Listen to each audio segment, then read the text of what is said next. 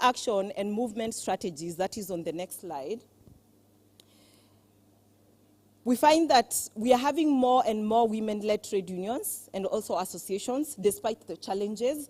So more and more women are finding voices in different associations, despite them not being recognized, but also in terms of women-led trade unions, for example, the salon workers in Kenya, but also the Uganda Markets Union in also Uganda. So this is quite important because they are like pushing policies and laws and pushing the gender norms and how we know it, but also raising their voices in different specific forums on policy, but also labor law reforms. We have a good example on Uganda Amalgamated Transport and General Workers Union, which created an informal sector women's committee to really organize informal transport workers around major hubs. And this eventually led to negotiation to improve women's safety, but also access to toilets and other facilities, which Dr. Ri was talking about in her presentation. We have the Zimbabwe Chamber of Informal Economy Association in Zimbabwe, which has signed different memorandum of understanding with local governments and has really been part of policy discussions around formalizing the informal economy, which is quite huge when it comes to centering women's realities when it comes to formalizing the informal economy. We cannot overemphasize the importance of coalition building. And this is important when I think there was a speaker who was speaking yesterday and saying that it's important that we do not necessarily work in silos, but also how do we work together to link labor rights to women rights, to digital rights, to climate justice movements, and finally the use of strategic use of international accountability. It's very funny when you're up here, you don't even realize how time moves fast. But on to my last slide, finally.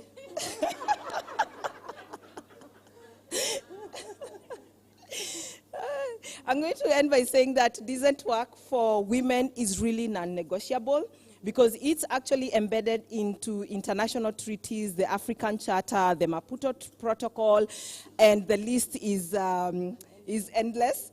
We have also the African Commission resolution on informal economy work, which is a huge step towards the right direction, which recognizes the gendered nature of such work is paramount to decent work in the informal economy. And right now, we are also collaborating with the African Commission to come up with guidelines and model laws on the informal economy, just looking at different sectors. So labor law frameworks must evolve through a feminist lens. So we need to move from a white industrial man to the reality of our economies. I don't know how to call it, I don't know, a black, but the realities of our economy so that the labor laws can reflect the realities and the protection that needs to be taken. Violence and harassment, I cannot overemphasize that. You've already spoken about that. We need to find more strategies around it. And care work must be recognized as an economic infrastructure. And collective power is quite central to centering women's voices in not only policy, but legal frameworks. And the future of work must not replicate old inequities. So we should not be looking at the future of work when it comes to the digital economy, and we are only reflecting what has been there in our informal economy and also in our formal economies. Thank you so much. And yeah, and finally.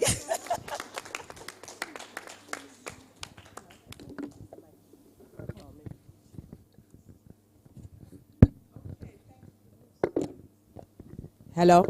Okay, thank you very much. Please, another round of applause for my panelists. We've moved from property rights to the workforce to decent work. And now I just want to open the floor for any reflections, comments, questions are welcome. Maybe let me just see by show of hands so that I know how much time to allocate. I'm not very confident on the time I was given by the director of ceremonies. Okay, I'm not sure who is helping me. If we can flow from left to right. It's you? Perfect. Okay, so we'll take 4 at a time. Is that okay? Thank you very much. Thank you very much. These were brilliant presentations and explanations given so far.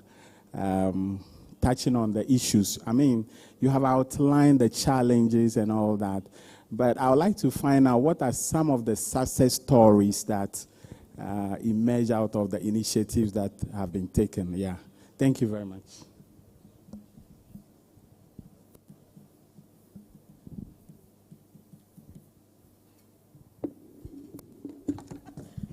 Good morning, and I want to commend the presenters. I just have one question, and that goes to the presentation on property rights. The regional mechanisms are doing a lot in terms of interpreting and developing jurisprudence, and we must commend the African Commission and other mechanisms for that. But I actually think that a lot more needs to be done at the domestic level. In Nigeria, for example, the courts have actually intervened in a number of cases on inheritance, bordering on inheritance.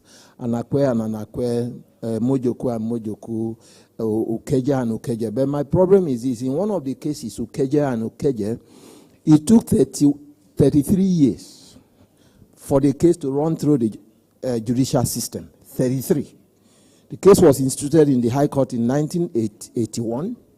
And then went through the Court of Appeal and eventually the Supreme Court in 2014, right? All the three levels of court affirmed that the denial of inheritance to the girl child was unconstitutional. It was a violation of Section 42 of the Nigerian Constitution. My problem is this: most of advocacy focuses on the political organs. How do we engage the national judicial system to deliver speedy justice? Because justice delayed is justice denied. Imagine a case for a child whose father died intestate and is trying to seek justice so that she can be part of the property of the father. But the case has had to run through the judicial system for 33 years. So how do we engage the national judiciary? So only very few cases go to the regional mechanisms. And many of these cases, states do not even obey them. But how do we engage?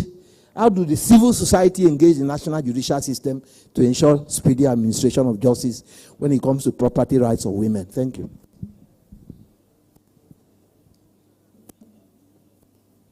We are going to finish the left side first. Is that okay?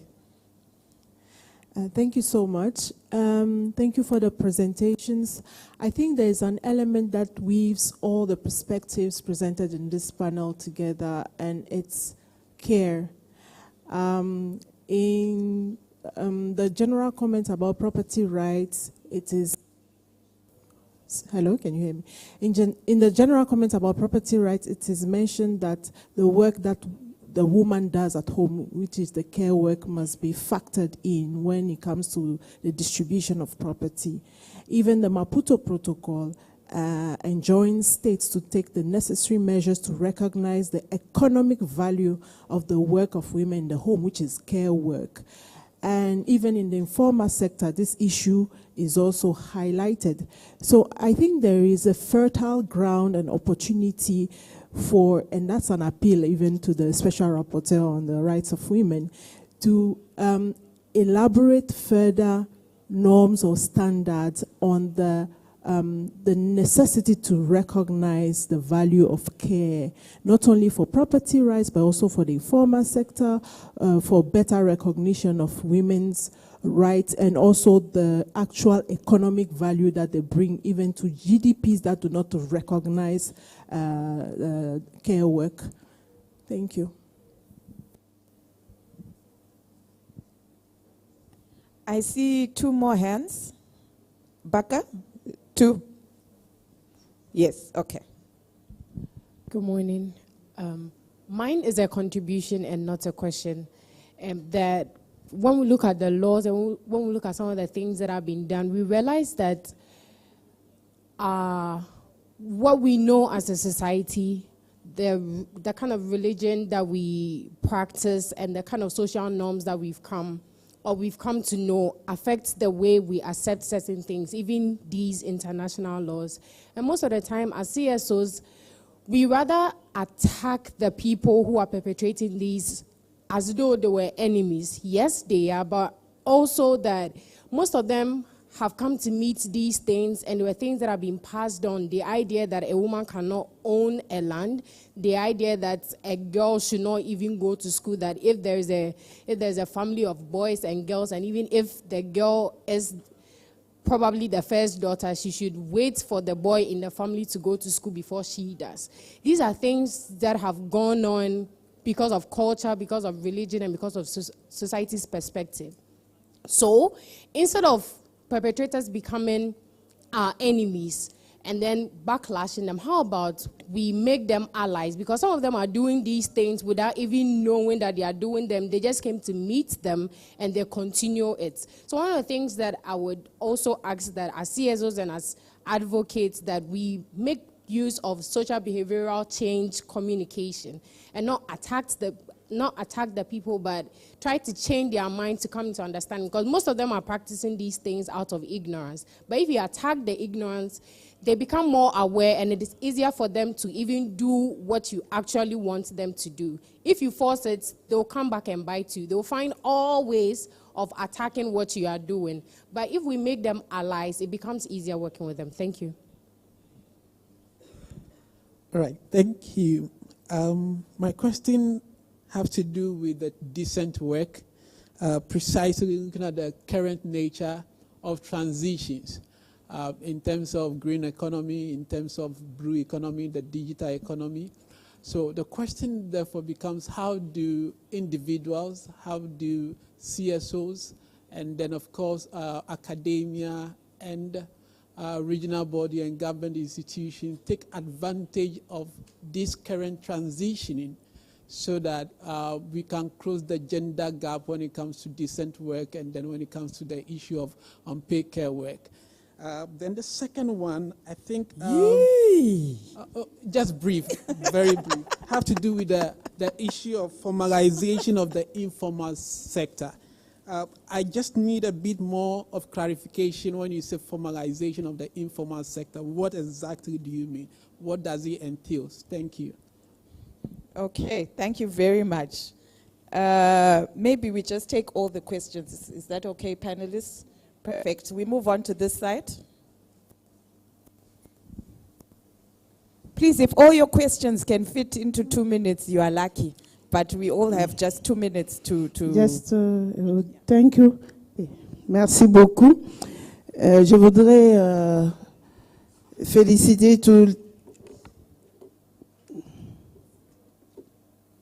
Je voudrais féliciter toutes les intervenantes par leurs apports riches à cette session. J'ai entendu, je crois, Madame Sylvia, qui a évoqué que les terres m'appartiennent, mais la loi m'empêche. Mais chez moi, en République démocratique du Congo, je dirais, les terres m'appartiennent, la loi m'autorise, mais la culture m'empêche. Donc vous allez voir même les femmes intellectuelles, les avocates comme moi, lorsqu'il y a un problème d'accès à la terre, surtout si c'est dans le cadre de la succession, elles reculent, les femmes reculent, parce qu'elles ont peur des représailles sur sorcellerie. Donc nous y travaillons, mais c'est pas facile.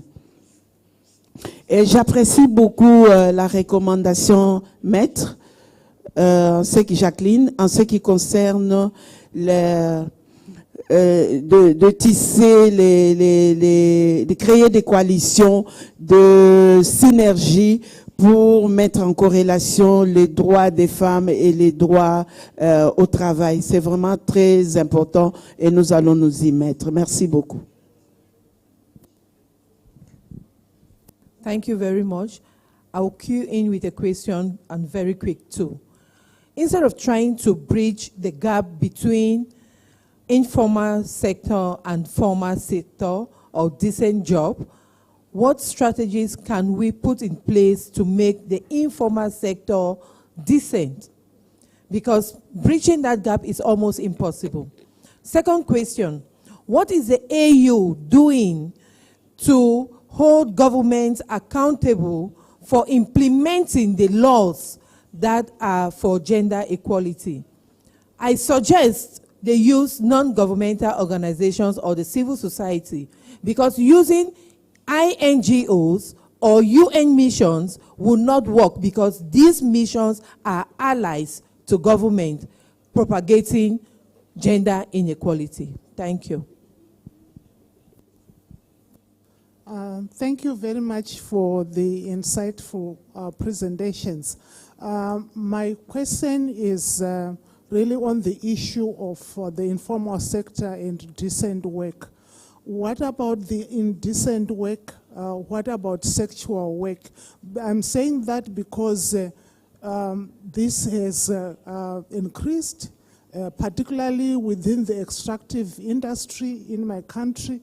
Well, of course, we used to think of sexual work being an urban, mainly an urban growth point sort of work.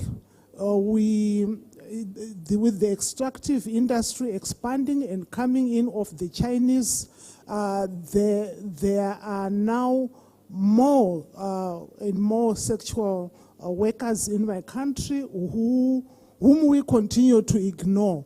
What is the position of the AU on this issue? Particularly also some allegations that even the coming in, the influx of these people coming from outside is also bringing in new sexually transmitted diseases which are not necessarily even HIV, but which are also maybe even not within the medicines which we have in some of our countries. Thank you.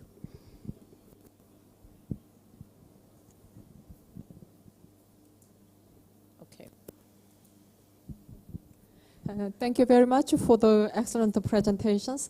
I just want to make a couple of comments and then share our experience in terms of the workers in the informal economy, because especially Jackie, the presentation was really relevant to our work, because we've been working with the informal sector workers in, for example, Ethiopia, Liberia, Rwanda, Tanzania, Djibouti, Tunisia, and South Africa.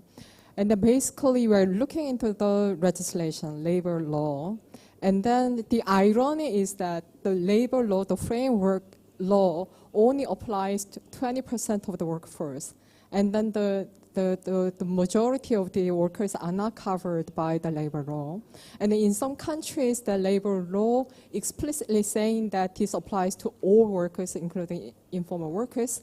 But the real gap is that there is no specific legislation that are tailored to the specific groups of workers in the informal economy. So I think there is a clear gap there. And then this is something that we can work together at the regional level. As you mentioned that, there is some, the attempts, initiative to have some, model law at the AC level. So I think that is a very good point. And another one is that these informal workers are not covered by labor law, so that their organizations are never recognized as trade unions, which has a huge impact because they cannot be part of the social dialogue where their working conditions are discussed and negotiated. Our experience actually informed us that instead of using these tripartite arrangements that are usually used in the labor situations, we are trying to make a national policy dialogues so that we can include the informal workers and then their organizations which are recognized NGOs, not the trade unions, and then bring in all the stakeholders from the human rights field, so that this one actually bring the human rights field and then labor field together, not only the stakeholders, but also the normative framework as well. So that actually we really need to link and bridge the human rights norms and institutions along with the labor norms and standards, so that we can broaden the constituency for the rights of the informal economy workers. So this is something that we are trying to do, and so far it has opened some policy dialogues on the working conditions of these workers in some countries like Rwanda and Ethiopia. So that this may be some sort of, the alternative that to problems that we are facing to bring the informal workers in the social dialogue as well. And I think that there are so many areas of work that we can do together. Thank you so much. Thank you. There's a hand at the back. No more hands? Ah, perfect. So, oh, it's you. Okay, sorry. I was looking. Thank you very much to the panelists. I just have maybe not comments, but also maybe questions to hear what you'd say, but mostly we do, I'm sure you've seen the facts that forced labor has overtaken sexual exploitation as one of the reasons for trafficking. What does this mean? Many of our women and girls are being forced into labor through the trafficking route. And some countries do have laws and policies that protect the rights and welfare of their overseas workers, especially, and to regulate the labor migration, especially to the Gulf countries. However, the challenge is we don't have a robust system that promotes transnational cooperation in relation to investigation, jurisdiction, prosecution, issues of trafficking, forced labor, migration. A country that keeps coming up to be doing much better than many others is the Philippines. So it's something that we need to investigate. Even NGOs, shadow reports always highlight the Philippines as a good best practice. Of course, there are challenges. They also continue to highlight different migrants who are being exploited. But I think we should look at and see what best practices we can learn from them. Then two is the aspect of land. And an issue we need to also maybe emphasize or talk about is the good governance in relation of good land governance in relation to conflict recovery and sustainable peace building, including the reintegration of refugees and migrants and internally displaced persons. Then lastly, we did talk about, each time we're talking about women in decision-making, not enough women in decision-making, and I'd like to bring our attention to the fact that many of our legislations in our countries, or many countries in Africa, have a 30% quota. And I think we need to implore our governments to stop relying on 30% quota and move it to 50%. So we need to defy that 30 and start pushing our governments to make 50% as the starting point. And in case you need more guidance on what that happens, I remember in consultation also with the African Union, the CEDAW committee, with colleagues from Africa, the CEDAW did pass General Recommendation 40 and helps to guide member states on how we can move from that 30% quota to 50% parity. And of course, lastly, to emphasize what we mentioned yesterday is the African Commission and the CEDAW do have recommendations that are specific on these issues. When you look at the concluding recommendations, when you look at the general recommendations or the general comments from both mechanisms, you will find that there's very significant information in relation to how we can protect and push for rights to ownership of property for women and girls, land rights, forced labor, labor migration, etc., domestic workers, and we should utilize this to hold governments accountable. Remember, these governments put these mechanisms and these members in that position to guide them. So this should really be something you should use for your advocacy, for strategic interest litigation, to hold them domestically accountable. Thank you. I think that is all the questions, and we've successfully redefined the meaning of the word lastly. So, so I'm going to hand over to the panelists. I hope you caught the questions. Let's give it 3 minutes each, if possible, and then we can hand back to the Director of Ceremonies. Great, thank you so much, and thanks a lot for the questions. My first reaction goes to, I think, the lady who built on the point I made early on related to my engagement with the woman who said that the land remembers me, but the law has forgotten me. And I think I definitely agree with you regarding the point about the fact that, yes, the law, but also the customary practices or culture would prevent me. Because obviously it is possible that, yes, the land will remember her, the law would also remember her, but usually the challenges and the issues are in the practice. So custom culture definitely is a big barrier to women's rights to land, women's right to property, and also assets. And remember early on, I said that, yes, women's rights to land, property, and assets are not just economic asset, but it's actually a source of survival, power, identity, but also dignity. And that's the context within which this is seen in most cases. So definitely you're on point regarding that. I think that brings me to the other issue related, and I think the gentleman who mentioned the point about the fact that there's a lot of work that has got to be done at the national level, and I cannot agree with you any better. You're very right and on point regarding that.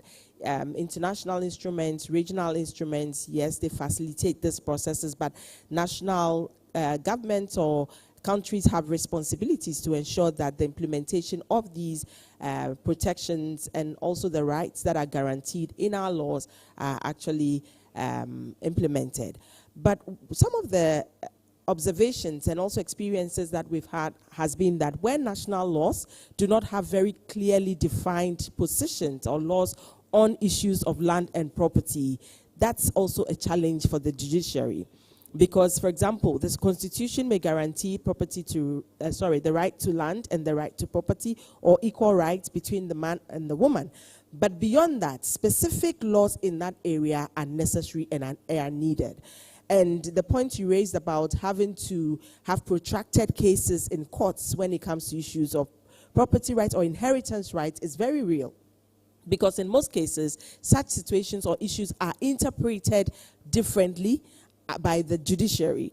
And sometimes your question is, what is it that we can do to be able to ensure that the judiciary sees the sense of urgency in such issues? And that's very important. Continuously engaging the judiciary so that they are brought up to speed and up to date on such issues is very important. But also putting in place specific laws that really doesn't make them interpret the laws at their own discretion. And I give you an example. Like in different countries, Ghana not excluded, when it comes to how property, and I think Aya also raised the point about how property is distributed upon divorce. In most cases, the issue that is considered is who contributed to the acquisition of that property in monetary terms. How much money was used to buy this property? And so the court starts looking at receipts of the acquisition of the properties, especially when you don't have a very clear position or legal position on the matter. But again, I mean, research as well as different regional instruments, like I said, even the General Comment number 6, amongst others, have shown that monetary contribution to property acquisition and also to property distribution upon divorce is something that must not be utilized, but non-monetary contribution and care work, even in the home, and all of that must be a part of what determines how properties are distributed. And of course, issues on inheritance, I mean, it's very critical to consider, I mean, the position of both the man and the woman. So for me, continuous engagement of the judiciary, continuous education of the judiciary in this case, and bringing them up to speed and up to date on different positions of the law and not utilizing their discretion in the interpretation of the law in such instances are very important. Thank you so much for those questions. Thank you. I think there was not a lot of questions directed at me, but there was a question about bridging the gap between the formal and informal. And then I think someone also said something about making the informal formal, but I'm not sure that I did advocate for that. But I think in terms of bridging the gap, one of the areas I would say is one. One of the grounds I would say is recognition. So one of it is like the labor laws, you know, recognizing the informal sector and protecting them. Like she mentioned earlier, the fact that, you know, most of the labor law defines employee and what does employee mean. So I think that recognition is important, the protection. Then secondly, I would also say, sorry, it's leaving my head. Secondly, I would say the fact that the protection, I mentioned the protection already. There was something else I wanted to mention that it's keeping my head right now for the informal, the associations. You know, the women's groups are becoming, they're forming associations, the cooperatives, the market women vendors, etc. So recognizing those as formal spaces as well, not necessarily, you know, as the trade union, but recognizing them so it allows them to be able to have power to contribute or to demand, you know, necessary contributions that they needed. Then there was also a question about the transition, and kind of links to the example. I'll just give an example of how my organization, for example, is working on looking at the transition. So for the market women vendors in Arua, as an example, what we did was looking at the digital transition right now. We supported to do a training on using things like Facebook, Instagram, and WhatsApp for their markets. So beyond the actual market that they are in Arua, they've been able to make sales using TikToks and Instagram and Facebook. So now, because Boda is very popular in Uganda, so right now, rather than people come to them in the market or they go out, they use Boda to do delivery. So I think CSOs, organizations like ours, can also continue to look at how we can support them to bridge that gap between these spaces during this time. So thank you.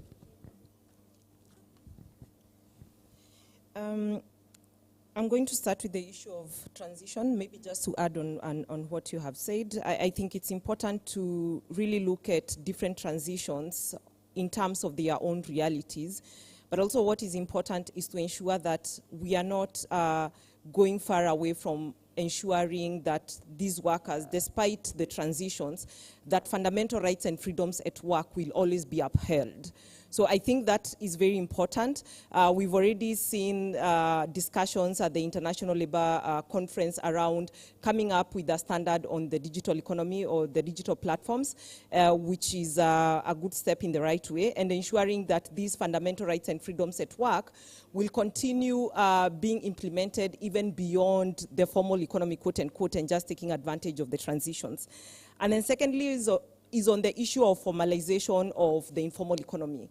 So formalization of the informal economy is also another transition, and recommendation 204 of the International Labour Organization has come up with different ways under which formalization process can take place.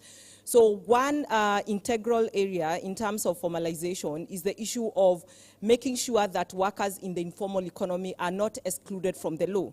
Because when you look at the definition of informal economy, is anyone who is not protected under the laws. So it means that you're excluded from having all these kind of rights when it comes to freedom of association, collective bargaining, maternity leave or social protection laws and all that.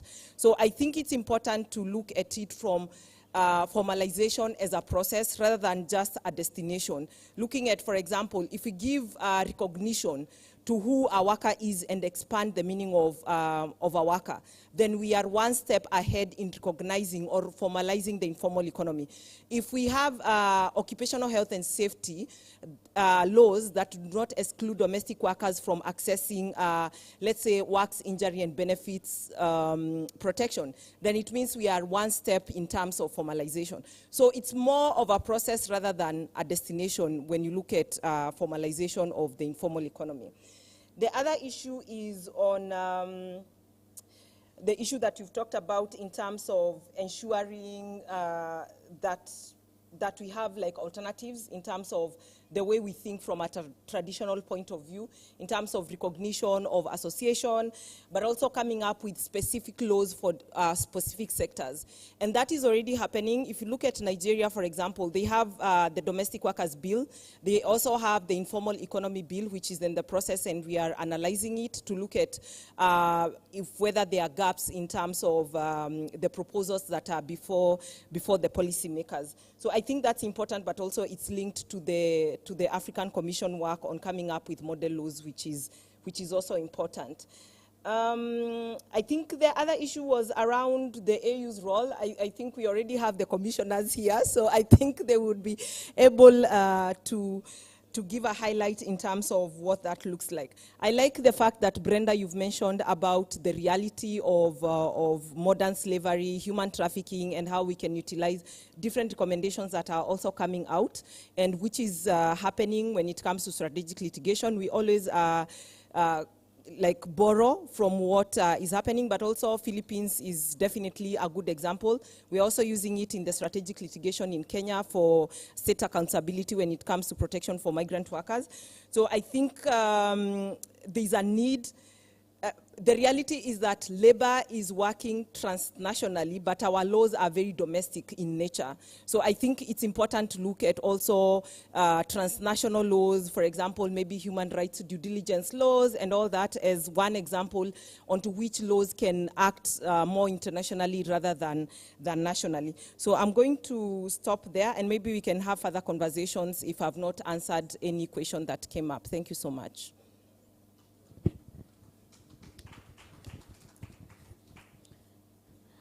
Was that for the panelists?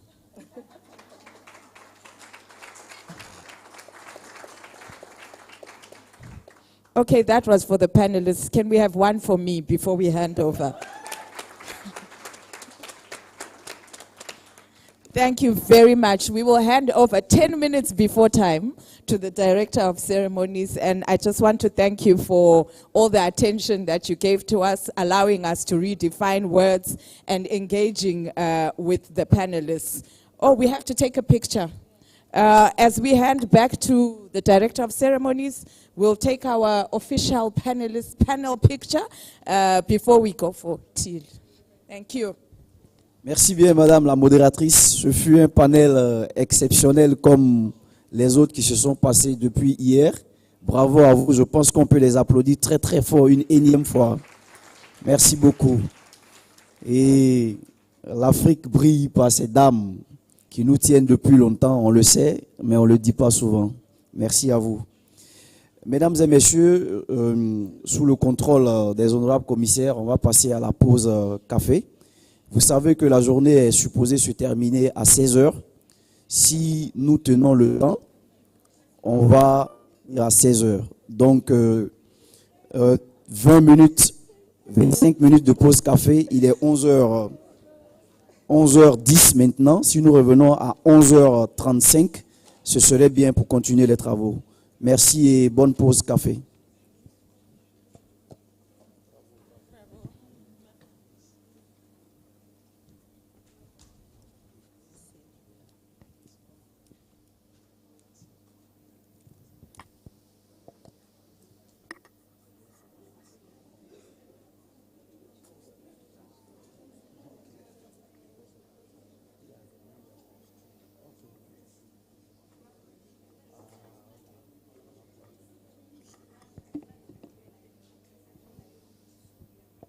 C'est bon, on part à la pause café. Allons-y rapidement et revenons vite. C'est dans le couloir comme habituellement. Merci.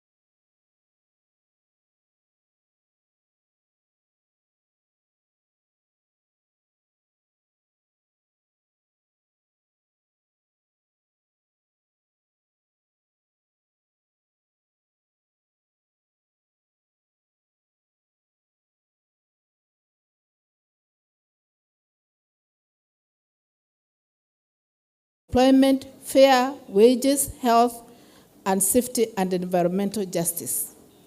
So I'll now hand over the floor to Dr. Tarisai to make his presentation. You have 15 minutes. Thank you. Thank you, moderator. As introduced, my name is Tarisai Mutangi. I am not Alan Gary. I'm stepping in for him. So please, any inadequacies you can find in the presentation, you can attribute them to Alan for not appearing. But my role here is to probably, give an overview of sorts in terms of two key documents. The first one is the background study on the operations of extractive industries in Africa. I'm hoping that we have come across that study. And secondly, to look at the resolution of the African Commission on Human People's Rights 367 that speaks to the same issue, and see how the Commission has so far fared in terms of protection of rights in the context of extractive industries on the continent, but more importantly, the findings of that report, which was produced by the working group on extractive industries, environment, and human rights, which is a working group of the African Commission on Human and People's Rights. If I had time, I could have given you a bit of a background as to the state of natural resource wealth in Africa, which the entire continent is conniving in terms of excluding women, in terms of participating in that kind of resource. If I had time, I could have told you that, but if you got the report, which I think is my role to promote the report, ensure that we are aware that the report exists, and you'll be able to find all these statistics in that particular report.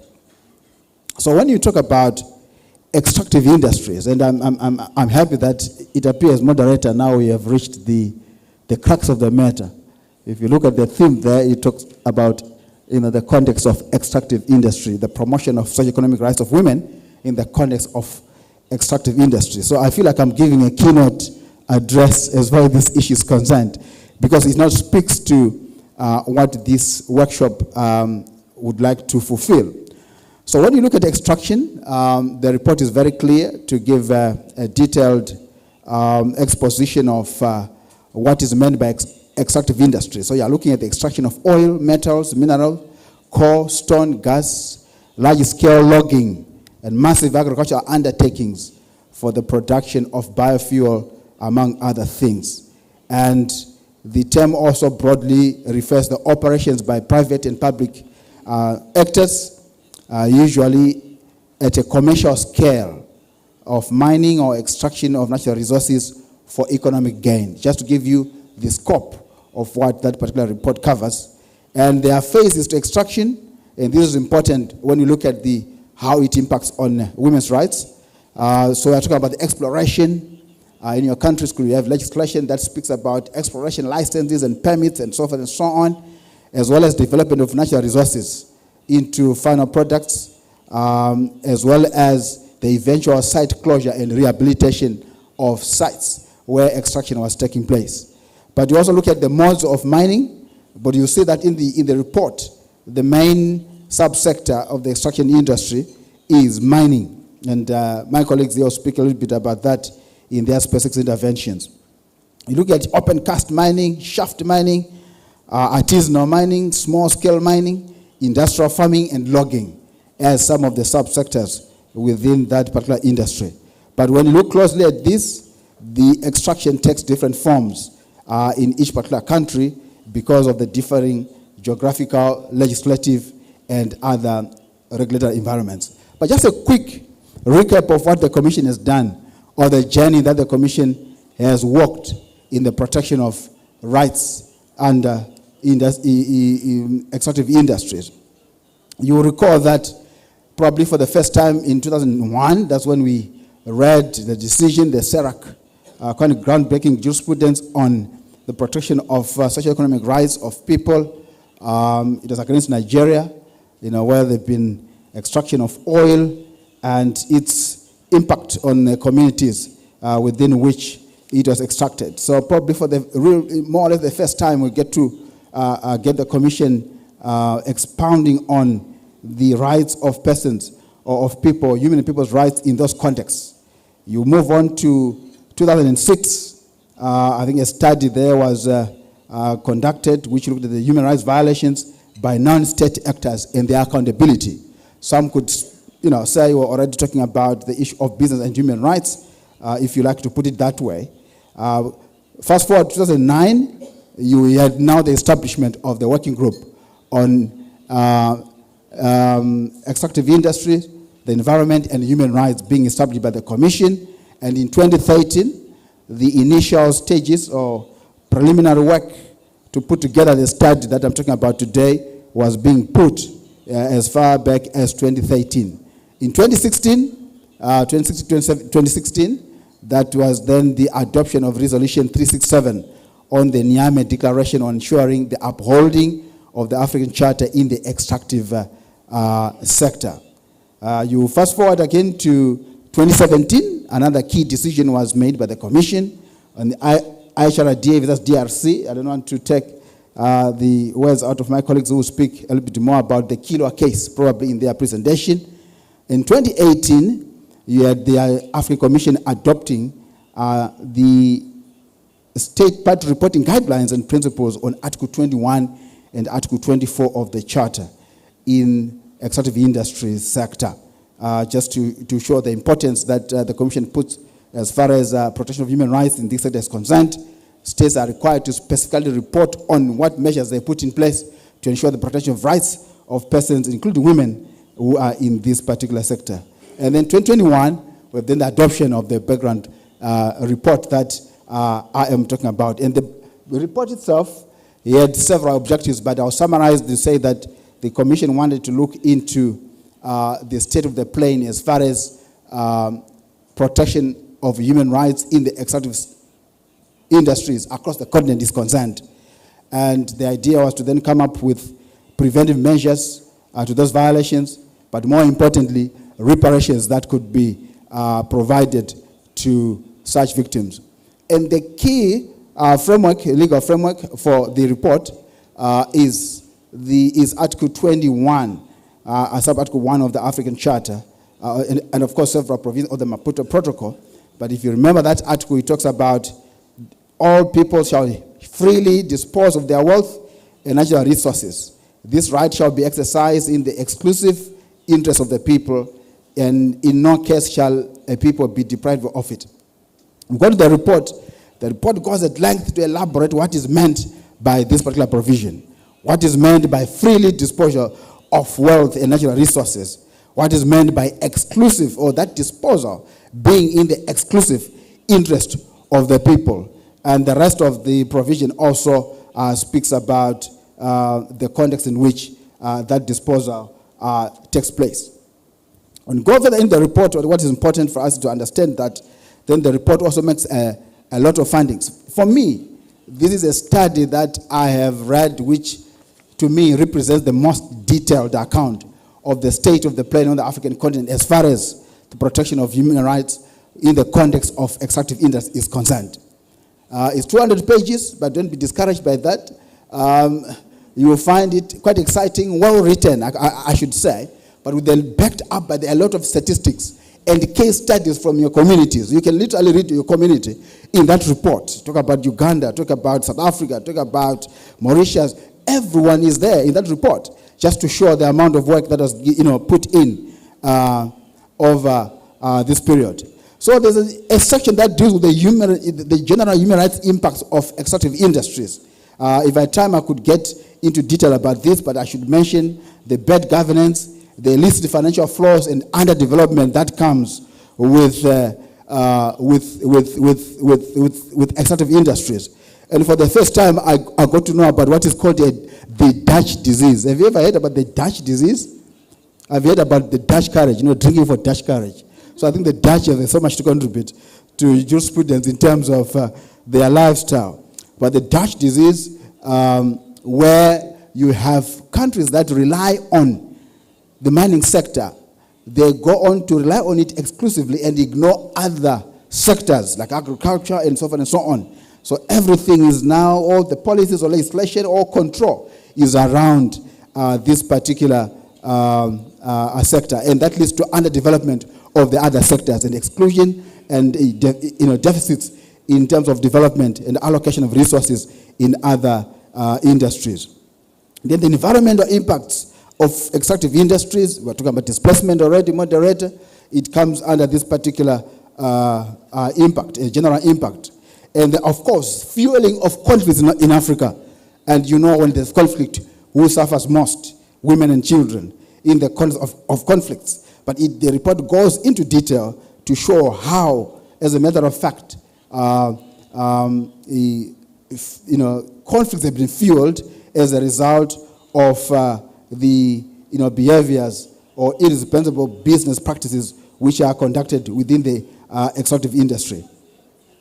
There is, for interest, for those with interest in other groups, the report has got specific vulnerable groups. It used that language, vulnerable groups, on women, on children, on minorities and indigenous persons, as well as human rights defenders. So if you want more detail in terms of how the rights of these specific groups are affected by, irresponsible business practices within the extractive industries, you can go to the report, and out of interest, you can always go to your section which is of your interest. I think I read a report recently that says, 90% or so of reports from the UN and other intergovernmental organizations are not read.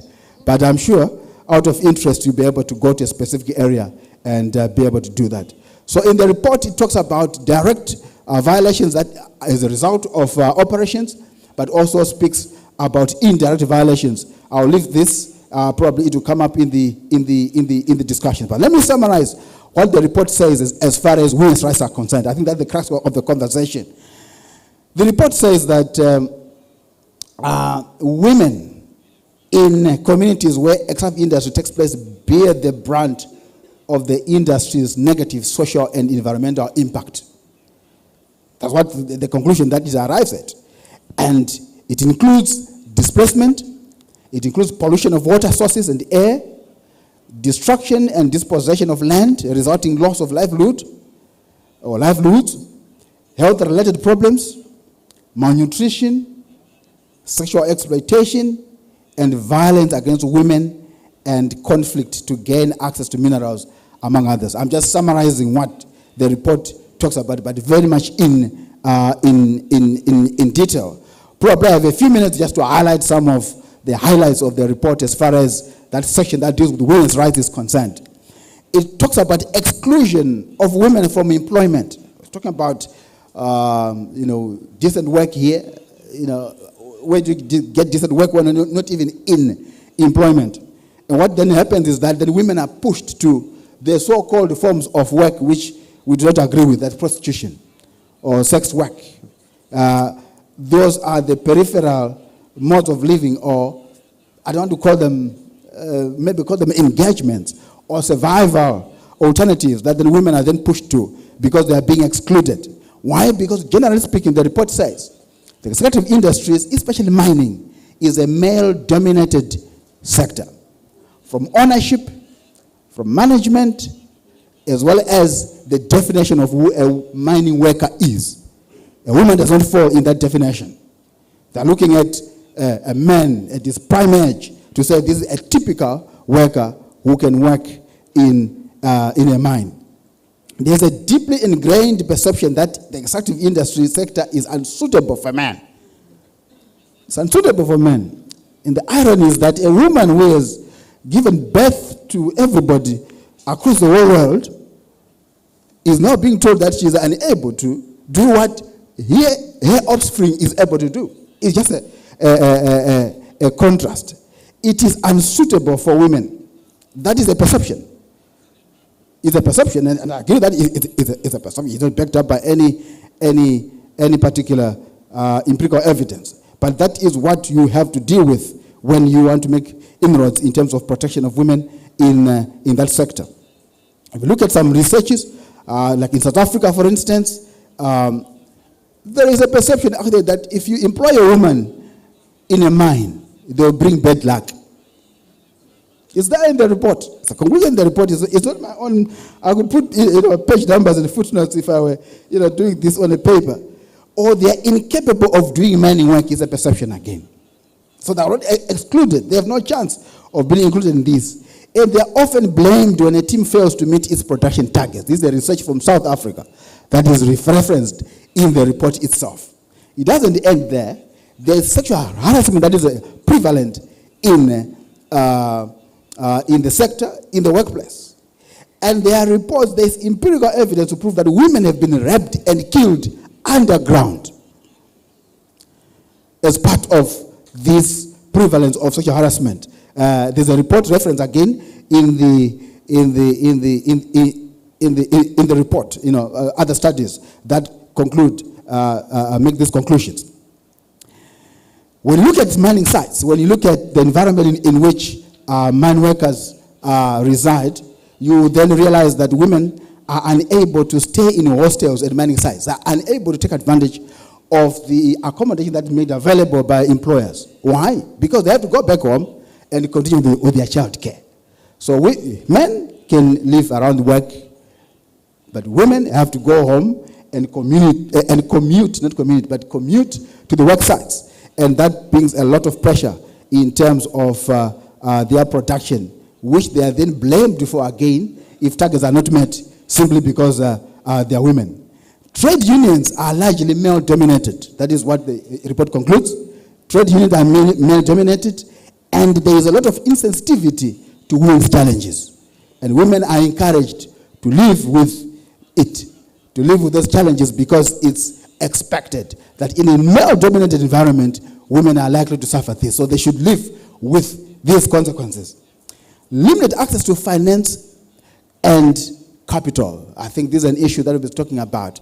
That while all of us, or many of us, have limited access to capital and financing for their operations as artisanal miners or as small-scale miners, women have another layer of discrimination, of exclusion, accessing capital and financing, security for this, to ensure that they're able to access loans and other forms of financing, and so forth and so on. Women have higher health risks from contaminated soil and water for obvious reasons. We are talking about women being the primary caregivers, being responsible to make potable water available for the family. They are the ones who would then have to contend with polluted water sources. With the cyanide, they have metals, with mercury, and so on and so on. And I agree with you, moderator. I was watching the news, even in this country, and there was a conversation about how water sources are being contaminated. There's no rehabilitation of these mining sites, resulting in the pollution of water sources around.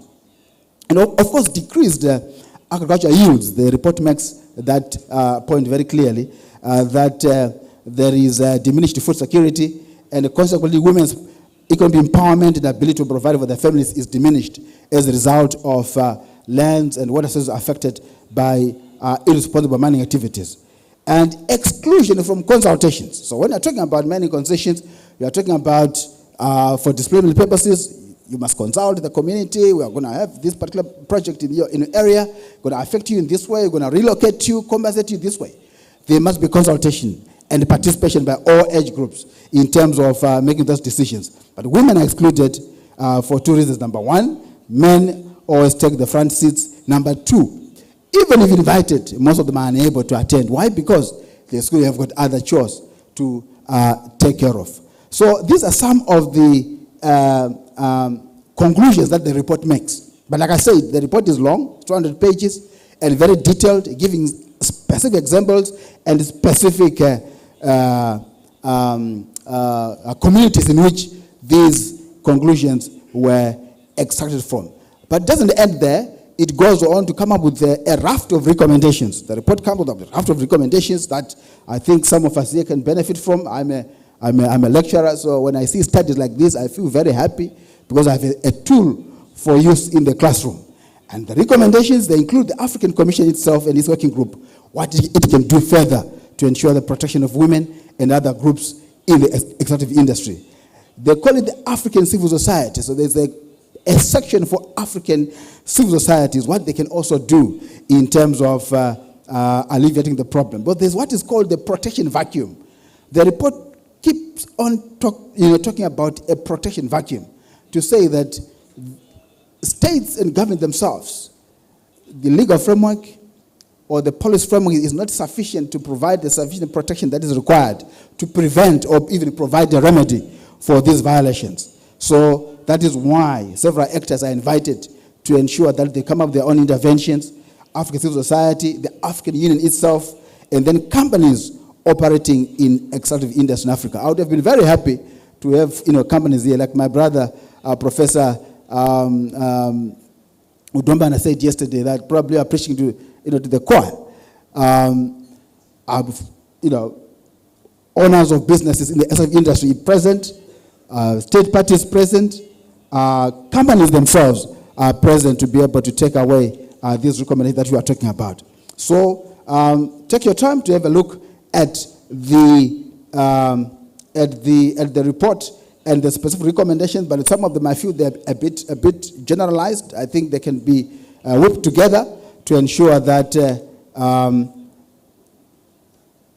they are specific, they are targeted, the actors are specific, the action is specific, and probably can put a timeline in terms of when these recommendations should be implemented.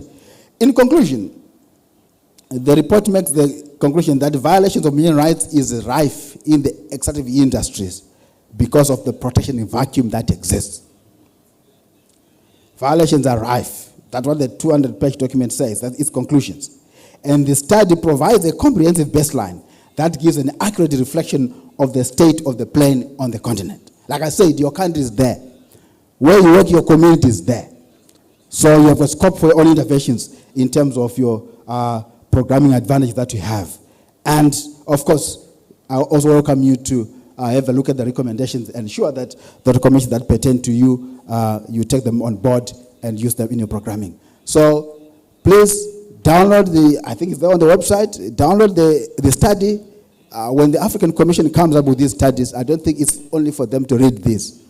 Yes, it will aid their work in terms of their operational methods, but I think it's more important for us to be able to access those resources that the Commission produces and ensure that it aids us in our programming. Thank you very much. I hope I didn't take much more time than I was allocated.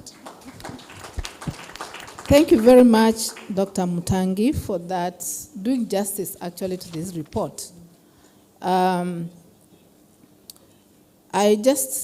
Before I call the next speaker, I just want to acknowledge the fact that one of the things that your report has not mentioned or paid a lot of emphasis on is the disease burden that is disproportionately borne by women, which is related to pollution of the resources, water resources, lung-related diseases. Our men go to the underground.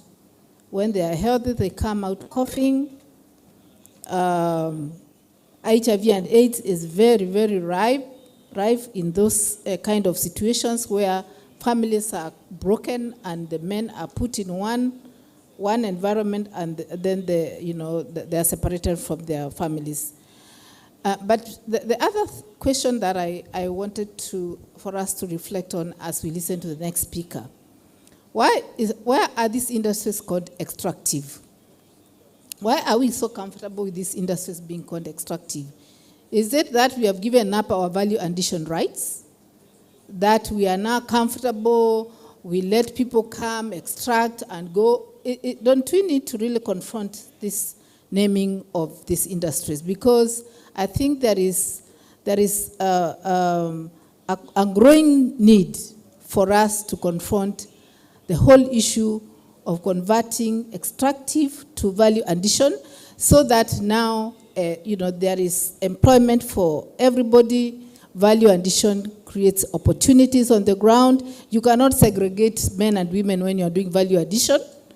And then the economies can grow in a sustainable manner, including investing in those localities where extractive industries are taking place, which means developing them, having social amenities, schools, hospitals, and even funds for beneficiation, so that the community carry that burden of hosting these mines can also benefit.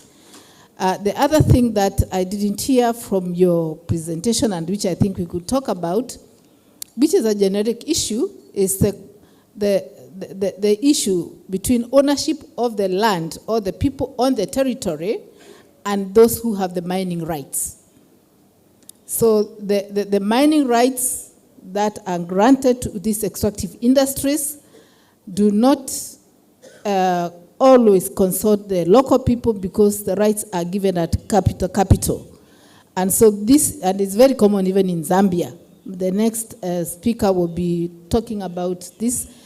So this conflict where the national government ignores the people who are on the territory, where the mining takes place, and that is where most of the indigenous people are located.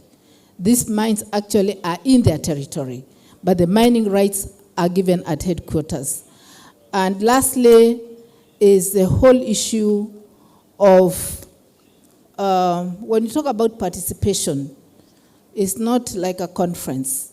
No, we are talking about being part of some of the mining contracts that are being cut by our governments, so that our people have a true say and they can be able to benefit.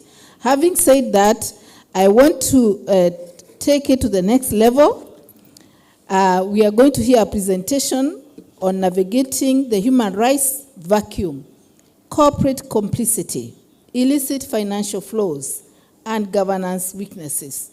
This is really now delving into the key issues why we are here, and we want to hear what women who have been exposed by extractive industries can do in face of multinationals who are not even paying tax. I now have the honor to call Dr. Chipo Mushota Nkata from University of Zambia to make the next presentation. Dr. Chipo, the floor is yours.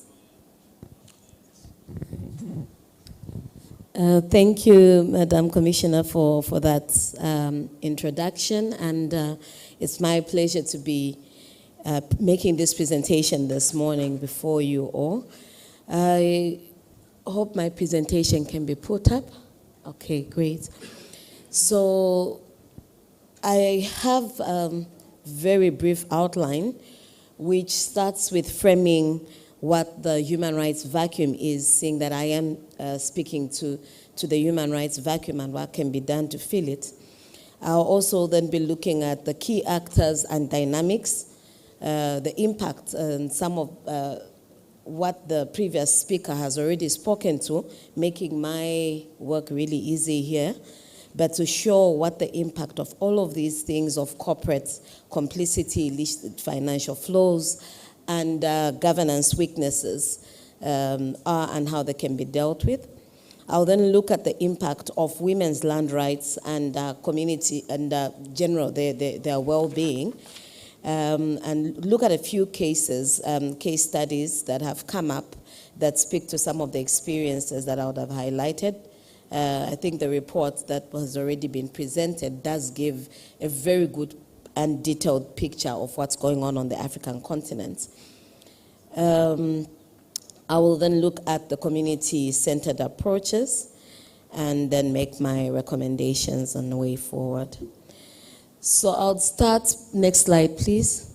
I'll start by just defining some of the key terms, and I would like to define these particular three terms, starting with corporate complicity, which is basically corporations benefiting from rights violations or literally facilitating rights violations, for example, by covering up environmental harm or dispossessing local inhabitants of land or exploiting natural resources in unsustainable and non-beneficial manner to communities. So the discussion around corporate complicity is emphasizing these different ways in which it manifests itself. And this recognizes that activities of corporations conducted through the supply chains and extractive projects and land acquisitions, among others, leads to human rights violations. And in this case, when we look at the experiences of women already highlighted in the African Union report, and I'll speak to these in a bit more detail shortly, do speak to the fact that there's a lot of human rights violations that women, children, persons with disabilities, and different types of marginalized groups experience at the hands of these big cooperatives. This is not to say that the local-based corporations or companies do not perpetuate this. I think it's just the issue of the exacerbation of the harm that is done through all these corporate complicity moves. The other concept I'd like to speak to is that of illicit financial flows, which is on the next slide. And this is basically moving money or hiding money illegally through activities such as tax evasion, money laundering, and the practice of manipulating prices within related corporate entities to shift profits. So if you have a company that has a subsidiary company somewhere, it's not declaring its profits in one country, which should be perhaps a tax haven, and sending that profits to another country where they don't have to pay tax because they are running away from the double taxation issue. I think someone spoke to this yesterday. So the shifting of profits in such a way that you are actually evading governments from collecting monies that then inform how they promote and protect economic, social, and cultural rights. And financial illicit flows normally are placed in 4 categories, according to a report that was done by the Transparency International of Zambia.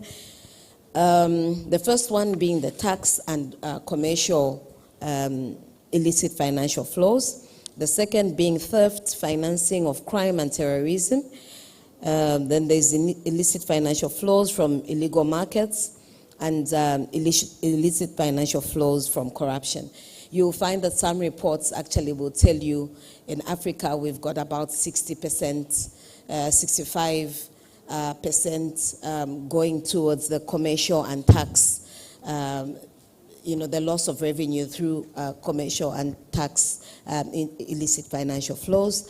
And then you have 35%, which is affected by crime and terrorism, and then they attribute the 5% to corruption.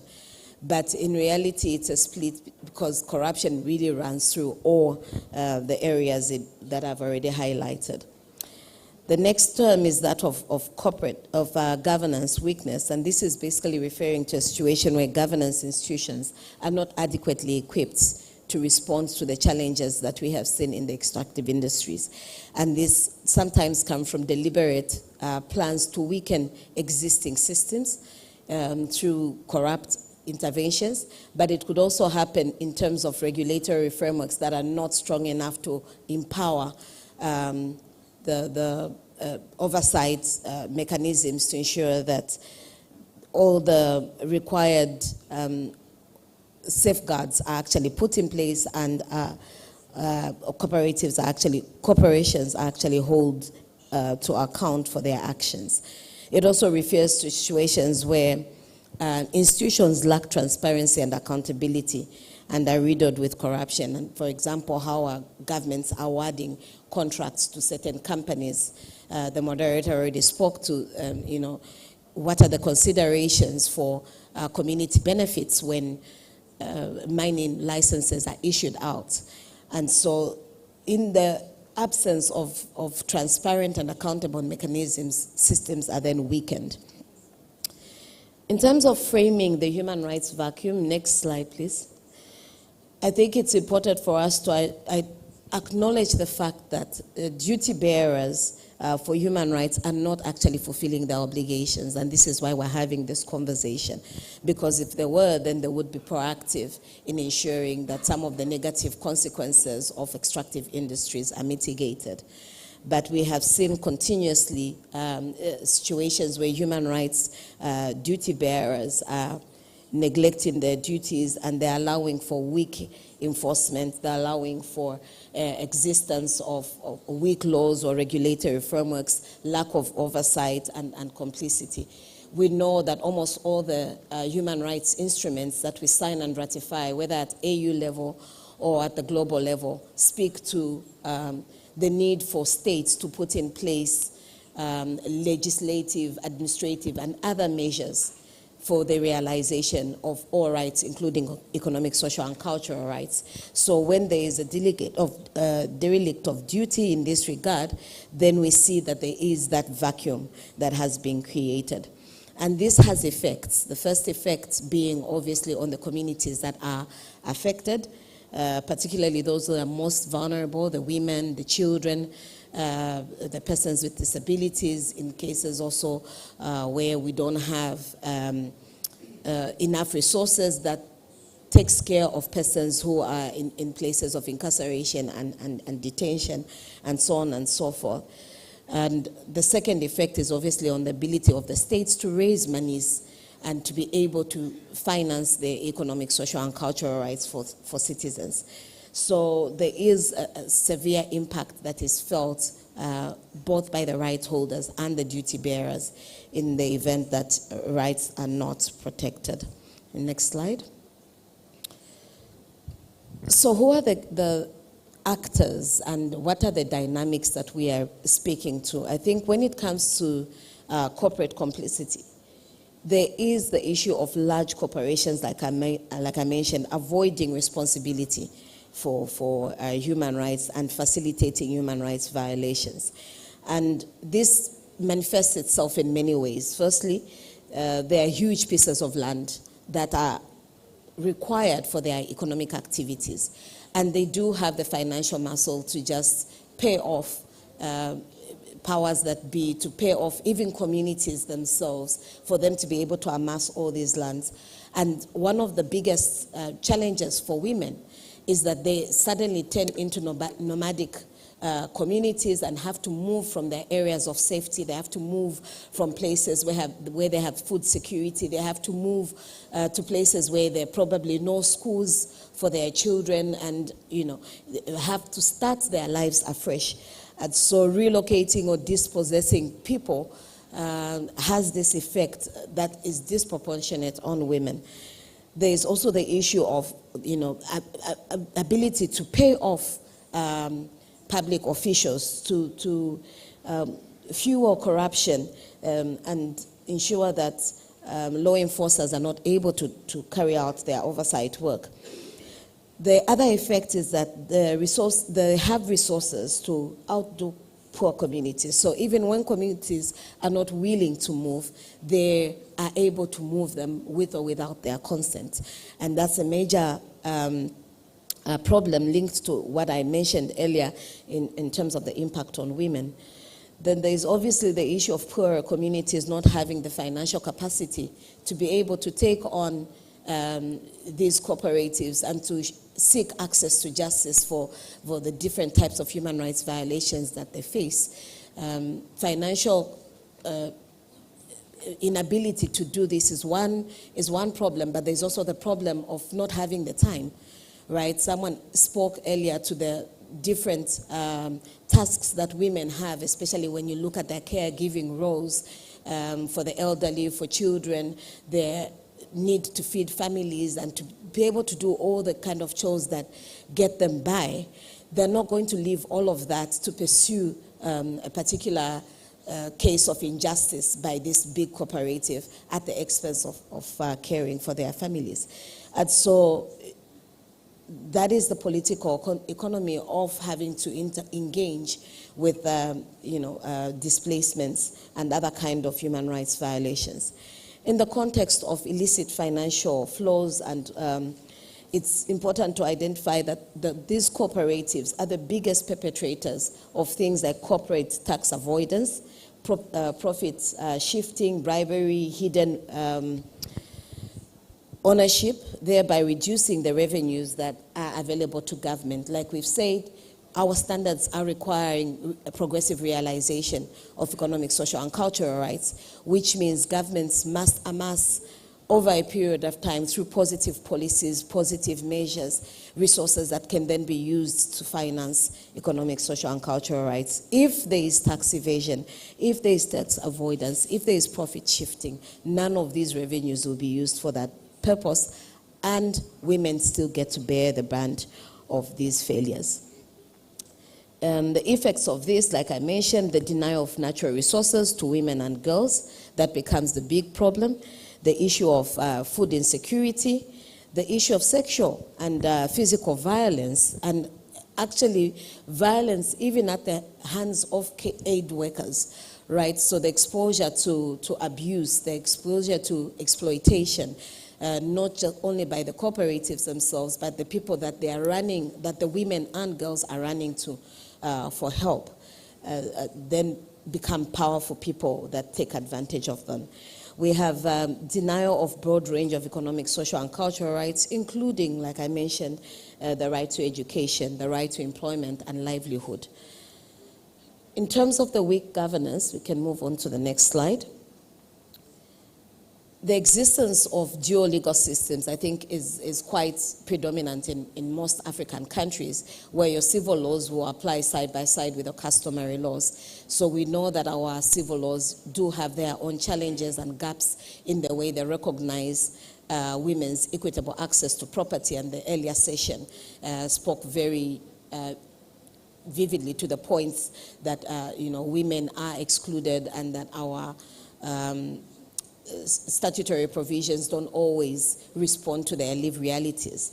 In terms of customary laws, we know that even when the statute is good, there is such a big influence from the cultural side of things that gender norms and practices will inhibit the enjoyment of the safeguards that are provided in written statutes. So this is a big challenge, and it weakens governance because we have both of these systems running parallel, with sometimes the customary system being more powerful than the statutory system to the disadvantage of women and other socially marginalized groups.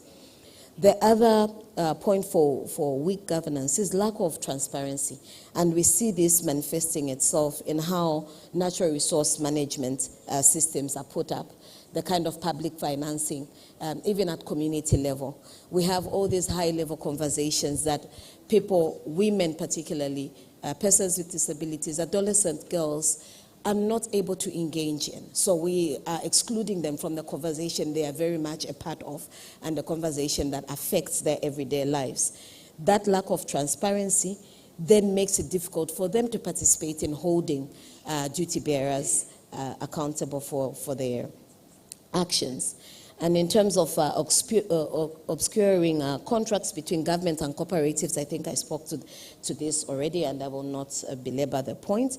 The last issue I want to mention under weak governance is the failure of governments to create these participatory systems. So it is important for communities to be able to identify meaningful platforms for them to give their voice and to share their experiences, and to be able to get their issues on the development agenda.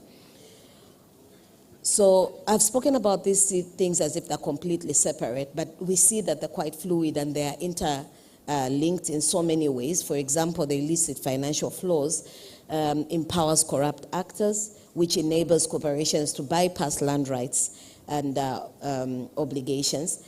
Then the weak governance obviously fails to hold governments and other duty bearers to account. This makes women particularly vulnerable to their rights, to enjoyment of their rights. The impact on women's land rights was ably handled by the previous speaker. But I would just like to highlight that, that's the next slide. I just wanted to highlight the fact that discrimination and failure to promote equitable access to natural resources affects land ownership, it affects inheritance, it affects tenure of land, which means we're not talking about the woman today only, but we're talking about the woman tomorrow and the women to come for generations ahead. So if we are going to address the issue of illicit financial flows, complicity, weak governance, extractive industries, and beyond extractive industries for promotion of economic, social, and cultural rights, we have to be mindful of a longer time plan and ensure that our interventions are actually effective. I'd just like to draw to a few case studies, which is the next slide, and to just let you know that there really is quite a lot of data on this subject. So much information has been put together by different states and non-state actors across the continent, and it's quite overwhelming to kind of just reduce to a few examples. But the story is more or less the same. There is corruption that is infiltrating literally every aspect of extractive industries and beyond extractive industries, and this is impacting the enjoyment of economic, social, and cultural rights for women. I wanted to mention also that when we talk about these different, for example, the loss of finances and revenues for states, we also have to be aware of where these things are going, right? So for years, historically, this has happened that, you know, they've gone to the big Western countries.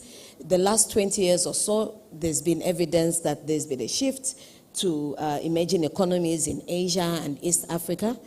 For Zambia, it's quite an interesting statistic that our most frequent destination for illicit financial flows is actually the United Kingdom.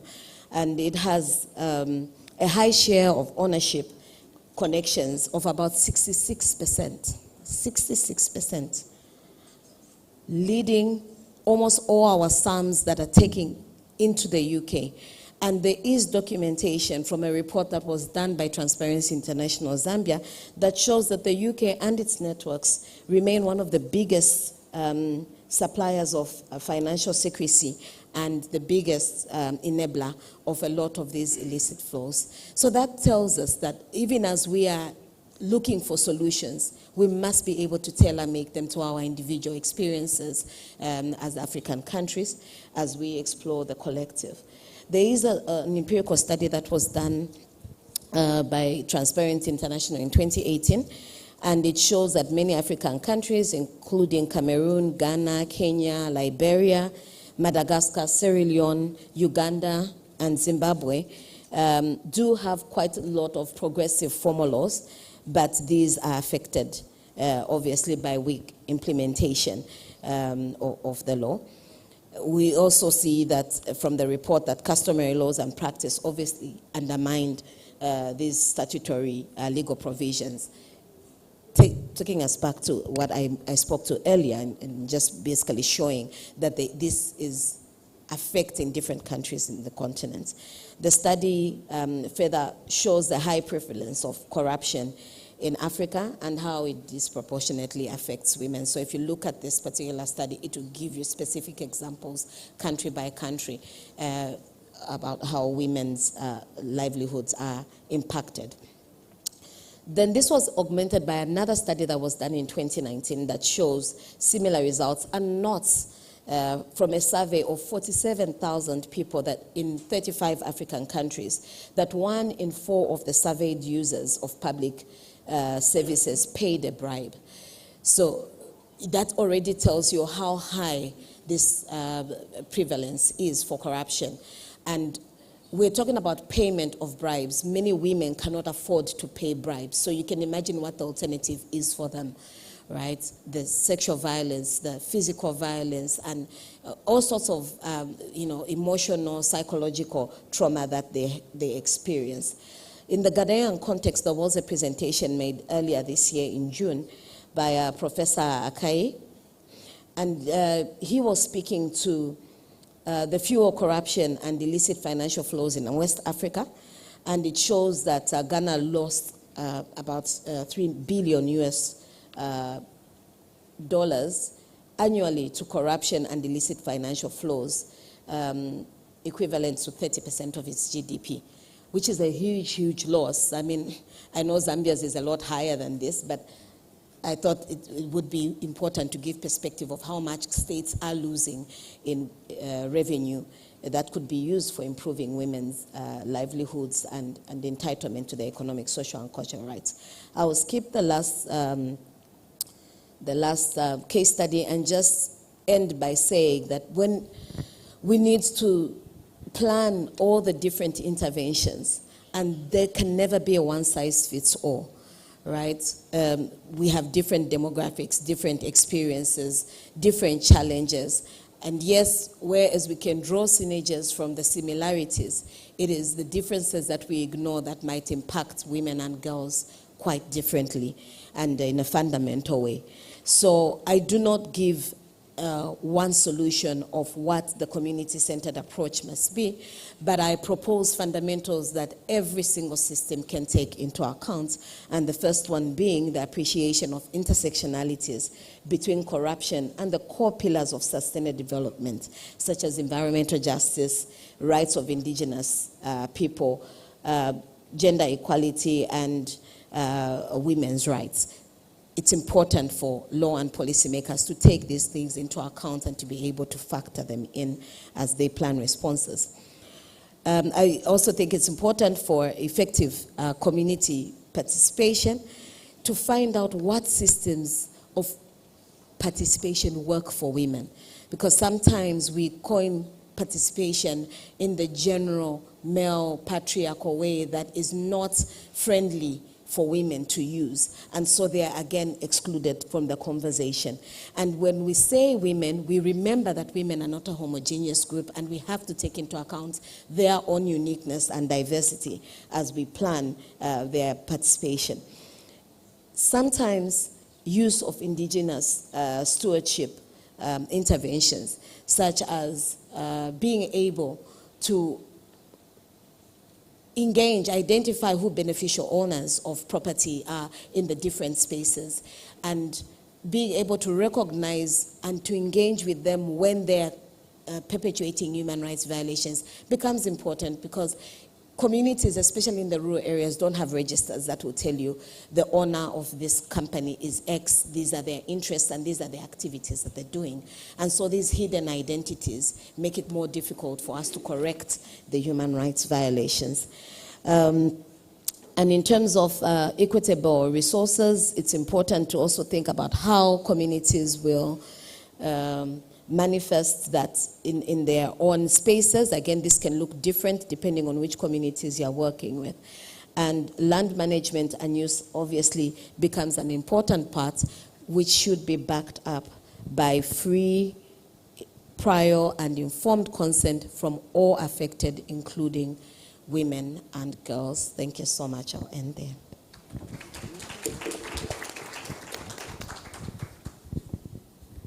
Thank you very much, Dr. Chipo, for that elaborate presentation. I think we are suffering from microphone poverty. We have one microphone which we have to keep on moving from one corner to the other. So if there is a second microphone, that would help. I would like to say that I've listened carefully to the presentation, and there are three areas that maybe you could emphasize more, because I think it's weak in the presentation, and this is under weak governance. And the role companies play, not just bribing the policy makers and getting contracts signed, but also bribing the ruling elite and actually contributing to the political processes so that they have people in office that will preserve their contracts. This is the link between business, or what we are calling weak governance, and the crisis of democracy we seem to be having. And the youth, unemployment, and all these challenges we're talking about could actually be linked to that. The second thing that I would have liked to hear more, maybe to come up during the discussion, is the link between illicit financial flows and the huge debt burden that we have as a continent.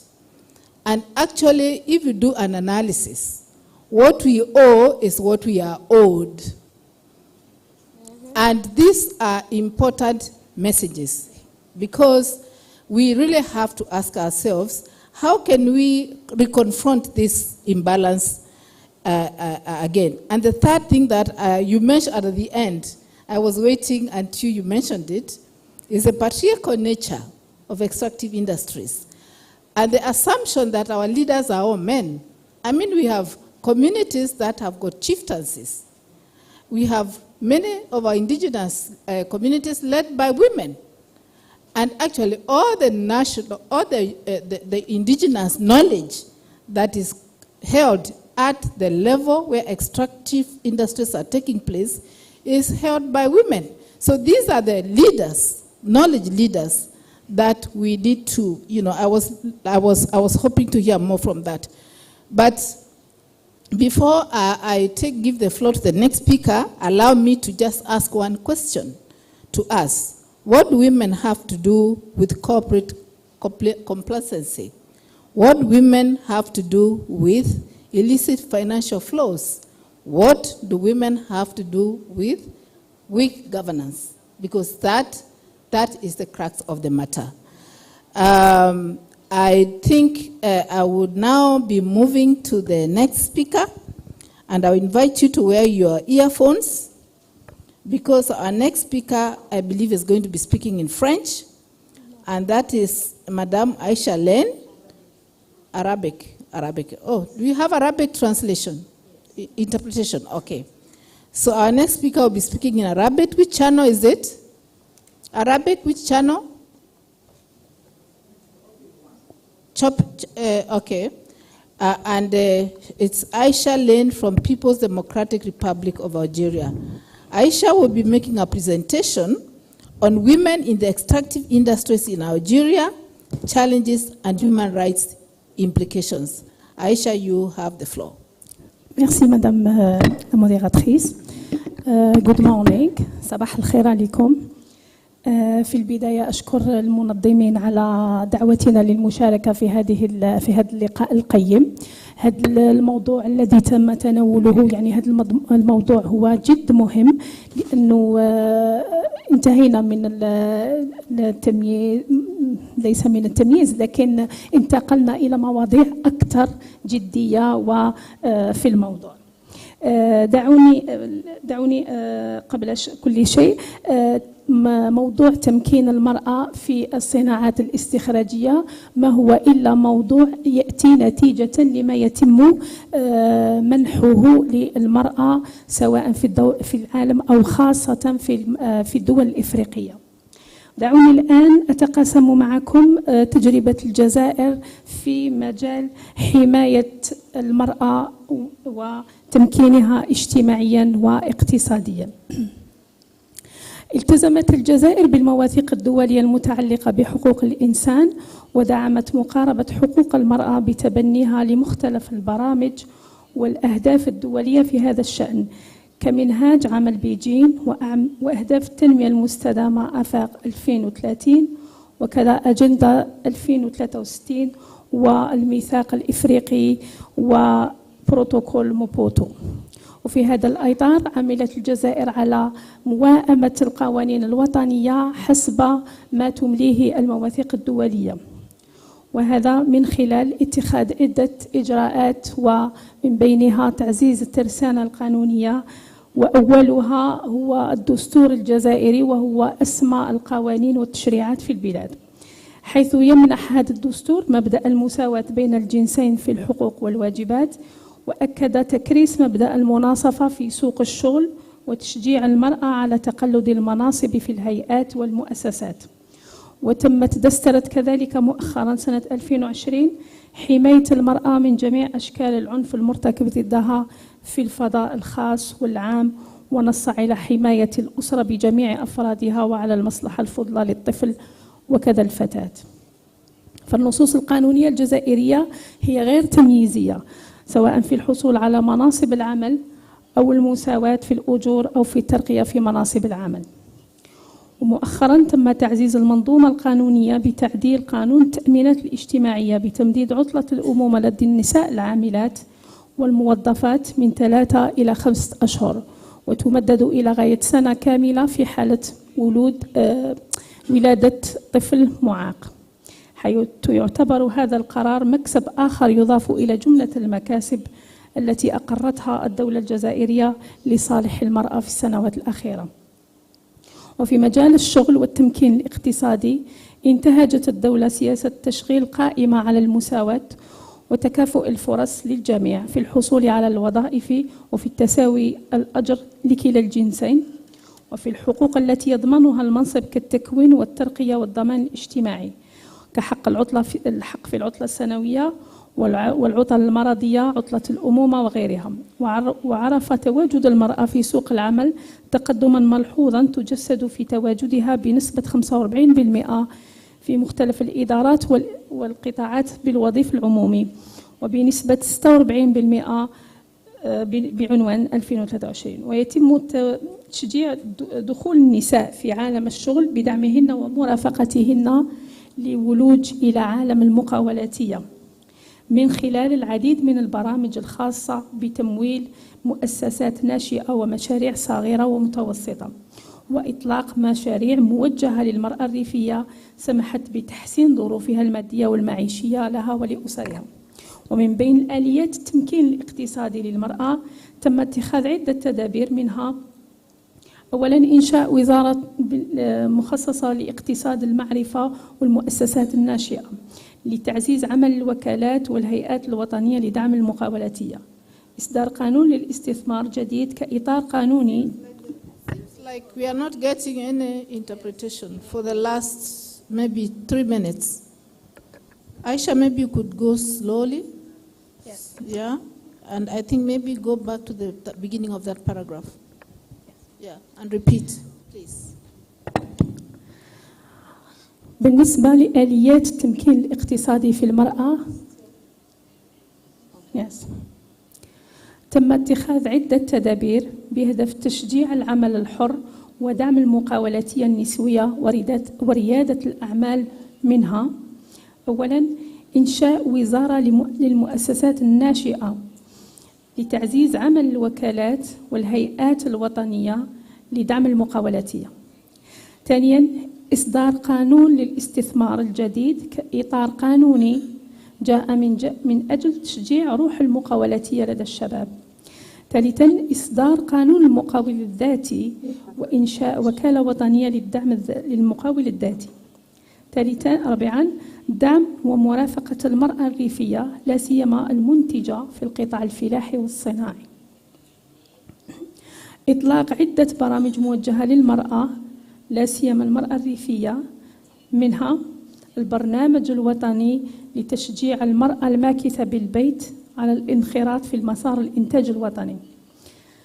كذلك تعزيز سياسة التشغيل من خلال تعيين الكثير من العاملين المدمجين في إطار تراتيب التشغيل المؤقت في مناصب عمل دائمة ومستقرة تسمح لهم بتقاضي أجر مناسب للمنصب والاستفادة من كامل الحقوق التي تتمتع بها الموظف، وغالبيتهم هم من النساء.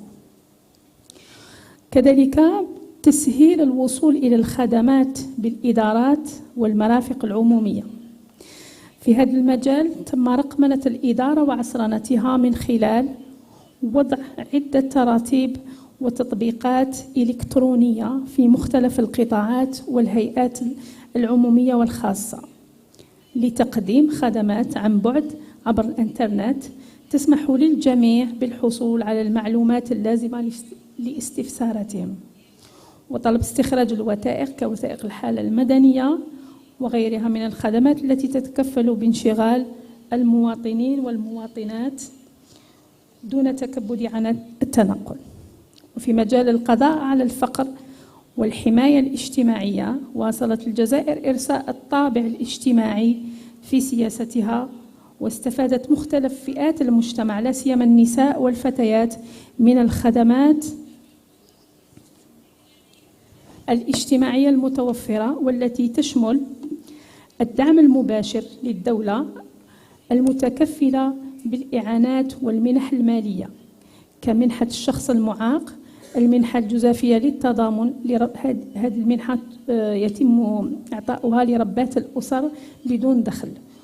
كما تم استحداث منحة البطالة وتقديم الخدمات العينية كخدمات الضمان الاجتماعي ومختلف الخدمات الصحية والمساعدات العينية للأسر المعوزة، وكذا البرامج التضامنية التي تعمل على توفير الحقائب المدرسية للأطفال المعوزين والنقل المدرسي والكتب المدرسية بصفة مجانية لا سيما للأطفال ذوي الإعاقة، وتعزيز البرامج الموجهة للمعاقين والأشخاص المسنين والطفولة لا سيما الأطفال المسعفين والنساء في وضع صعب، بالإضافة إلى زيادة في الأجور ومعاشات التقاعد وإعادة تثمين قيمة المنحة الأشخاص المعاقين ومنحة البطالة بهدف تحسين ظروفهم الاجتماعية ومستواها المعيشي لعيش كريم.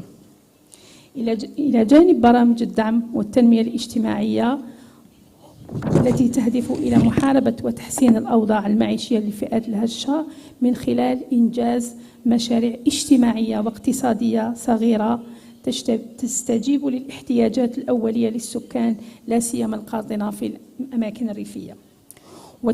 وتعمل هذه الأجهزة الخاصة بالدعم المالي على غرار وكالة تسيير القرض المصغر والوكالة الوطنية لدعم وتنمية المقاولاتية على تعزيز جهود الدولة في مجال التمكين الاقتصادي للمرأة ودمجها في عالم الشغل لخلق نشاطات اقتصادية مدرة للدخل تحسن من مستواها المعيشي ولأسرتها وتشجيع روح المقاولاتية لدى النساء، مما يسمح بمحاربة البطالة وبالأخص في المناطق الريفية البعيدة.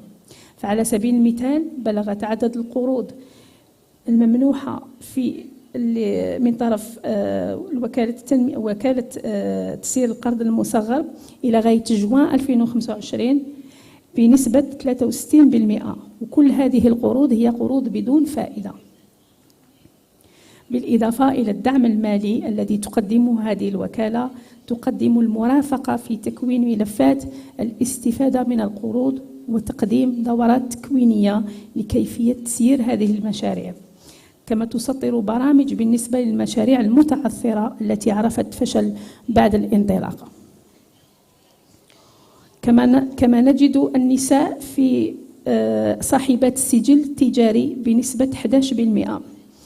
وفي هذا المجال بذلت الجزائر كذلك جهودا معتبرة لتوزيع سكنات اجتماعية لفائدة الأسر المعوزة وذوي الدخل الضعيف، وإنجاز سكنات بمختلف صيغ حسب دخل السكان، وتم ربطها بشبكات تزويد المياه الشرب وشبكات الصرف الصحي والكهرباء والغاز. وعملت الدولة على إنجاز الطرق السيارة وتطوير شبكة النقل بمختلف أنواعه، كما سمحت من فك العزلة على السكان القاطنين بالمناطق النائية.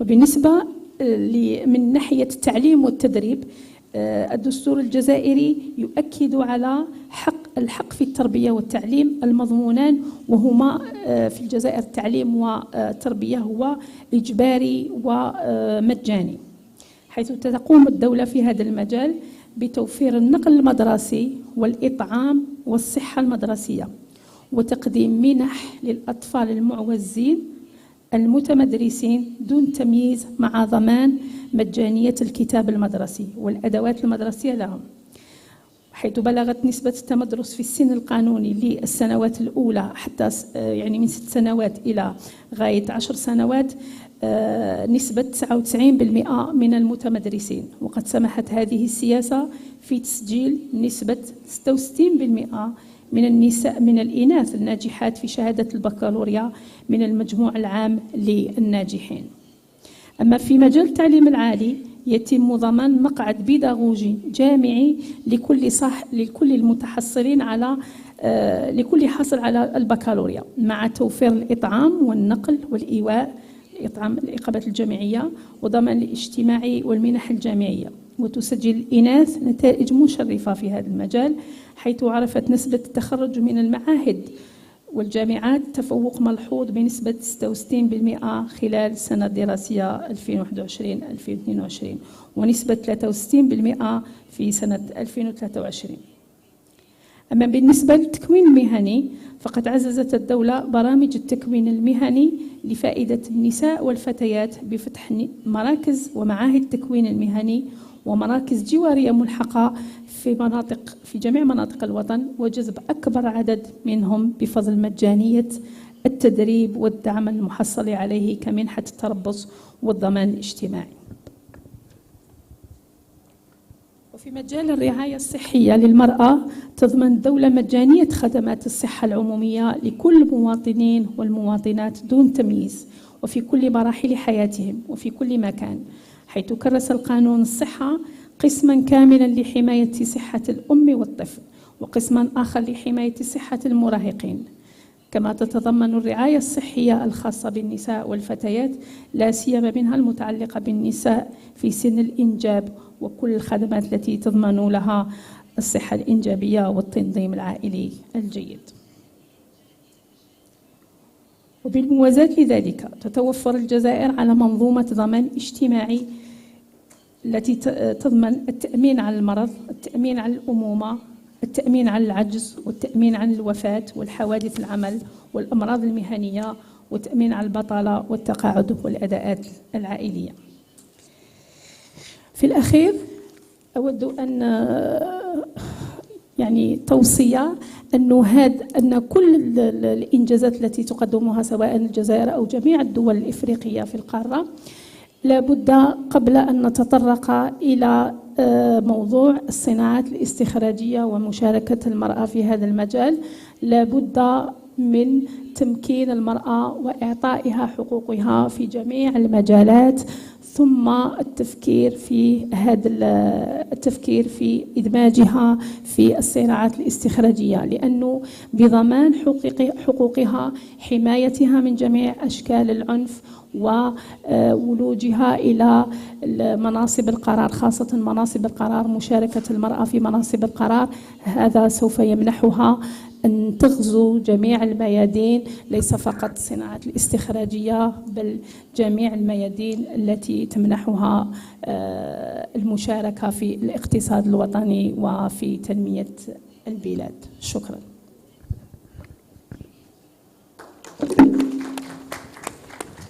Merci beaucoup, Aisha.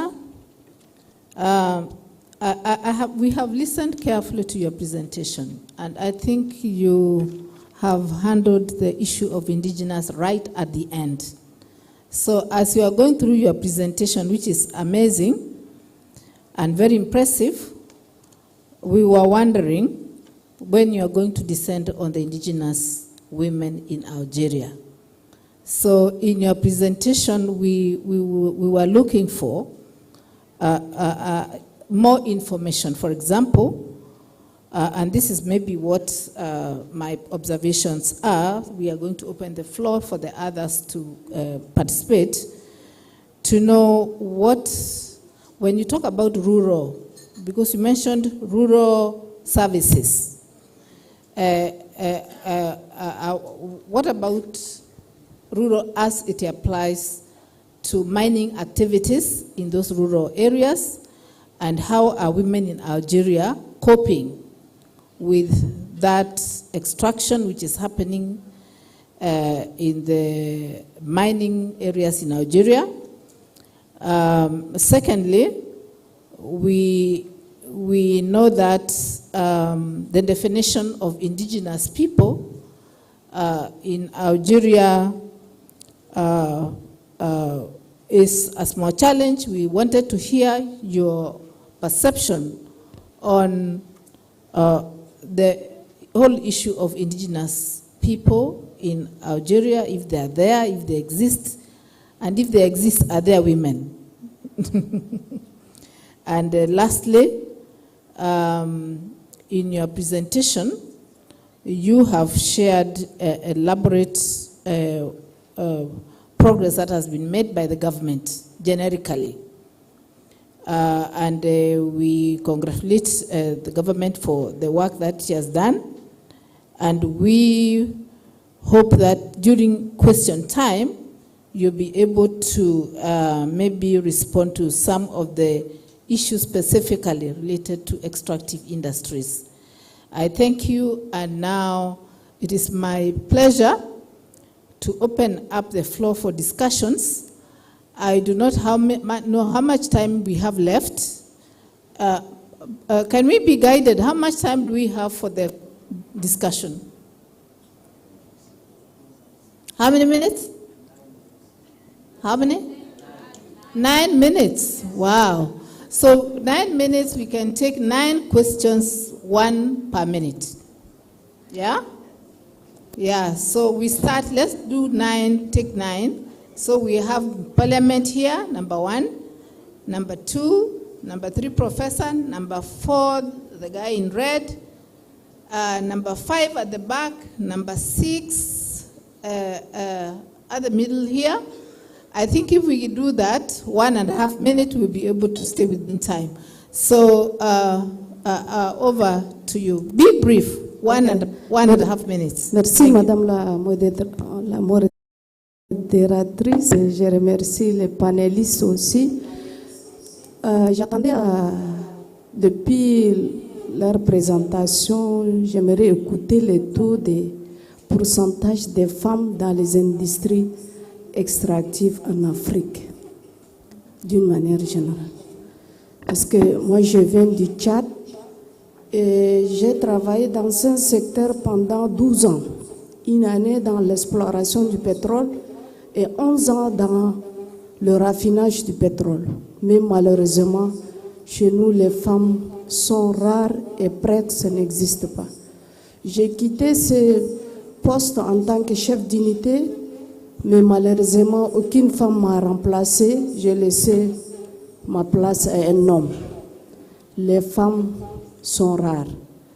La principale cause, les jeunes filles de le bas âge ne sont pas orientées à aimer les matières scientifiques. On ne peut pas se réveiller un jour et demander d'inclure les femmes dans les industries extractives. Et tant qu'elles ne sont pas là, elles ne peuvent pas revendiquer leurs droits. Bien qu'elles sont lésées, elles ne peuvent pas revendiquer leurs droits. On peut parler un peu dans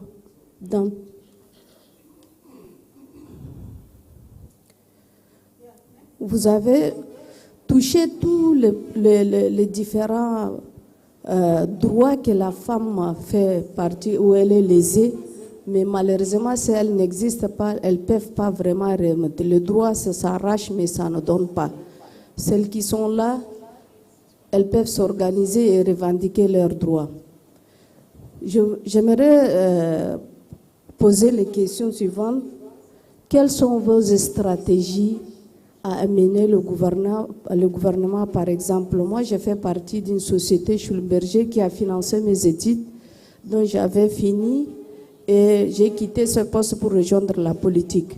Mais malheureusement, il n'y a pas une politique d'autres sociétés qui encouragent les femmes à aimer les matières scientifiques et être dans les domaines techniques. Ça, je le pleure. Quelles sont vos stratégies à mettre dans ces recommandations pour que nos gouvernements au niveau national peuvent encourager les filles à aimer les matières scientifiques de le bas âge? Il faut qu'on résout le problème de la racine. Pas au niveau de professionnels qu'on va chercher des femmes. C'est impossible. Il faut les encourager de le bas âge à aimer les matières scientifiques. J'ai d'autres questions, mais comme le temps ne me permet pas, je laisse la parole. J'aurai la chance après peut-être de discuter avec vous. Je vous remercie. Yeah, before I give the microphone to the next speaker, I think we should be asking you, what are you doing in Chad? Having had the advantage to go through education, work in a science environment, end up in parliament, what do you think you can do in Chad? Then we can support you. Because some of us were there at the beginning of STEM. And if we did not conceive STEM,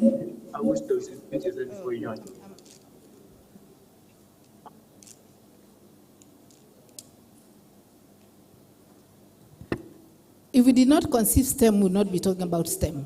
It is about having gone through the challenges of a young girl doing mathematics or science and taking that challenge to the next level. So we will be coming back to you. The floor is to the next speaker. Thank you very much, and I'd like to congratulate the panelists. An amazing discussion. I think that one of the biggest issues we have in Africa in terms of extractive is the illicit extraction, which if you look at many countries, it is the illicit mineral exploitation.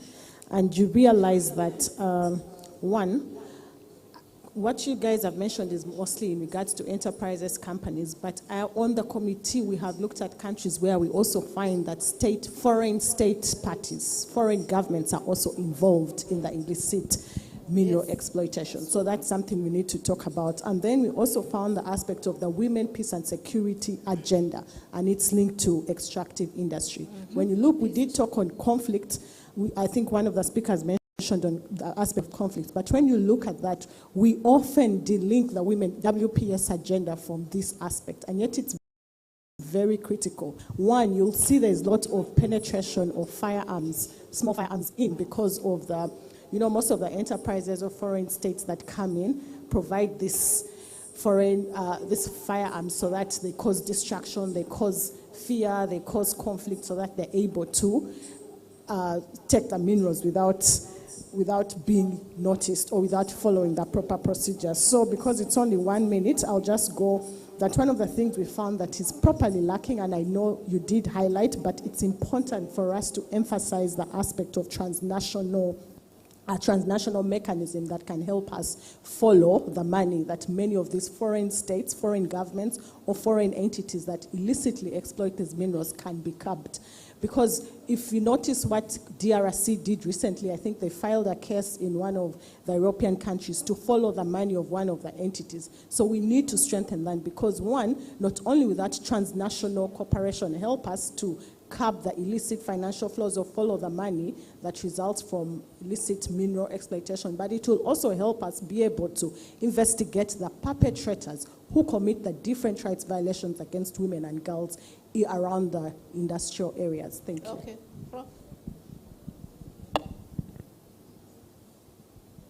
Thank you. I commend the panelists. Let me go straight to my questions. First, can we get the African Union to elaborate norms on corporate responsibilities for human rights violations? I'm making this direct suggestion to the African Commission as part of its promotion mandate. In 2004, there was a conference, there was a workshop like this organized by the African Commission in collaboration with the Center for Human Rights in Pretoria. And that was in Pretoria. I was a part of that conference. That's 21 years ago. And between then and now, we are organizing another conference. So we need to actually take practical steps. And my suggestion, which I've advocated for a number of years, is that we should get the African Union to elaborate norms, taking into consideration Africa's peculiar and unique circumstances within the extractive and other sectors. The multinational corporations are destroying Nigeria. I'm from Niger Delta. They are destroying Africa. I'm from Niger Delta, and they have destroyed the flora and fauna of that delta. And when I speak on these issues, I become emotional because they are destroying my continent. Number two, there is a Pan-African Parliament in South Africa. I don't know what they are doing. I'm familiar with that protocol. But can the African Commission also get the Pan-African Parliament to organize periodic public hearing on the activities of multinational corporations to create awareness, to engage those corporations, to name and shame those corporations that are perpetually violating the rights of Africans, including women, and to encourage them to pay compensation. A lot of national judicial institutions have been awarding compensations for which they don't pay because they are encouraged by the national governments. Finally, there are indigenous, and I'm speaking from knowledge because I'm from Niger Delta. There are indigenous technologies that are refining petroleum products in some parts of Nigeria. And because they are agitating that those products belong to them. Even though Section 44.3 of the Nigerian Constitution says all mineral resources belong to the government. Now, rather than the government encouraging them or having a dialogue with them and helping to improve and standardize, and this goes to the issue that the moderator mentioned at the beginning. They are sending security forces to kill them, destroy their facilities, and it's an ongoing thing. I'm suggesting the African Commission can do an on-site visit or study to see what's going on in those places. It may be representative of what is also going on in DRC and other places. But they are indigenous technology, and I can say that with it may not be perfect, it may not be at the standard of what Shell and others are doing. But I think African government needs to wake up and promote indigenous technology in terms of refining. Because as I'm speaking now, Nigeria is still manufacturing, importing petroleum products, refined products, and exporting crude oil. Okay, so we are not getting anything out of it, except for Dangote refinery that just recently came on board. And even at that, they are not getting crude to refine. They are importing crude because Nigeria has already pledged its crude product to multinational corporations for several years to come, based on loan facilities that they have already corrected. We are in that strait, and I'm suggesting the African Commission should do something. Thank you very much. I think the next speaker was the guy in red. Sorry for calling you the guy in red. All right, thank you so much. So my question has to do with the corporate complicit, illicit financial flow, and then as well as the weak governance. I believe that these three cannot exist without the buy-in of the locals or the nationals. Therefore, it begs the question that I have to ask. Do you think that Africa is suffering from leadership crisis? Because I am a believer of the fact that leadership is a cause and everything else is an effect. In other words, everything rises and falls on the leadership. And for that matter, do you think that based on this crisis, born out of weak or deficient leadership culture that the continent is faced with, has birthed these in such a way that instead of having leadership of solution, we have people going into the position of power without solution. Instead of having leadership of stewardship, we have people going into the position of leadership but craving for wealth or amassing wealth. And then instead of selflessness, we are not seeing that, but rather rudeness and arrogance. And instead of service, sincerity, stewardship, and sacrifice, we are not seeing any of this. Do you think that, and of course, to reference in a better perspective, Sam Adeyemi wrote an article in the World Economic Forum, somewhere 2017, I guess, and he states that Africa do not need charity. What Africa needs is good ethical leadership. Do you think that it's time that we have to revisit the issue of leadership from the grassroots to the top, where every African, because we believe that leadership is about taking responsibility.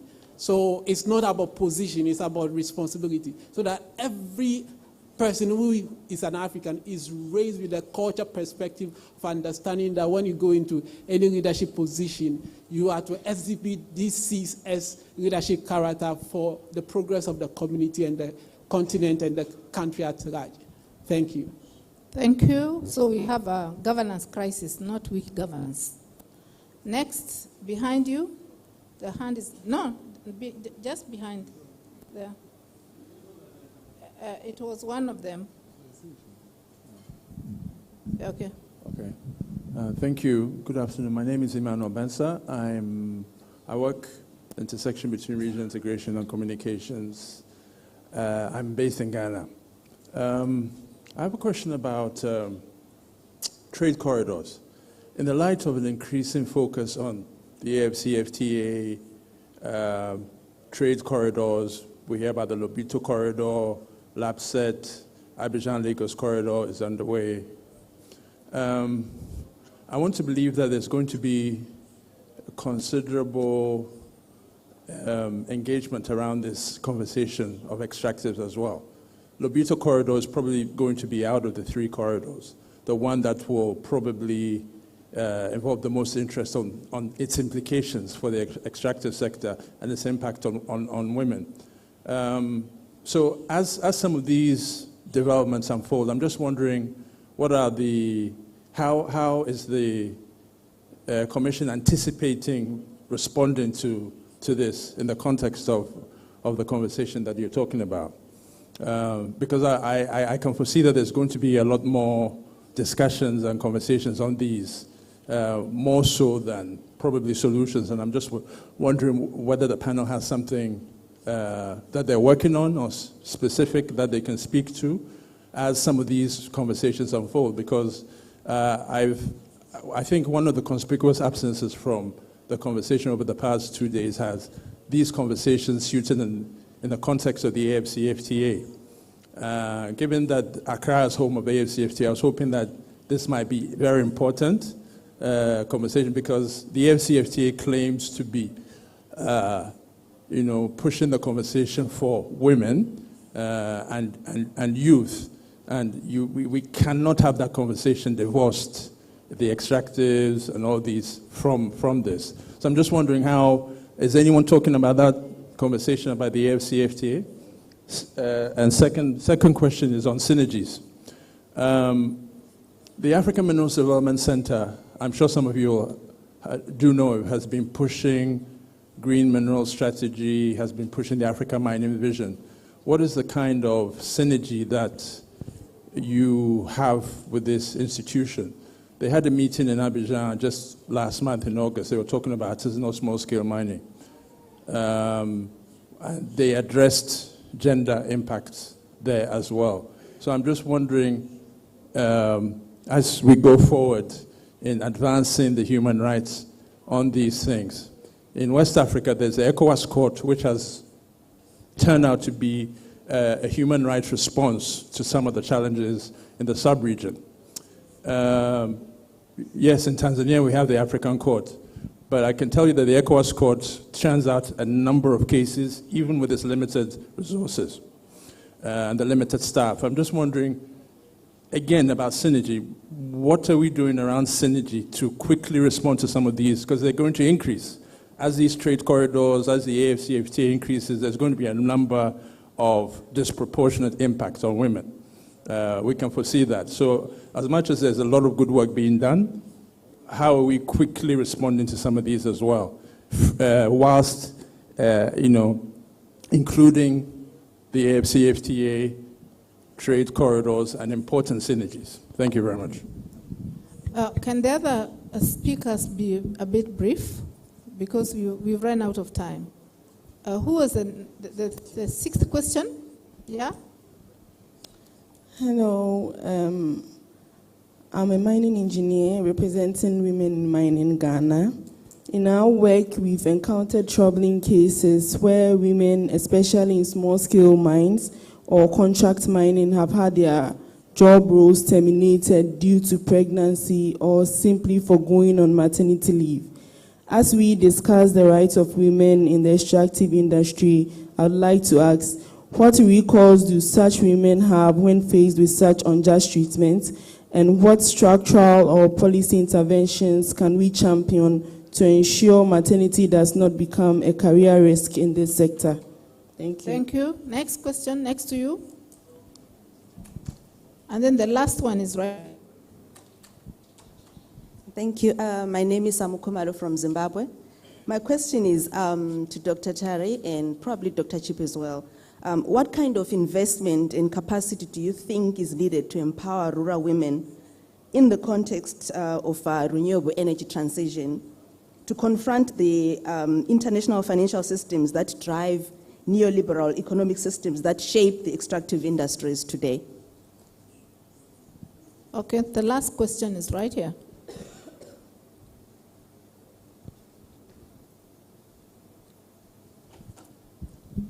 Thank you.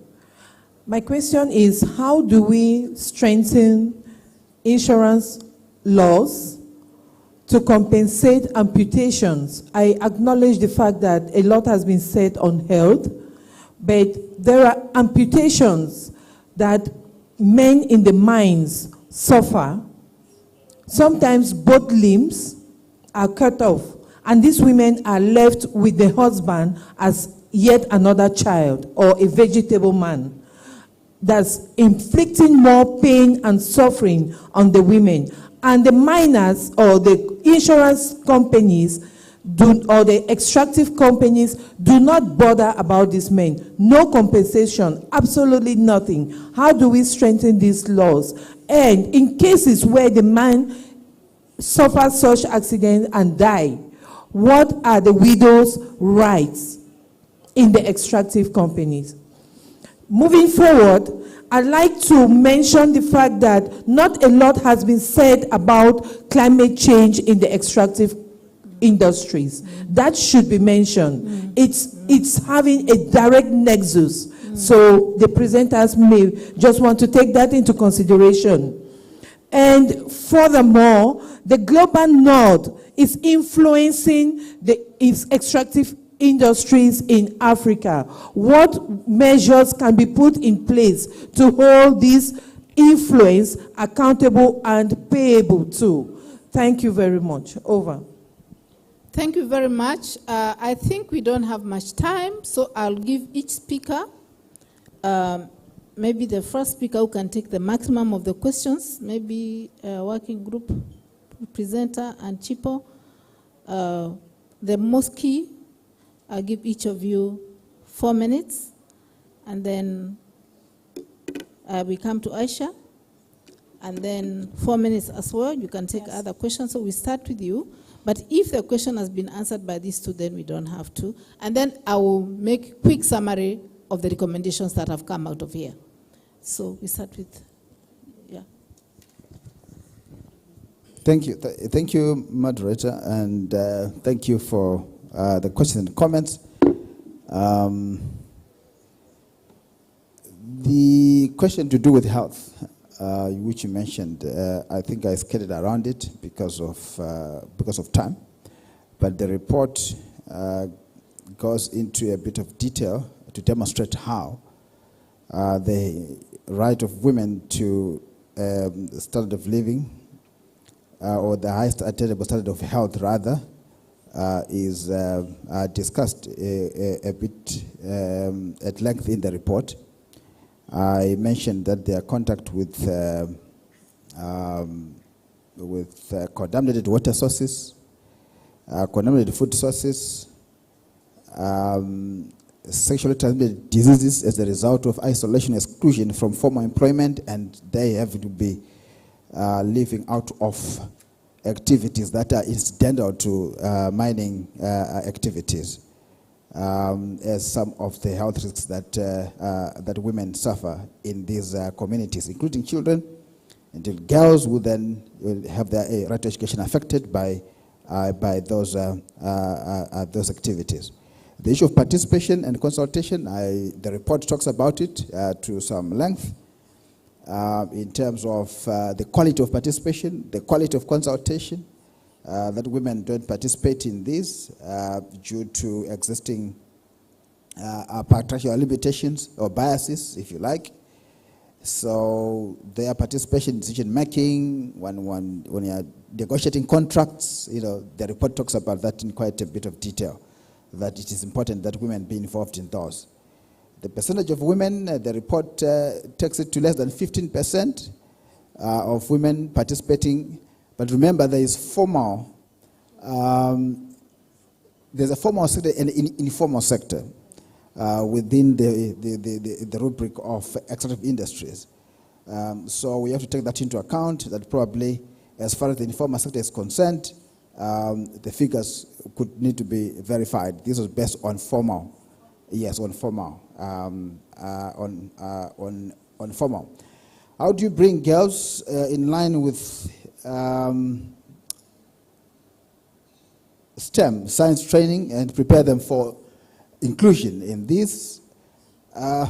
I think a lot could be done, but I think third parties and us, we should probably rely on or exploit the Article 2, sub-Article 2 of the Maputo Protocol. That talks about largely a re-socialization.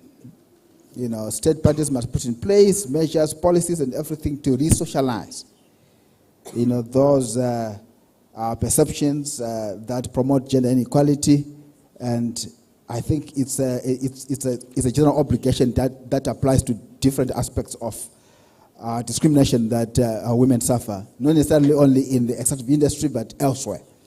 So the policy must promote that girls should also be involved in STEM education and, you know, from a tender age.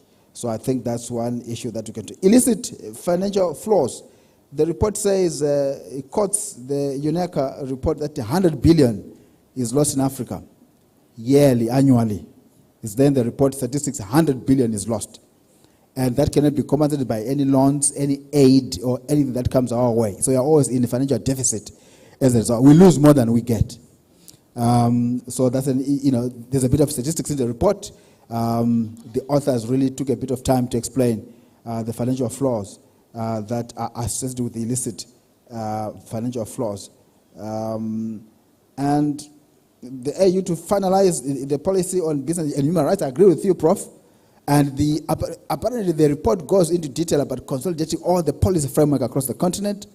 You know, your Agenda 2063, your Agenda 2063, the SDGs, and so on and so on, including that pending policy on business and human rights. I want to put it that way, that there's need to consolidate that. It's one of the recommendations to say that should be finalized as soon as possible. Why? To provide an opportunity for reparations, an opportunity for remedies, rather. Remedies.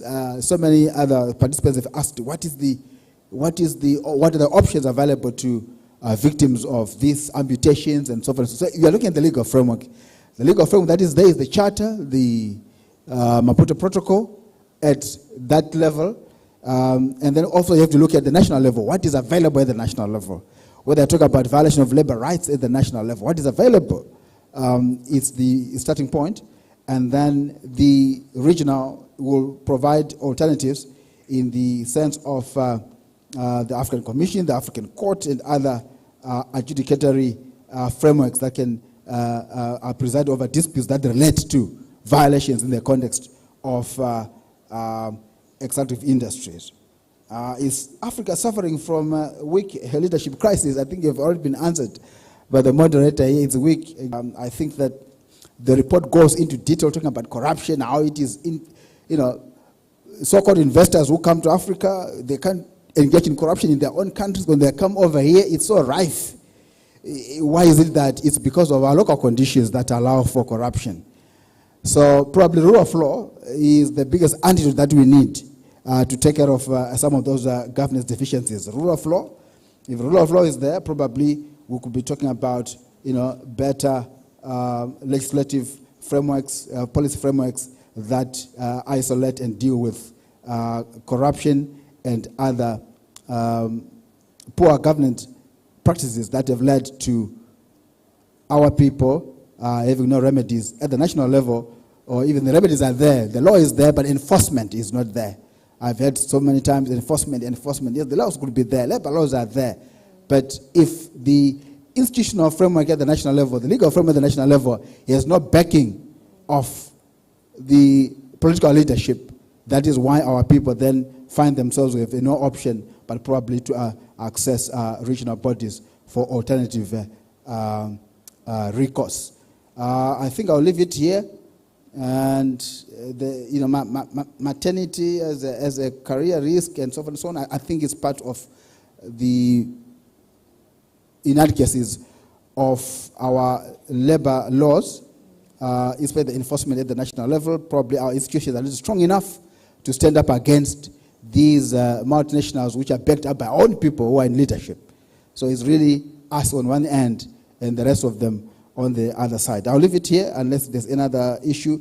Read the report. It talks about climate change as a consequential violation of, as a consequential phenomenon from some of these irresponsible business practices in the extractive industry.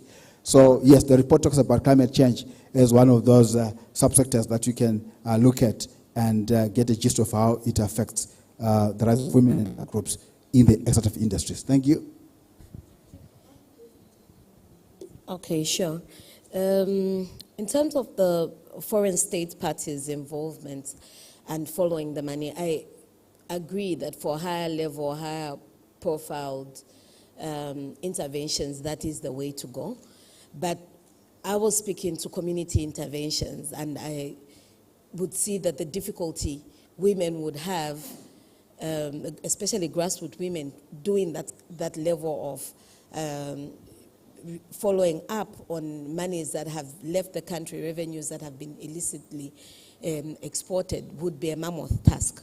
And so the intervention there should be to ensure that we put in place homegrown interventions that prevent that money from leaving in the first place, so that at community level, those interventions would be what would be operational. In terms of the trade corridors, I agree that a lot has been done in terms of normative standards, perhaps not specifically speaking to illicit financial flows and extractive industries, but in terms of creating systems, in terms of creating enforcement mechanisms, both at regional and sub-regional level. You already spoke to your own ECOWAS court. We have that in the SADC region. We have similar in the Eastern African region. We have the AU and its enforcement mechanisms. And the issue, I think, is more of preparedness than anything else. How prepared are all of these enforcement mechanisms to deal with the levels of cases that extractive industries are churning out, and particularly the impacts that these are having on women and girls. Then,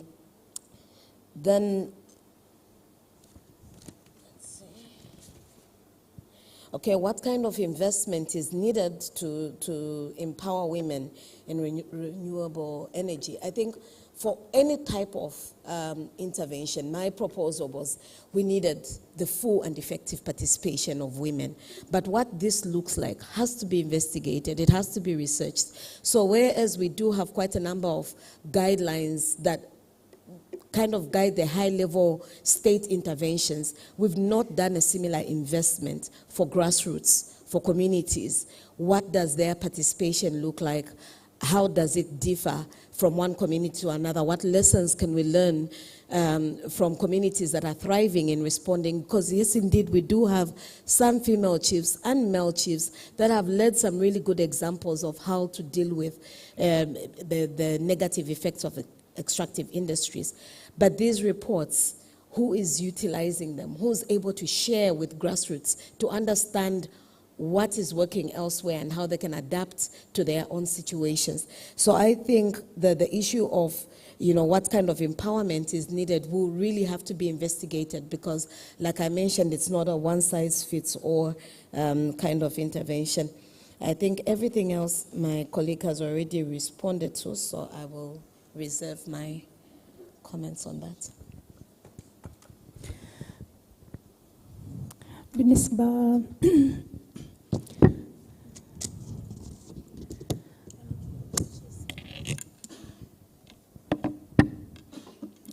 بالنسبة للسؤال المتعلق بالنساء في المناطق الريفية،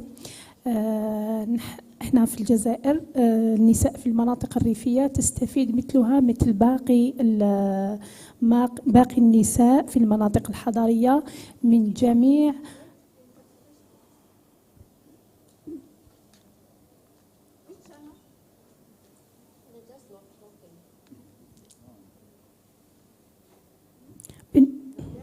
بالنسبة للسؤال المتعلق بالمرأة الريفية في المناطق الريفية والمناطق البعيدة، نحن في الجزائر المرأة الريفية تستفيد مثلها مثل باقي النساء في المناطق الحضرية من جميع البرامج والتراتيب، وهي محظوظة أيضا أنها هناك لدينا جهاز تابع لوزارة التضامن أين أعمل، وزارة التضامن الوطني والأسرة وقضايا المرأة، لديها خلايا تسمى الخلايا الجوارية للتضامن. هذه الخلايا تتنقل إلى النساء في المناطق الريفية لتعريفها بالبرامج والسياسات التي تقوم بها الدولة، ترافقها في من أجل إنشاء مؤسسات مصغرة تقوم بعملية التكوين، تكون هناك تحقيقات اجتماعية، يعني كل ما يخص المرأة الإدارة هي التي تتقرب من المواطن لمعرفة مشاكلها وإشراكها في الحياة اليومية والسياسات الوطنية. شكرا.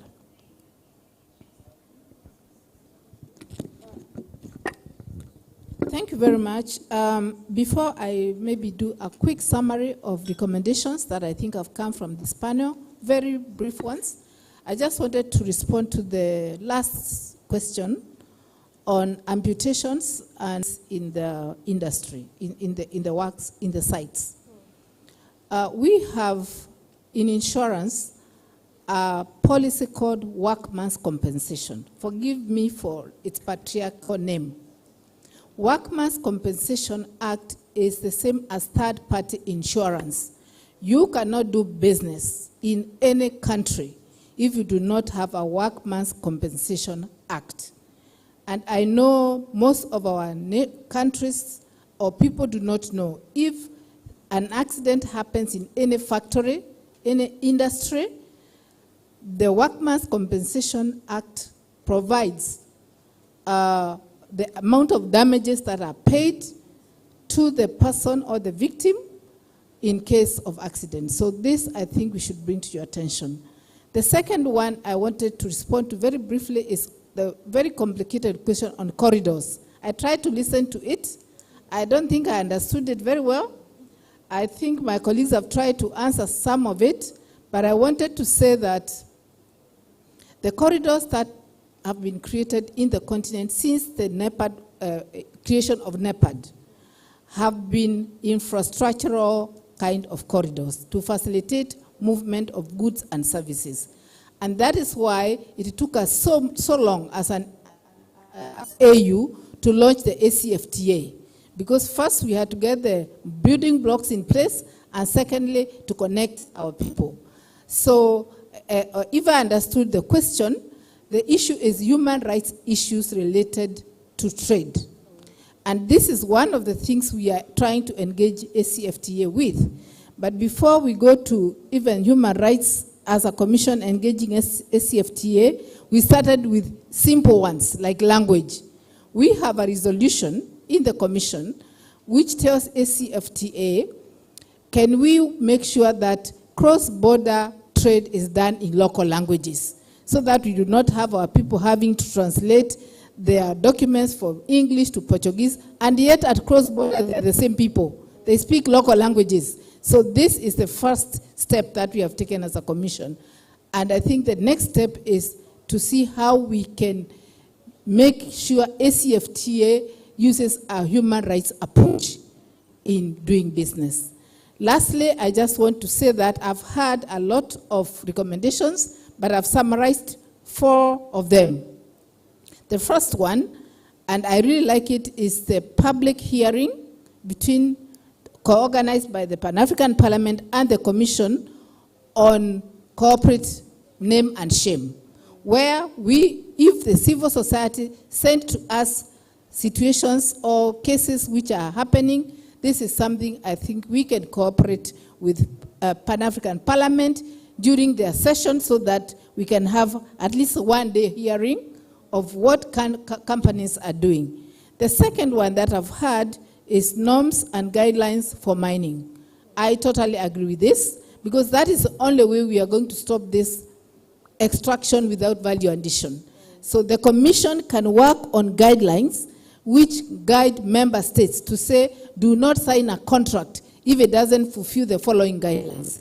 And I think this is something we can be able to do, and that is where we shall mainstream human rights in those guidelines. On that, number 3 is the whole issue of jurisdiction. All the multinational companies sign contracts with our people, I don't know whether they are awake or asleep, which deny jurisdiction to the country where business is being done. So you find a big company from America mining little gold somewhere in Mali, wants Mali people to go to United States to defend themselves if there's a violation. It is not possible for us to succeed in such environment. So the jurisdiction of any contract on extraction, on mining, should be tied to the jurisdiction of the country where the mining is taking place. And this is something that we can provide in the guidelines so that our policy makers do not sign contracts which remove the jurisdiction from themselves and they give it to the oppressor. Lastly, I think there was a proposal on a fact-finding mission in cases where violations on human rights have been cited. And I think this is something that we can incorporate in our work. We do fact-finding missions where grave abuse of human rights or violations have taken place. And I think we can add this to the kind of fact-finding missions we can take. Now, I want to do finish by saying that the chairperson of the Extractive Industries Committee in the Commission is Commissioner Ndeso, who is not here. So I'm stepping in because I'm his vice chair in chairing this session, and I want to thank you, all of you, for your contributions and thank our very able panelists for a very good job done. Thank you.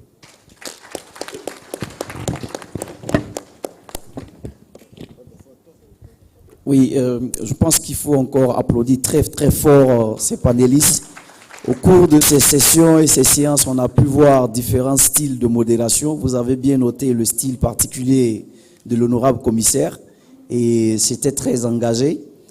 Merci à vous. Alors, nous avons 33 minutes de retard sur le chronogramme.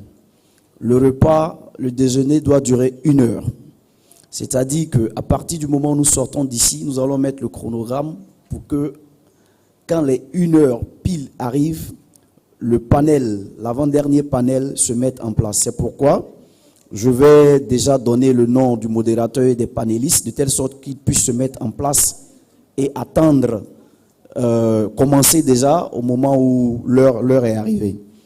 Le prochain panel, après le déjeuner, s'appelle vers un développement inclusif du genre.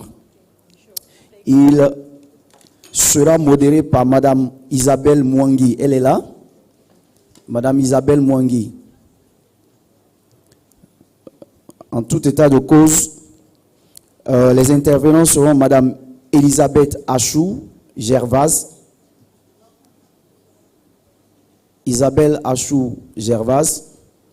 Le message lui sera passé. Je vois Monsieur Michael Nyarko qui est là déjà. Donc voilà, à tout le moins nous avons confirmation d'un des panélistes. Le déjeuner, c'est le même processus. Les cartes d'accès sont à la réception, là où on a fait l'enregistrement. Vous connaissez la salle. Et le personnel de l'hôtel va vous y conduire 1 heure pile. Nous sommes à 13h34. Je suppose que 1 minute suffira pour faire tout ce processus. Donc, à 14h35, nous devons commencer notre panel. La fin de cette réunion dépend de la façon dont nous faisons diligence. Donc, si on veut rentrer tôt, essayons d'être à l'heure. Je vous remercie et bon appétit à vous. Merci.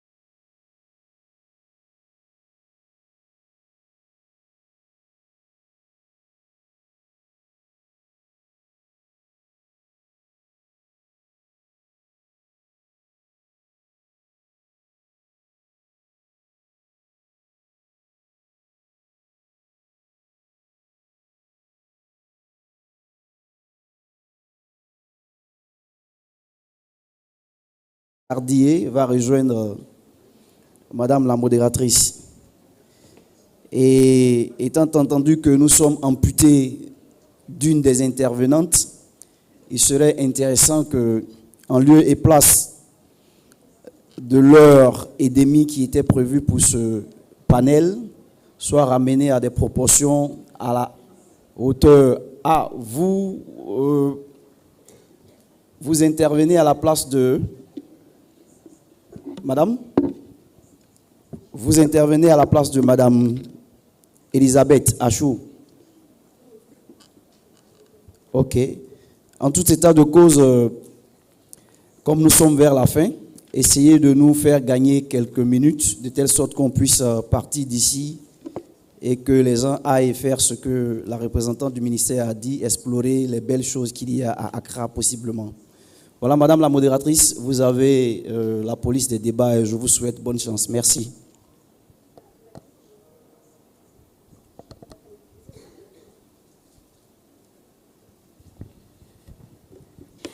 Merci beaucoup.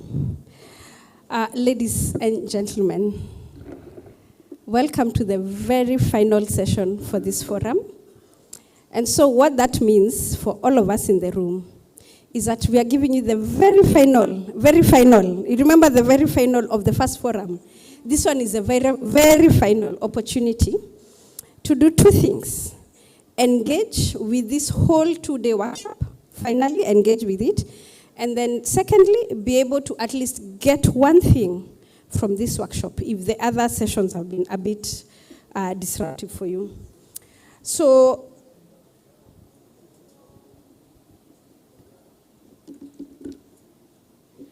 because this is the very, very final session, I would want to request the guys doing the mic to please give us another mic and ensure that the sound is not disrupted, please. Because this is not working. Okay. And then secondly, as we begin, let's start by clapping for my two fantastic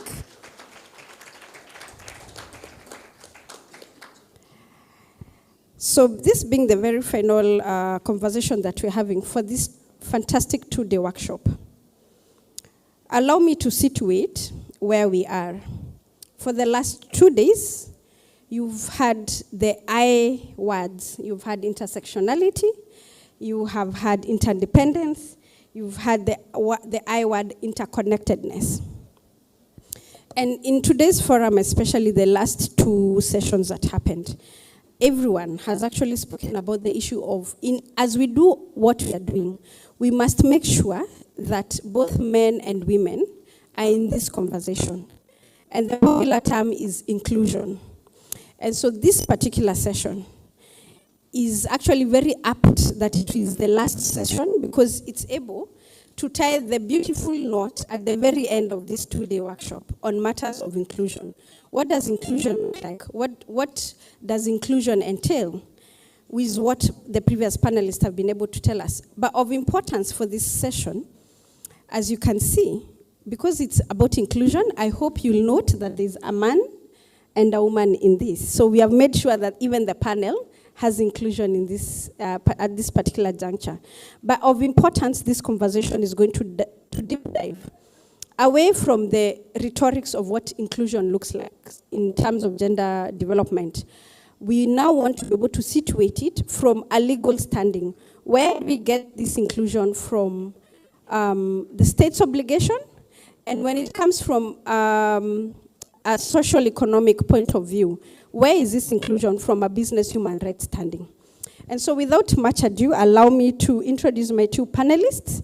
Apologies, the actual Elizabeth who was supposed to be here, I understand she's not able to be here due to health issues.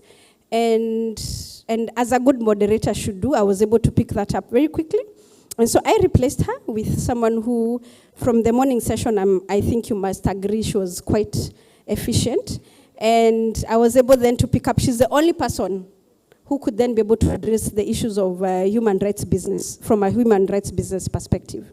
So I shall allow my panelists to start it off. And I'm hoping that,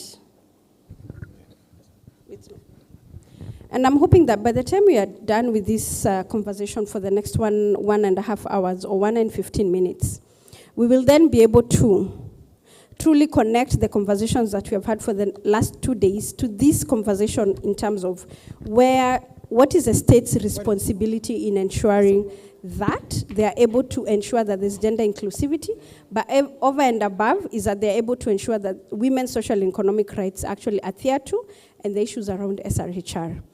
Though I don't think my panelists are going to situate it from an SRHR issue, but I'm very sure they're going to be able to give us the legal framework's perspective of where that stands. So to start us off, I shall invite them to introduce themselves. You each have about 15 minutes, then that allows us enough time to engage with the panelists. So my panelist to my left is Ms. Wamai. I shall let her introduce herself. And then at the very end is Mr. Michael. Let me just point out that when I used to do moot in this continent, Mr. Michael used to be in the panel, and he never used to smile with us. So full circle for me. So I'm not smiling with you today as well. So welcome very much, and let's start it off. Thank you. So please, guys, have your pen and papers ready, because wisdom is about to be spewed. You're giving us pressure. Okay.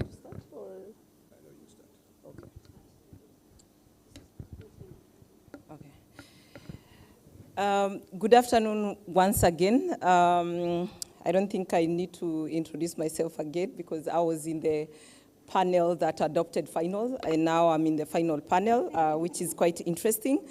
And my intervention right now will be around opportunities, just looking at the opportunities to utilize human rights due diligence principles, dealing with sexual and gender-based violence at work.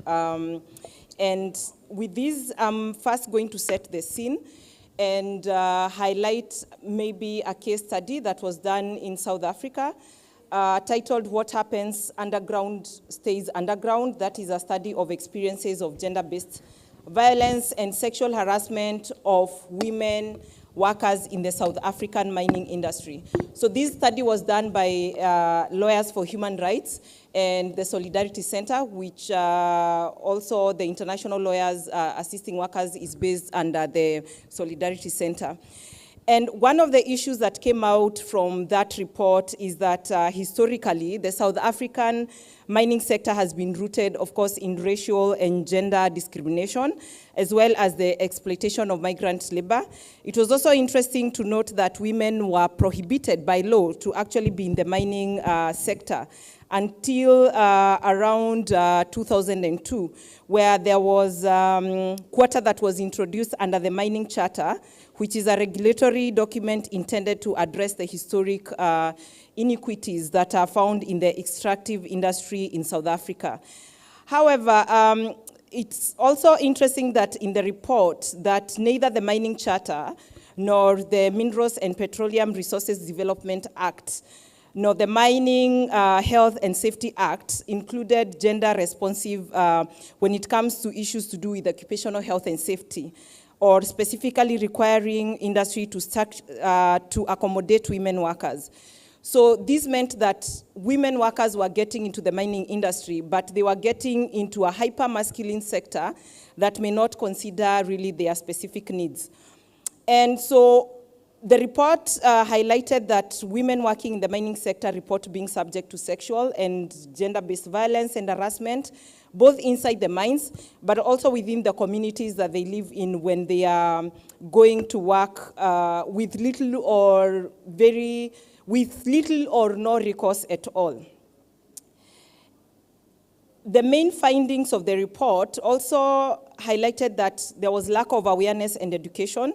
So this meant very limited understanding of GBVH among men and women, but also there was poor monitoring in the mines. So we have like insufficient oversight. Underground makes it difficult to detect and prove also GBVH issues. Of course, issues to do with patriarchal norms and economic dependency, inadequate support services when it comes to GBVH, and also eroding survivors' trusts in terms of the reporting mechanisms that were in existence. Also, the issue of exploitative business practices came out.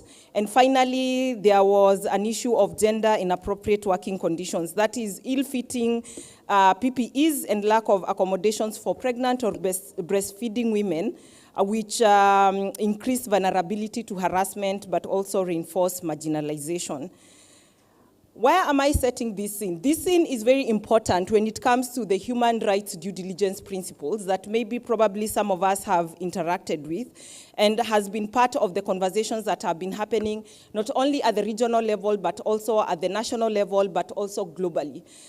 We've had countries that have adopted the National Action Plan on Business and Human Rights, Ghana being one of them, Kenya, Uganda, and some other African countries. And this is really rooted in the principles of protect, respect, and remedy framework under the UN Guiding Principles on Business and Human Rights. So there's been an issue of sexual harassment that has come out on different national action plans. For example, the one in Kenya highlighted issues to do with sexual harassment as one of the issues that need, when it comes to risk assessment, it's one of the risks that was highlighted in the NAP. But then further, the Kenyan government is also trying to implement the National Action Plan on Business and Human Rights. And this is by developing a framework in terms of how the implementation should look like for the National Action Plan. Some countries are still in draft processes, but this is a good step towards the right direction. But still, there are certain kind of gaps that still exist even within this National Action Plan that I'm going to talk about them later. So going at the international level, we have the mandatory human rights due diligence laws, which is I would say that is one of the success stories, given the fact that we've been on this journey in terms of looking at how do we enforce accountability when it comes to investment in the supply chains. And we have the Corporate Sustainable Due Diligence Directive, which is the CSDDD, which is a law requiring companies to conduct due diligence to mitigate adverse impacts on human rights and the environment. These include also gender-based violence and sexual harassment, which is not explicitly stated in the law, but then we have the adoption of Convention 111 of the International Labour Organization, which brings in the issues of discrimination. We also have the example of German due diligence law, which came in before the CSDD, but now it's under review, given the fact now it has to comply with the European directive. And in this law, we have an issue of occupational health and safety. So we can say that we can interpret sexual harassment of gender-based violence in terms of occupational health and safety. So that makes it easier to elaborate issues to do with gender-based violence into this law. But also we have a draft policy at the AU level, just bringing it back home, where the AU is trying to come up with an African Union draft on policy framework on business and human rights policy. So why is HRDD very important? Because you realize that in terms of supply chains, domestic laws are not sufficient when it comes to supply chains. And this has been there for quite a very long time. And HRDD requires businesses, employers to map and assess risks to human rights, but not just to business, but also in terms of how they are operating in different countries. So this creates space to treat sexual and gender-based violence and harassment as a salient risk to workers' rights, but also dignity. And we've seen in terms of the mining sector, there's a lot of vulnerability because especially when it comes to night shifts, but also remote work sites and all that, and just the nature of mining in itself, it makes workers to be more vulnerable.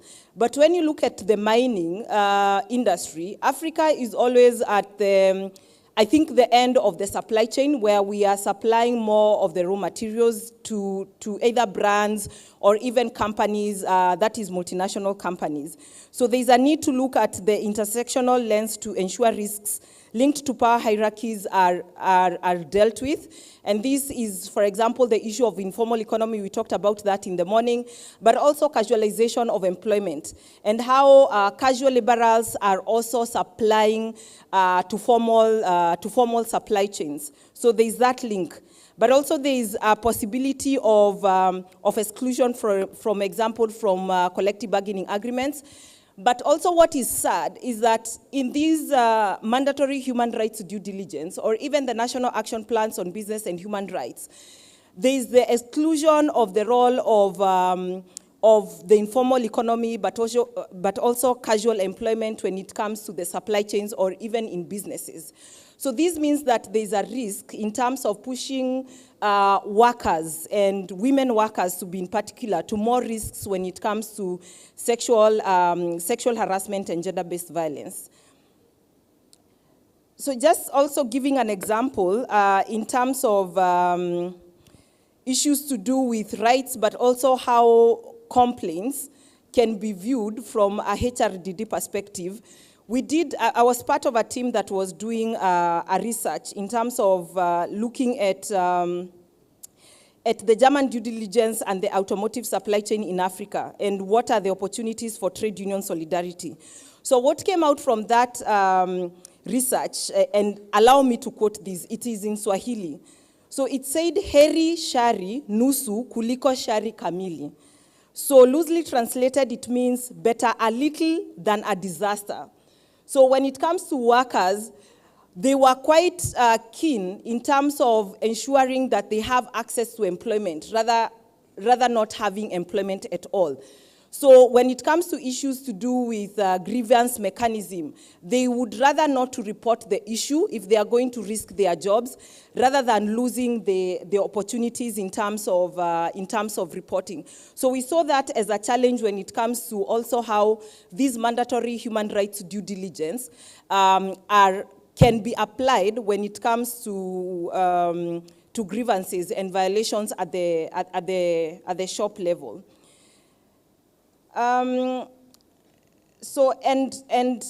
Maybe one of the issues that I'll go into is the opportunity in terms of remedy and accountability.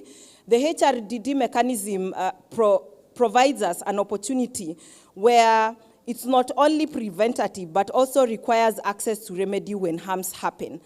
But in application, we need to ensure that there is collaboration by different stakeholders, but also we need to establish or strengthen gender-sensitive grievance mechanism at company, but also at industry level. This can only be done if workers are actually part of the conversations when companies are doing risk assessment.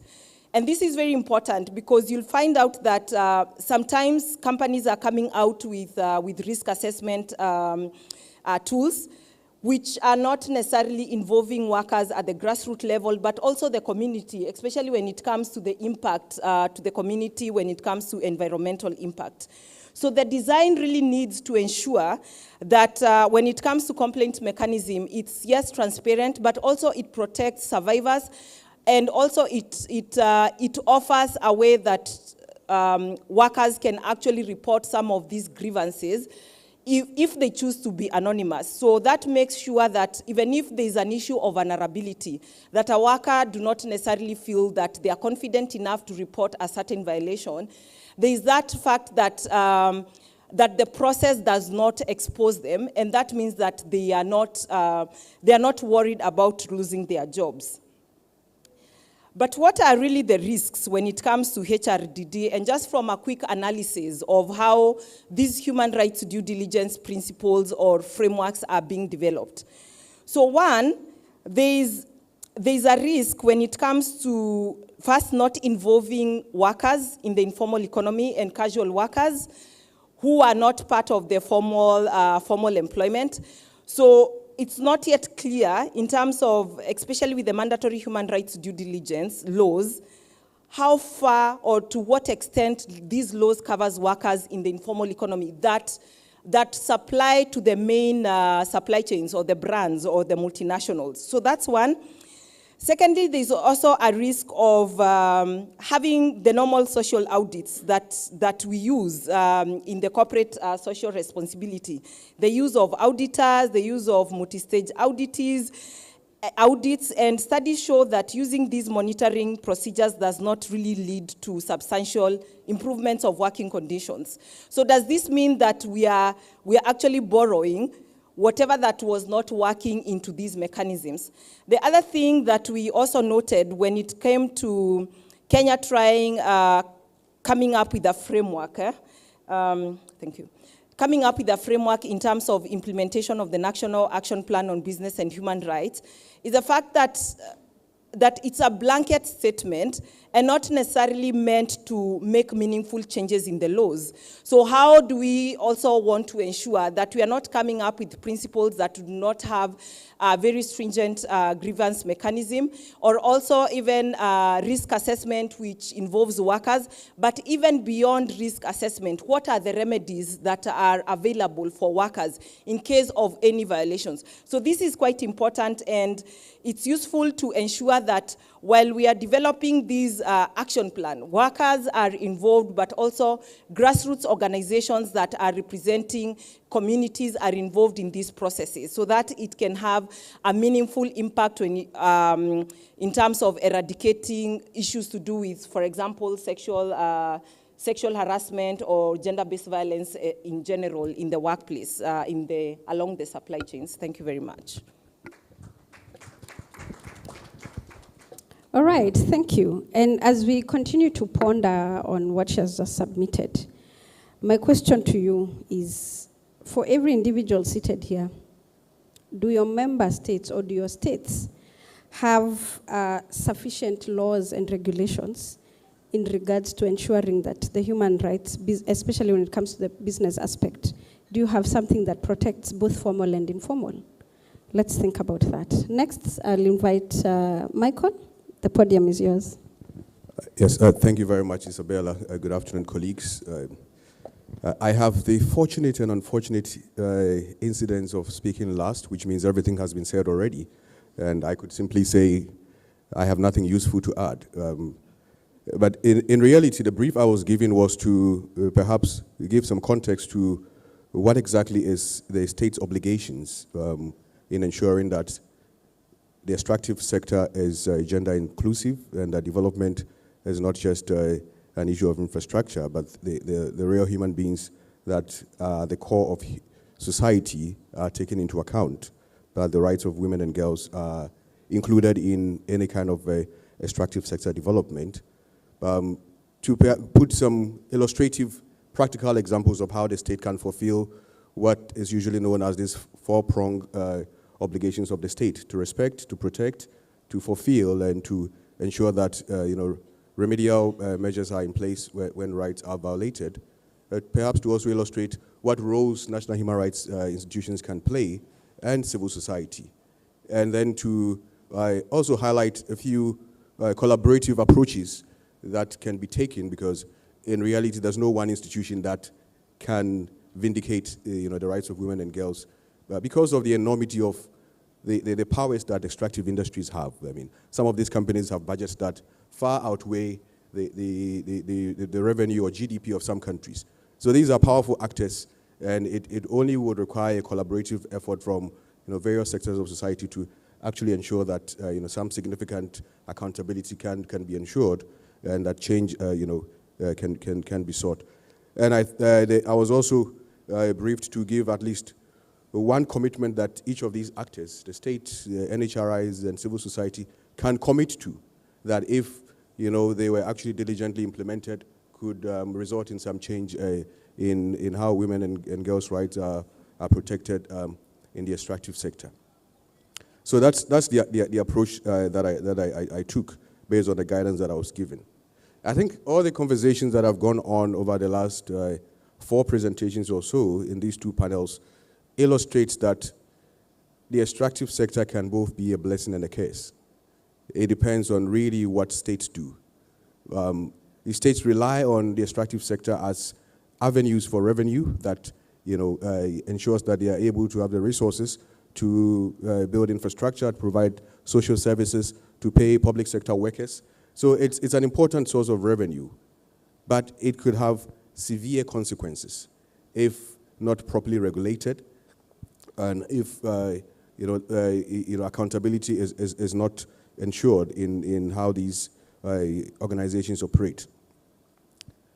So I will just go briefly through the four-pronged obligations of the state parties. And essentially, usually when we speak about the obligation to respect, what we are referring to is that the state itself must refrain from violating rights, or where rights are being enjoyed, interfering in the enjoyment of those rights.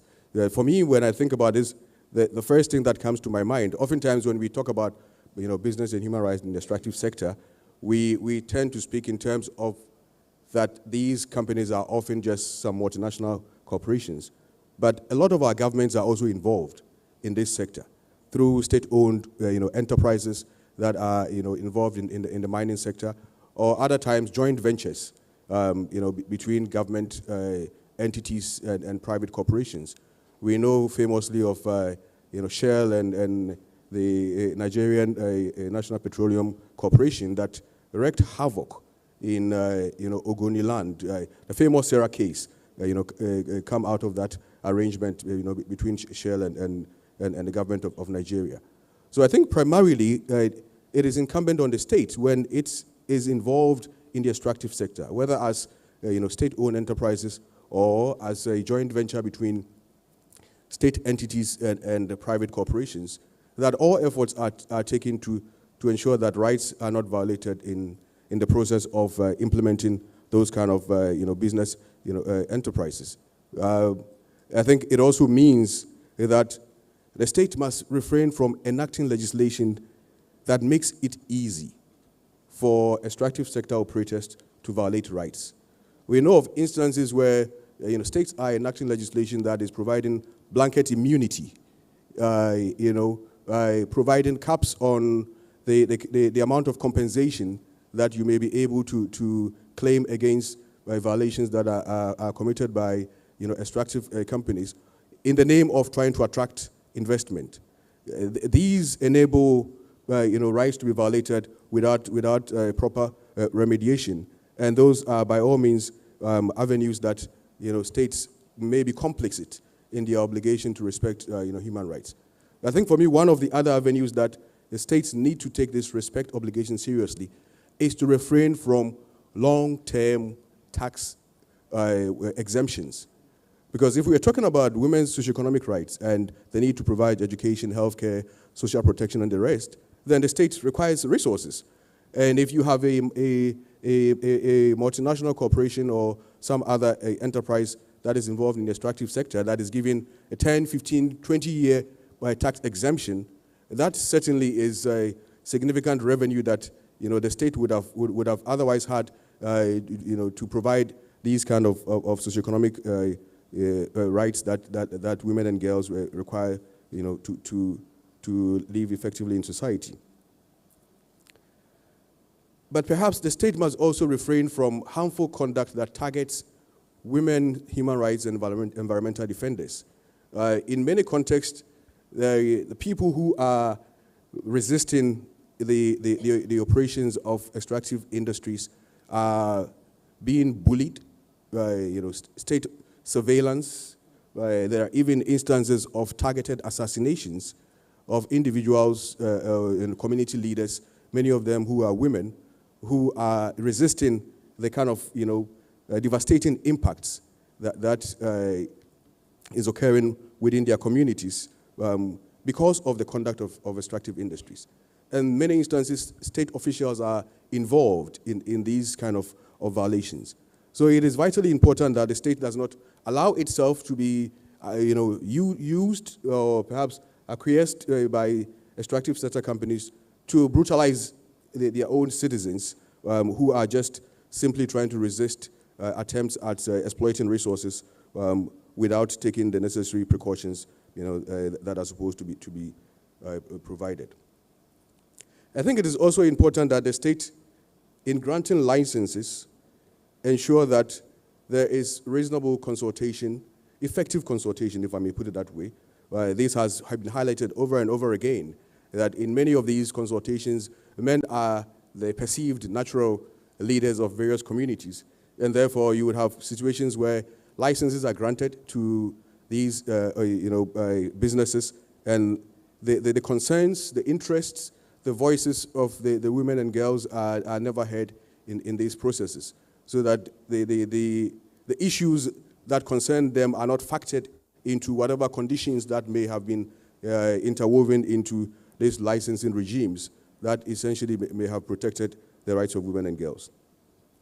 I'll quickly move into the protect obligation, which essentially means that where there is violations occurring as a result of a third-party conduct, so now it's not the state that is likely to violate the rights. Where the companies, other third parties, are likely to violate rights, then the state has an obligation to protect individuals, communities that are impacted by such violations. And I think we start primarily from the point that the state's fundamental obligation within the society is to ensure that proper regulations are in place. And that if business conduct is not properly regulated, then the state would be deemed to have failed in its obligation to protect those whose lives are impacted by the conduct of these third parties. We've heard a bit about mandatory human rights due diligence, and I think one of the ways that the state can ensure that its regulatory mechanism is inclusive is to make these due diligence, mandatory due diligence, gender inclusive. That you cannot just do due diligence that ignores gender concerns, but that this due diligence is ongoing. It's not a one-off thing that you do before the license is actually issued, and once the license is obtained, then it's fair play, and everything can be done by these entities to exploit the resources to the detriment of all that may be affected. I think the state also has a vital role to play in ensuring that there's beneficiation. If you have a situation where communities that are most impacted by mining, other extractive activities, do not derive any material benefit from those situations, I think we can all agree that those are exploitative business conducts, that states have an obligation to protect these communities, especially women and girls who are most affected by these kinds of extractive activities, that there's some benefit that goes directly into these communities. It cannot just be an issue of corporate social responsibility where the companies decide what exactly that they would like to do. These are things that need to be woven into the kind of licensing regimes that a certain percentage of whatever profits are made per year goes back into the community in ensuring that there is funding that benefits the communities that are being impacted, and especially protecting the socio-economic rights of women and girls. I think often when we speak about business and human rights, we make the conversation only about transnational corporations and large-scale industries.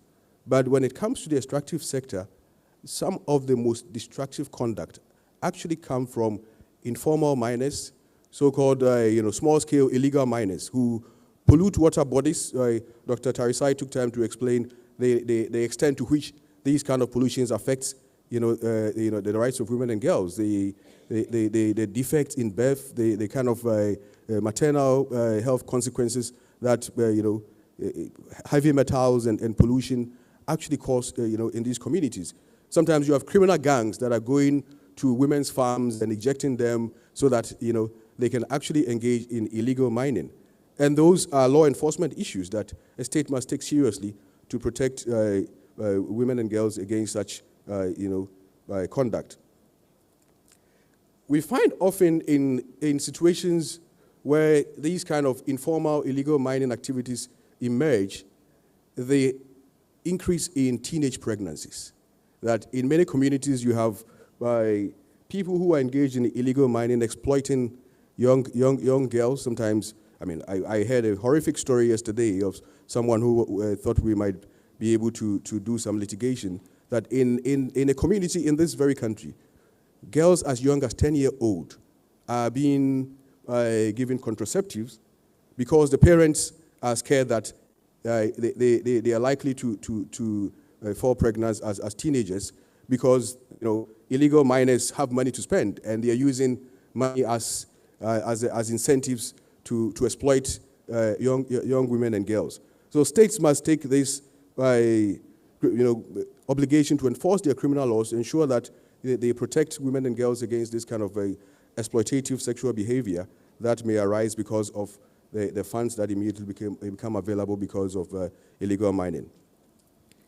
I speak briefly about the fulfillment of this obligation, where the obligation essentially requires the state to take proactive steps to ensure that these rights are vindicated, such as ensuring that in large-scale mining enterprises, the employment of women are secured through quotas that ensure that women are not ignored and are not only seen as beneficiaries, but also people who could be workers who could contribute into the development of mines and benefit directly from those enterprises. We can also speak of the obligation of the states to ensure that there is social protection of women and girls who are directly impacted by these mining activities, whether they are ejected from their lands, relocated to neighborhoods where their livelihoods are completely uprooted because the soil is not as fertile as it used to be. The state obviously must intervene and actively ensure that these rights are fulfilled. Recently, we have had the African Court make significant pronouncements on what exactly this fulfillment obligation means. I mean, states often say that they don't have the resources, and because economic, social, and cultural rights are supposed to be progressively realized, they use the resource as the excuse, almost often not to do anything about the realization of these rights. But the court in Center for Human Rights, IHRD, and the Legal and Human Rights Center against Tanzania was very specific that the obligation is on the state to show that it has utilized all of its available resources. And it's not something that the state can simply say we don't have the resources and therefore you have to give us time to progressively realize. So we have some of the tools to hold states accountable. But perhaps when these violations occur or if states are not proceeding to ensure that these rights are fulfilled, the remedy obligation then kicks in, that there must be avenues where remedial measures may be sought, whether through courts, whether through operational level remedial mechanisms that may be set up by companies, but oftentimes also through national human rights institutions who have complaints avenues that individuals and communities that may be affected by the operations of mining enterprises may actually approach these remedial institutions for redress. But I think importantly, the effectiveness of such remedial measures would only be achieved if there is a legal aid or other kinds of support that is provided to communities. Because if you are an indigent poor community that is going against the mining giant that has got billions of dollars to spend, then surely there's no equality of arms in this kind of accountability process. So there must be avenues of legal aid and other kinds of support that enable women and girls to actually be able to access justice and to seek remedies when rights are violated. I was also asked to then speak briefly about some of the roles that national human rights institutions can play. I just mentioned that they can play a role in being an avenue for dispute settlement. But as the primary institution that is mandated, at least under the Paris Principles, to monitor the implementation of human rights in the states within which they operate, they have the vital obligation of monitoring and ensuring that the states, but also the businesses, are complying with the obligations that may be imposed by treaty, but also oftentimes contract. Because a lot of the obligations in mining enterprises emanate out of contractual obligations that the companies have signed with the state parties. So human rights institutions, national human rights institutions have an important role to play in the monitoring of these obligations. But essentially also advising the state party in exactly what it is that is required for these obligations to be properly and effectively implemented. There's nothing stopping them from engaging with the extractive sector partners as well, in hoping that they can provide guidance to those entities.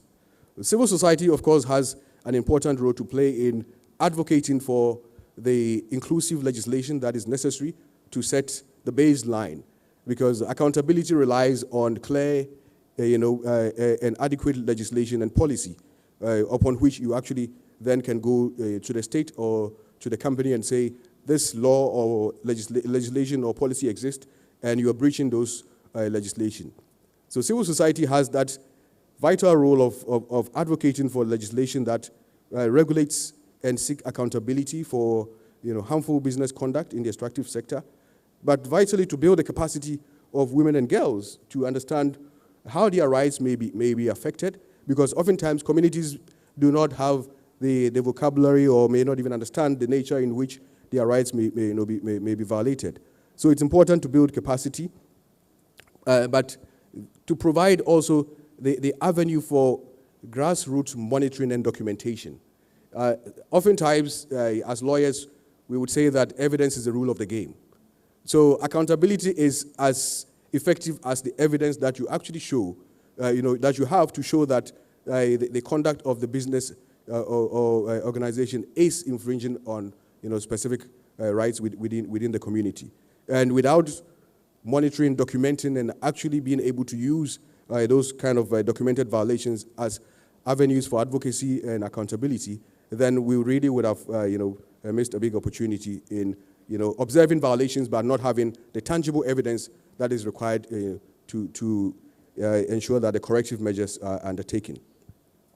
Of course, from where I sit as IHRDA, litigation is one of the avenues through which we seek accountability. So civil society can use litigation as a means of enforcing compliance, whether as litigation against the state party for its failure to ensure that the laws are complied with, or directly against the business entities who are violating these rights on behalf of communities, women and girls who are impacted. So those are the main roles that I sought to highlight. But of course, as I had already indicated, there's no single actor that can monitor and ensure that extractive industry is safe from violations, especially those that impact the rights of women and girls. It's important that we appreciate the need for collaboration as non-negotiable. Oftentimes, state regulators may lack independence because they have interest in attracting business. National human rights mechanisms may not always have the resources, or even in some instances, the independence themselves, because they are fully funded by states. So civil society, states, and NHRIs acting together could provide perhaps the counterbalance that ensures that there is an opportunity for the various actors to pool their resources, their expertise together in preventing or remediating or protecting women and girls against harmful business conduct. I think broadly those were some of the issues that I wanted to highlight, but in terms of what I think are some of the concrete commitments that we can ask state parties, NHRIs, civil society to make that could have some impact in these issues that we are speaking about, I think states, we need to insist that they need to integrate gender-responsive clauses into any new extractive contract. Because if that contractual obligation is established right from the moment the business enterprises are committing to or seeking licenses, because if you don't commit to those obligations, then you are not going to be granted a license. So you must build those gender-responsive clauses into these licensing regimes so that the avenue for seeking accountability exists right from the get-go. And we don't wait for violations to occur, and now we are looking for how to seek accountability, and there's none. The immunity is in the agreement, as was expressed previously. The Center for Arbitration or Enforcement is in some other country that the victims would never be able to access without significant technical and financial assistance. So those contracts must be very clearly gender responsive and protect communities. We need NHRIs to commit that they will have dedicated desks or focal points on women and girls in the extractive sector, so that there are avenues where violations occur. We know which unit within these NHRIs we can go to, make complaints, and hope that there will be some fact-finding mission or other kinds of interaction with the business enterprises towards remediation. And civil society, we need to build a continental coalition on women in the extractive sector, so that we can ensure that there's cross-border learning, joint advocacy, and eventually litigation to seek accountability where advocacy and other forms of non-adversarial processes are not bearing results. I think I'll leave it there and allow other colleagues to intervene. I think it has to be better, because this must be on record. It's the first, they have kept time. So let's give them a better hand. So with the two submissions that we've just had, we are now opening the floor for any feedback, thoughts, feelings, and perhaps also commitments, now that the people in the room are also government and national human rights and CSOs. One over there, you can see one. Thank you so much for those really enlightening presentations. And I just want to speak a bit about, or perhaps ask you to speak a bit about the role of collaboration and coordination of state entities in strengthening the state action. Because sometimes I find that even within government institutions, they're not speaking to each other about gender mainstreaming, about incorporating gender standards and responses, and considering that a lot of the effects of these extractive industry activities, illicit financial flows, and so on and so forth, do have a multifaceted nature and cut across more than one line ministry, for example, of government or a quasi-government institution. Just how important and to what extent should we be ingraining collaboration and coordination so that we don't see situations where the Ministry of Finance in a particular state country is celebrating incomes that are coming out of these extractive industries, whereas the Ministry of Health or the Ministry of Gender or the Ministry of Community Development is bemoaning the negative consequences of having these businesses running their industries within the same country. Yeah, thank you. I'll end there. Thank you very much.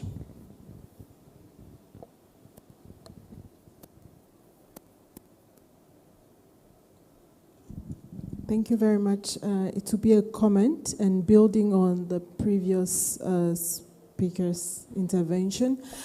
I'm happy you mentioned the problematic issue of tax exemptions, wasteful tax incentives that are granted to extractive industries in the name of attracting foreign direct investment.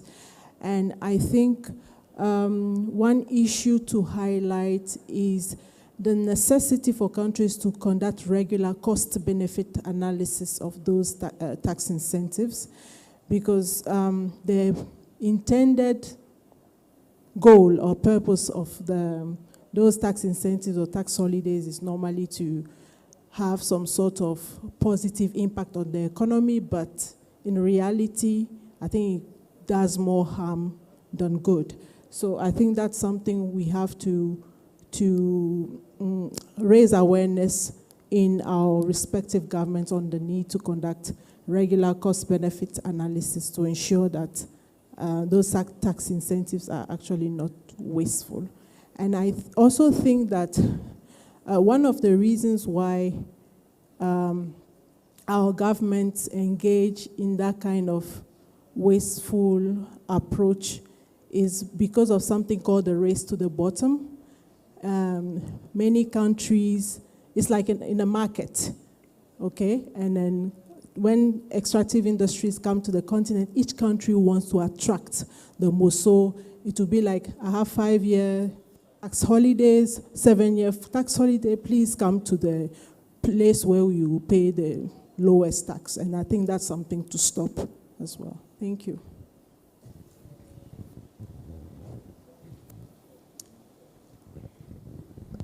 Right. I think your point on the gender responsive clauses into the licensing regime, I did want you to throw some more light on it so that when civil society are advocating, we can know how to go about it better. In this case, I want to ask, do you mean that, for example, if a multinational company is coming for business, we should request for anti-sexual harassment policy from them, or that must be imbibed in their document before allowing them to mine, and then as well as clauses on the fact that there should be a percentage of workers being women?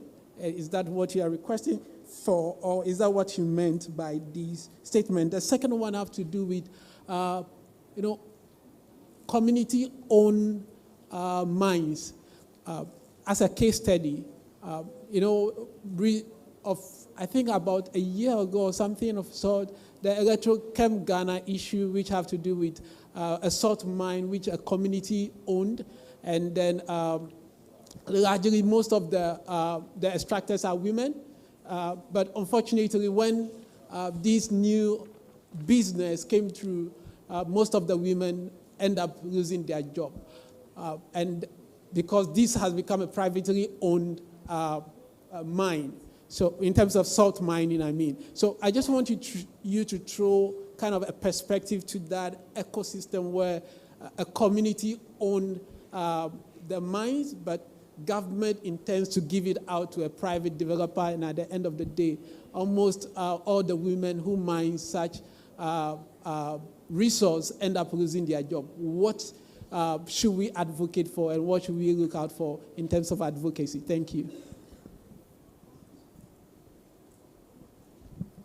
Hello, thank you to both the presenters for a well done job. I have two questions, and one of the questions is, are there existing frameworks, or maybe is there anything the government can do to ensure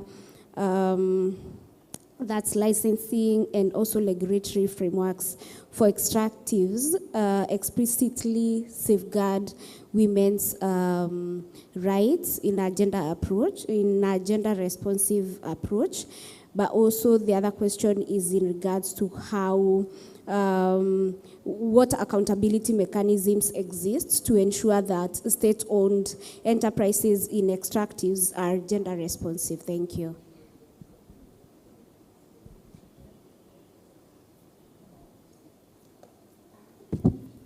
What? Let me help you with this one. I think we have one at the very front.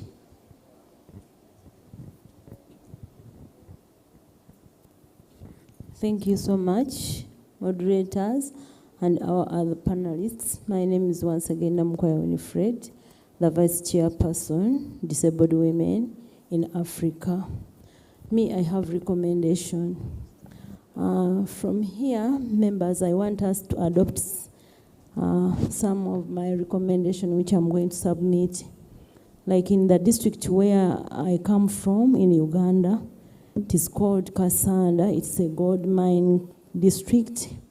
We have almost like 11 mines in that district alone. But what the government does, they come and collect the taxes. It is taken to the Ministry of Energy. It just bypasses through our district without leaving any local level with the district authorities. So you find that the social amenities and the health centers and education systems in those mines area are very poor as they are exploited, and their money is taken direct to the Ministry of Energy. Another issue that I have, I've been one of the members of an organization called Impact. Impact has done a very great job in mining area in my district. And sometimes back we conducted some sensitization, and women were complaining about the mercury. Use of mercury causes a lot of harm, including disability. Women give birth to children, missing legs, missing arms because of the use of mercury. Now, as we are here in the Continental Workshop, and we want to promote the socio-economic rights of women, including those in the context of extractive industries, why don't we sit and also find ways of how we can replace mercury with another metal that can be used when we are working in the mines? They had an alternative of a metal called borax, but they were saying that it is very expensive and their bosses do not have money to buy that chemical to bring it to their mines. Another issue that I would like to put forward is about the exploitation. Those women there in the mines, they are overexploited, mostly by their bosses. They are paid less, and after working for all those hours, standing those body bars, we call them, I don't know how we can, the right name in English, but for us in our area, we call it budiba, those water sources where they used to wash the gold. But again, at last, they end up not being paid even the little they are supposed to get. So that forces them to go for prostitution in the evening so that they can get a living in their pocket. So, I don't know. For me as a person, I was like, I have my own recommendation. I don't know whether I can be blessed by this meeting, that we should call upon, like for us in our district, Uganda, Kasanda, and as a woman with disability, I also call upon so many NGOs to come in and join those ones which are already on ground, so that we sensitize the communities, we engage the women, we also train them on how to work in gold mines, but using other enterprises. Another recommendation, which I would like also to put forward, is that I kindly request that next time if there is any Continental Workshop like this one, women with disabilities also put on the panel. Because I was admiring my colleagues presenting there, and I was like, maybe also I can also make it. So thank you, ladies and gentlemen. Those are my recommendations. Winifred, from Disabled Women in Africa. Thank you.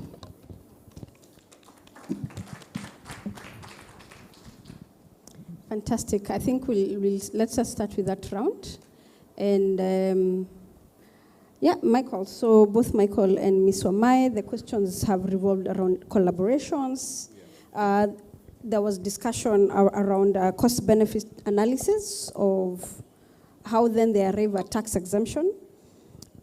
A very specific question was actually asked to you, Michael, on what exactly do you mean when you talk about gender-responsive clauses in the agreements? Do you mean that they are there from the initial?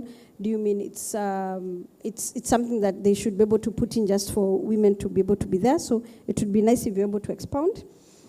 For both of you, I think the question around community-owned mines, can you provide a perspective of how that would look like based on the presentations that you have both done?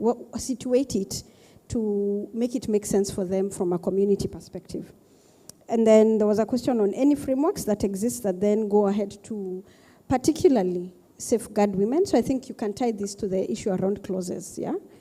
And then Ms. Winfred then went on to state about her situation in Uganda, where they're actually using harmful products, which then have a ripple effect. What would then be the recourse of these products? Because they must be used. What would be the way out? And then finally, to the commission, I think it's just being told you add more women, inclusion of people with disability to the panel. Thank you. I'll allow you can proceed. Yes, no, thank you, Isabella, and for the questions from the audience colleagues.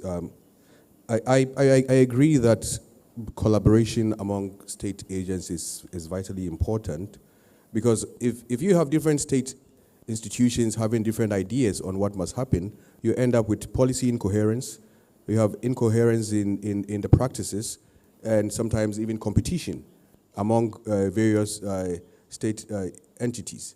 So the state as an organization of society must have a policy that defines what exactly it seeks to achieve in this extractive sector.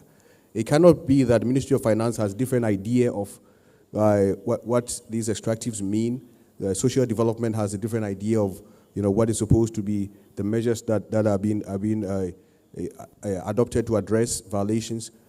And perhaps that's the reason why many CSOs and international organizations advocate for national action plans, which essentially then details what is the state's own understanding of how these business enterprises are going to operate, and what is the state's own role in regulating them, so that we don't have a situation where there is incoherence in policy and understanding among relevant state actors, and that then leads to some trying to even undermine the efforts of the others because they have got different ideas of what exactly is supposed to be happening here. So there must be that common understanding and an action plan or a policy that guides all the relevant actors that may have a role to play in this sector. So there is no incoherence in how they approach this particular issue. I agree with regular cost-benefit analysis, because if exemption is to attract business, and the business itself is not really contributing much back into the economy, then there's really nothing to be gained. So it's important that, as you said, regularly we review and see whether or not there's anything that the state is gaining from this arrangement.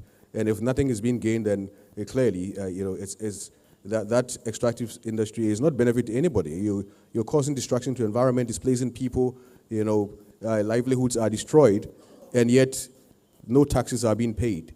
And we're not really sure what is the benefit that the state is deriving. So I perfectly agree that regular cost-benefit analysis are essential in ensuring that this arrangement is still profitable, or ensuring benefits for the state. Gender-responsive clauses, and whether they mean sexual harassment, gender quotas, I think it means all of those. In my mind, it means that you must intentionally agree that this business operation is going to have certain consequences for women and girls. And those consequences must be identified, and some remedial action or mitigation measures put in place on how you're going to mitigate how this activity is going to impact on women and girls, and where mitigation fails, what are the remedial measures? So it means all of those things, but broadly it means that you intentionally preempt that these are the consequences that may occur, and that mitigation and other kind of remedial measures are woven then into the contract, so that if and when violations occur, we know exactly what should happen. But it also perhaps also means that when you talk about beneficiation, we know of what exactly is the amount of beneficiation that would go to the causes of women and girls, because being gender responsive may also means that you're budgeting for the kind of causes that affect women and girls. So it means all of those things, but at its core it just means you intentionally have to acknowledge how this may impact women and girls differently, so that you can have the kind of mitigation and remedial measures that are able to address those concerns directly. And that perhaps ties in to your issue of the community-owned mining, and the fact that most of the people who were working in this place were women. And the state divesting women of these mines, salt mines, then completely rendered them jobless.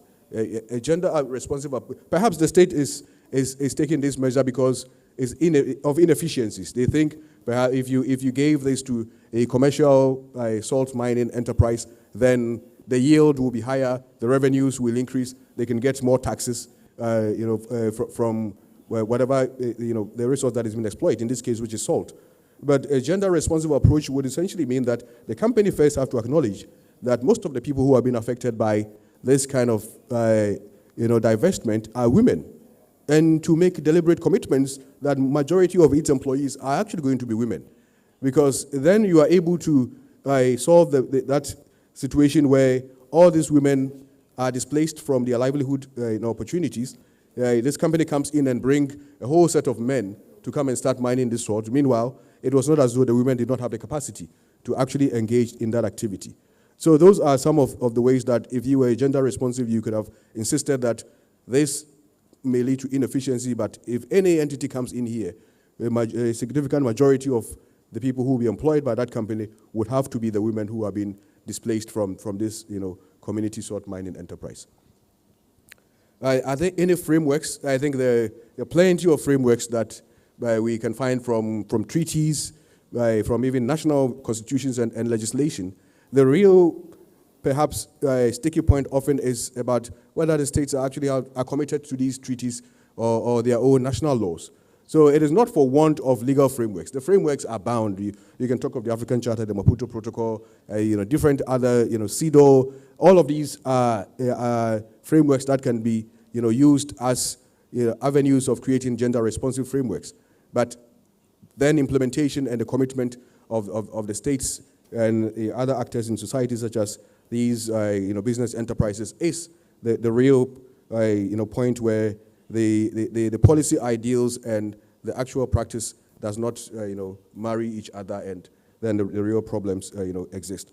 Accountability looks like the usual accountability measures, litigation, quasi-judicial mechanisms such as the African Commission or national human rights mechanisms that may be able to lend their voice in putting some pressure on these enterprises, or in some instances even international arbitration, because some mining contracts designate arbitration as the process of dispute resolution, even for communities that are affected. But oftentimes we also ignore accountability that exists within international development finance institutions, because in many instances they are the ones who are providing the resources that are used to develop the mines, that are used to develop the other kinds of extractive enterprises that are violating these rights. And all of these mechanisms actually have complaints processes where you could actually go and complain. The World Bank, the IMF, the African Development Bank, all of them have accountability mechanisms. And if you follow the money, sometimes you actually get accountability quicker. Because if the mine is scared that the World Bank might cut its funding, or AFDB might withhold the next tranche of funding that is due them because they are not compliant with the social and environmental safeguards, that is something that sometimes compels them to do the right thing, because money is their ultimate motivation. And if the money that enables them to develop those mines is going to be affected, then you should be able to press those accountability buttons within the international development finance space. Of course, you can also use boardrooms. I mean, companies are held accountable by their boards, and you should be able to, if there's a responsive board that thinks of human rights as an important consideration for their operations, we should be able to intervene by going to the boards of these companies so that they can ensure that proper compliance is being taken into account in the operations of these enterprises. Yeah, thank you. Just allow me, I now wish that I was on the other side so that I can ask a question, but maybe this is a thought when you were making your presentation, because I wanted to ask, how does grassroots community reporting looks like? Because you mentioned that maybe this could be a tool that we can utilize, especially when you're situating it in the human rights due diligence mechanism. So I think we can have this conversation after this, but I think it's something that we can think about when it comes to human rights due diligence frameworks. On the issue of equal pay for work of equal value, this is captured mostly when it comes to the national action plans on business and human rights. We have these, the issue of discrimination being at the core as one of the risks when it comes to investments. But also there's an issue of, because I had someone asking whether we have existing frameworks when it comes to safeguarding women's rights when it comes to the extractive industry. The reason why the discussions around why we need human rights due diligence, it's because national laws were not responsive enough when businesses are investing in different sectors. So that's why the issue of thinking around mandatory human rights due diligence law came up, but also how to implement national action plan on business and human rights. Because it means that the issue of equal pay for work of equal value needs to be looked at from a supply chains perspective, rather than on one one business investing in a particular way. For example, you have a multinational which is situated in Europe, and it's investing in different supply chain actors in different countries in Africa. How do we hold multinational companies when they are investing in, for example, in Africa?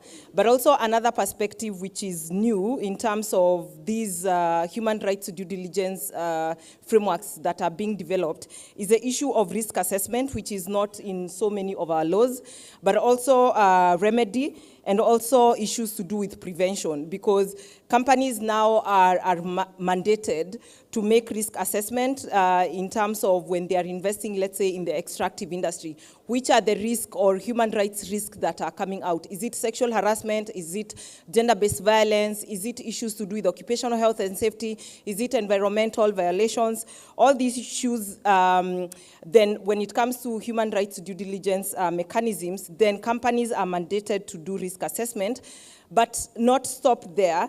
Then they need to prevent. If they find out that, for example, when we are investing in this industry, there's a risk of sexual harassment, for example, we need to ensure that we are preventing such kind of risks, but also go forward and remedy such kind of risk in case it happens. But one unfortunate issue that comes up in these, and I've seen it in most mandatory human rights due diligence laws, is that companies just have to show that they've tried, you know. As long as we tried, then we should not be held liable in terms of the extent of the violation. So I think that's a disadvantage to a certain degree. But also in terms of ensuring that local companies, and you mentioned it, in terms of small and medium enterprises, how they are being held accountable. We are seeing in the National Action Plan that the medium and small enterprises are now being looped in these frameworks, which is a good thing. But one of the issues that we need to ensure is that they are given incentives. Because at the end of the day, the risk assessment, issues to do with prevention, but also remedy, there is a need for government to also ensure that there is some incentives that is going into these small companies, but also the medium companies, to ensure that they comply with these obligations. Otherwise, now we'll be pushing the medium and the small enterprises to informality, which we don't want, because it means that we will not be able to hold them accountable in a way. So I think that's it. You've covered, I think, most of the questions. And maybe the last one, the last intervention that we had, in terms of there's a need to ensure that different government agencies are involved in every sector, because you find that for example, the Foreign Affairs Ministry, the Labor Ministry needs to work hand in hand to ensure that these risks are also prevented. But also what happens when it comes to violations? Who is responsible? Is it the Ministry of Labor and all that? And how are they interconnected? One of the things, and also you've mentioned, is that the National Action Plan on Business and Human Rights Framework, they actually provide all these ways under which these different ministries need to work together. But I think also at the grassroots level, we need to ensure that different stakeholders are playing different roles. The labor rights movement, the climate justice movement, the gender rights movement need to work in coherence so that these opportunities in terms of frameworks really make sense for the communities and the workers that they're supposed to impact positively. Thank you. All right, ladies and gentlemen, thank you very much. That has been our time. But as we conclude, I hope that this panel has been able to demonstrate that for Africa to truly grow, for us guys to actually have actual development and sustainable development, half of the divide of the population, which is women and girls, cannot be left out. And so that has been our time. Thank you very much. It has been our honor.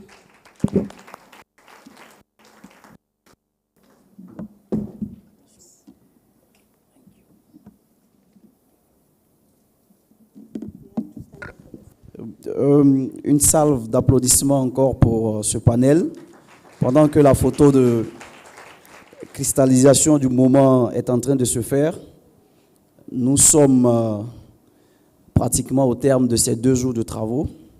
Et parallélisme des formes obligeant, il y a une cérémonie d'ouverture, il y aura une cérémonie de clôture à laquelle on va passer instamment. Pour ce faire, cette cérémonie de clôture est appelée perspective d'avenir et mot de la fin. Elle sera modérée par le secrétaire adjoint de la Commission africaine des droits de l'homme et des peuples, M. Yassine Dreyan. Et les intervenants seront M.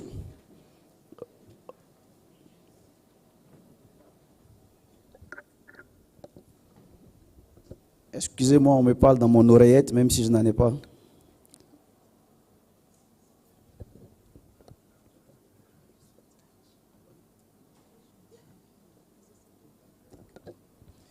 Alors,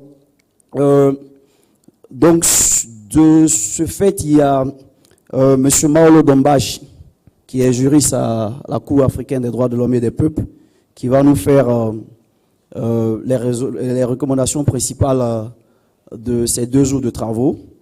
Et après quoi, on passera à la partie clôture. Voilà.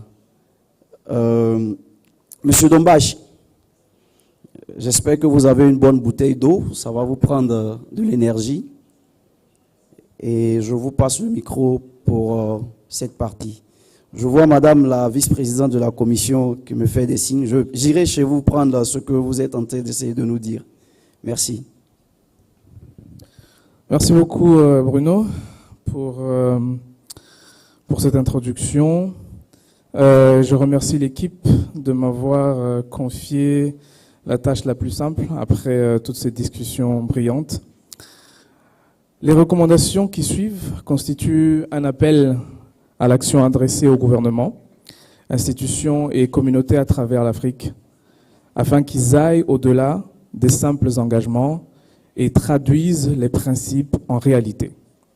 Elles soulignent que la promotion de l'égalité et la protection des droits ne sauraient être considérées comme des préoccupations secondaires, mais doivent occuper une place centrale dans notre agenda de développement. Ces propositions nous invitent à démanteler les barrières qui freinent les femmes, les jeunes et les groupes vulnérables, tout en créant des systèmes inclusifs, favorisant l'opportunité, la dignité et la justice. Elles ne représentent pas des idéaux abstraits, mais des mesures concrètes conçues pour inspirer la reddition des comptes, mobiliser des ressources et impulser les réformes structurelles dont des sociétés ont besoin urgemment. Les recommandations générales sont donc les suivantes. Droit à l'éducation, fondé sur la responsabilité de l'État et non sur la dépendance aux bailleurs des fonds. Il est recommandé donc que les gouvernements doivent accorder une attention particulière à la qualité de l'éducation offerte aux jeunes. Ils doivent améliorer la qualité de l'enseignement dispensé et veiller à ce qu'il soit pertinent face aux besoins de la société contemporaine, en encourageant la pensée critique plutôt que l'apprentissage par cœur. Les gouvernements doivent adopter une pédagogie qui prépare les jeunes au monde du travail du XXIe siècle. Ils doivent mettre en place des outils d'orientation pour soutenir les filles dans la poursuite des filières STEM. Les gouvernements doivent investir de manière consciente et subventionner la recherche scientifique dans les établissements d'enseignement supérieur, publics ou privés. Les États africains doivent accorder la priorité à l'éducation dans leurs politiques de développement et budgets nationaux, avec des mesures concrètes visant à promouvoir la parité entre les sexes, tout en alignant les cadres nationaux sur les engagements internationaux. Mobiliser des ressources domestiques, abolir les frais de scolarité afin d'éliminer les barrières financières, par exemple Rwanda, Botswana, tirer parti des technologies éducatives pour l'enseignement à distance, en particulier pour les filles dans les zones de conflit et les camps déplacés. Investir dans la formation des enseignants et assurer leur rémunération régulière et adéquate. Relativement au droit à la santé, les gouvernements devraient donner aux femmes les moyens d'être des leaders en matière de santé dans leur communauté, élaborer des politiques de santé spécifiques au contexte qui prennent en compte les besoins liés au genre, répondre à l'impact disproportionné sur les femmes et les jeunes, investir dans les données fiables concernant l'impact sur les communautés vulnérables, introduire des programmes fondés sur la compréhension des réalités sociales et culturelles, investir dans les données épidémiologiques, soutenir la recherche sur les facteurs de risque pour les populations, accroître la participation des femmes, enfants et familles vulnérables à la formulation des stratégies de santé publique dans les processus politiques et décisionnels, améliorer les infrastructures de santé,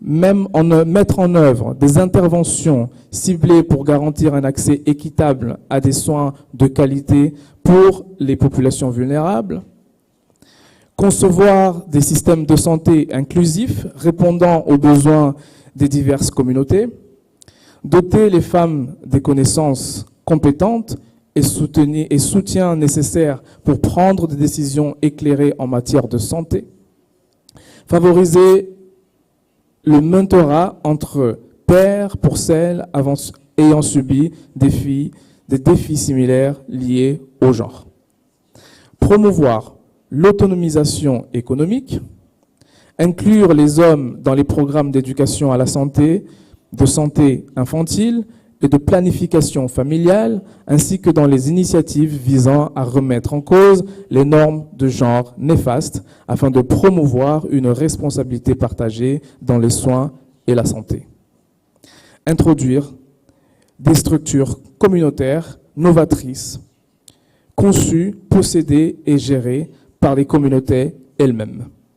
Relativement aux droits sexuels et reproductifs, il est recommandé aux États d'aligner leurs politiques, y compris la stratégie africaine sur les minéraux verts, sur les normes internationales et régionales des droits humains. Abroger les lois et politiques discriminatoires en matière de santé sexuelle et reproductive. Investir dans les services d'infrastructures et produits de santé sexuelle et reproductive. Intégrer la justice reproductive dans les évaluations d'impact environnemental et social, conformément aux lignes directrices de la KDHP sur la gouvernance environnementale.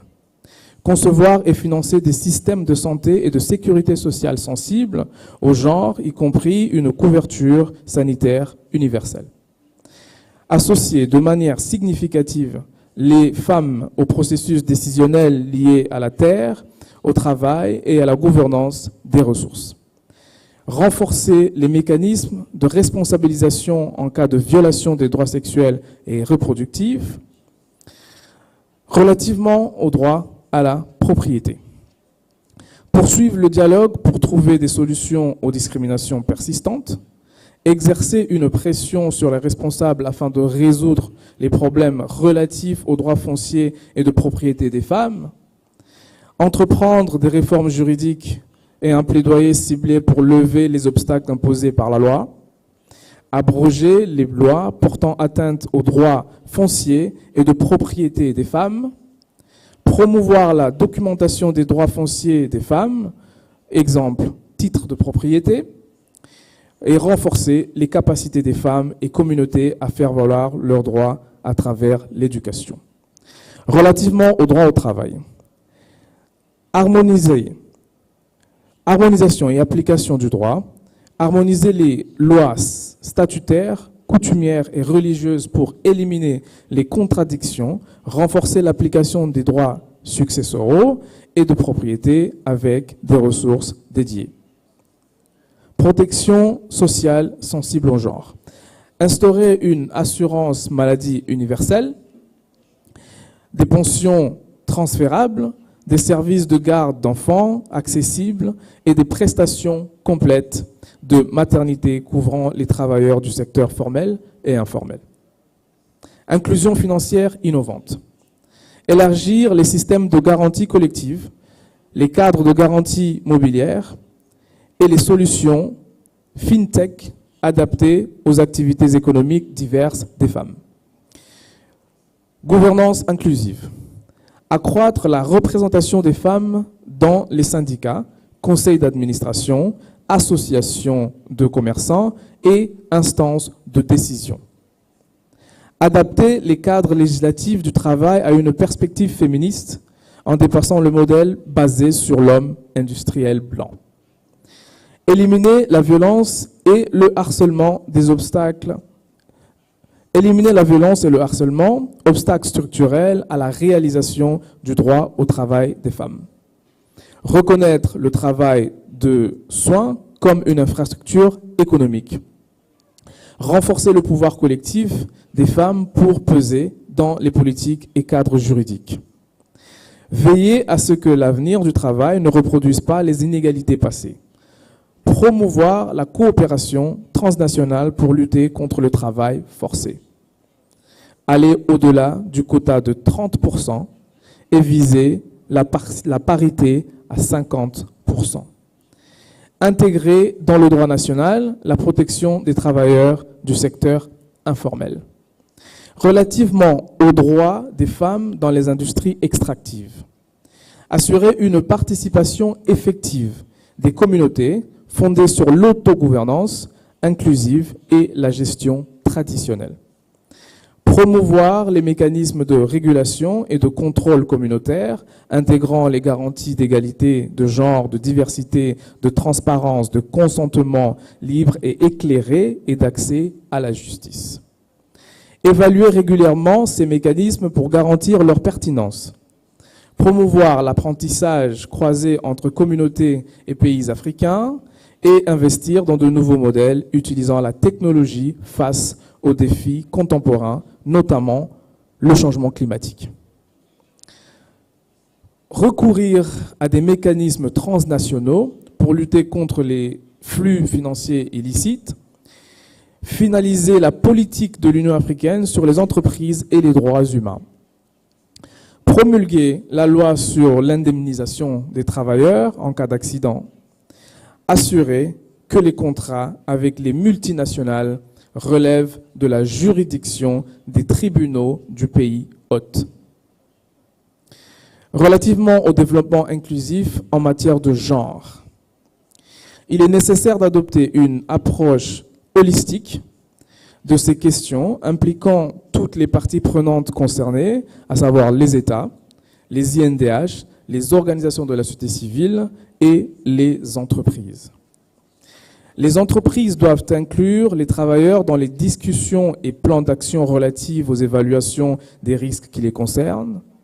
Les États membres devraient adopter les politiques protégeant les entreprises, qu'elles soient formelles ou informelles. Les États doivent s'abstenir de commettre des violations des droits humains qui affectent les femmes, les défenseurs des droits humains liés à l'environnement. Les États doivent veiller à ce qu'il y ait une consultation raisonnable et effective avant de soumettre les communautés aux activités extractives des sociétés transnationales.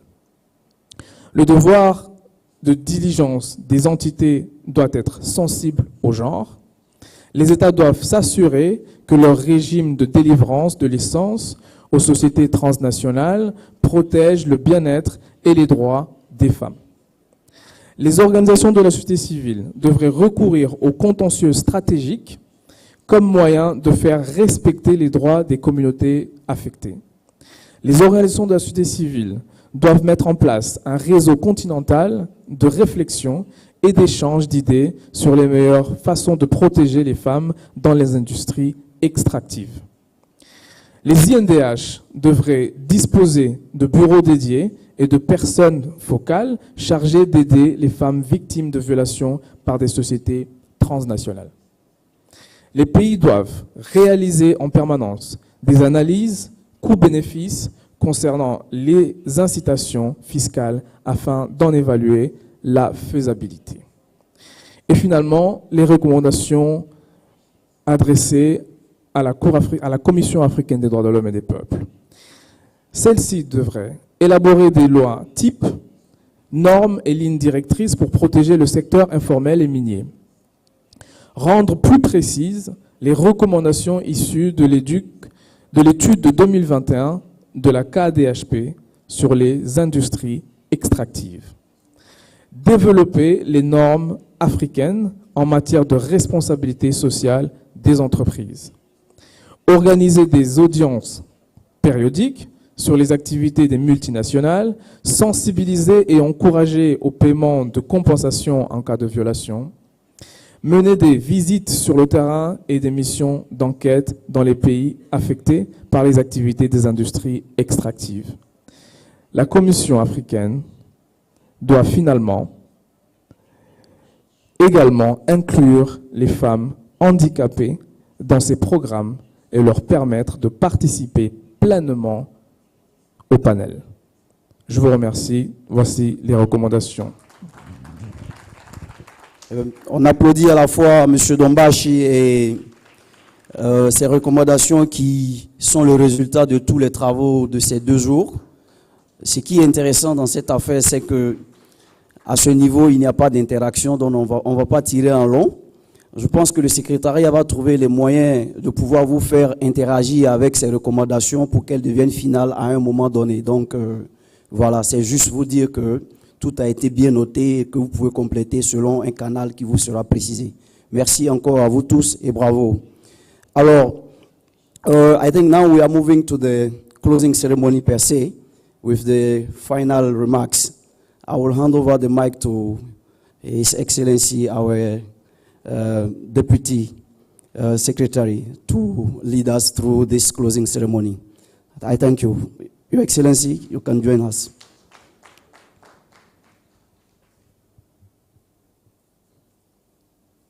Merci beaucoup, Bruno. Merci.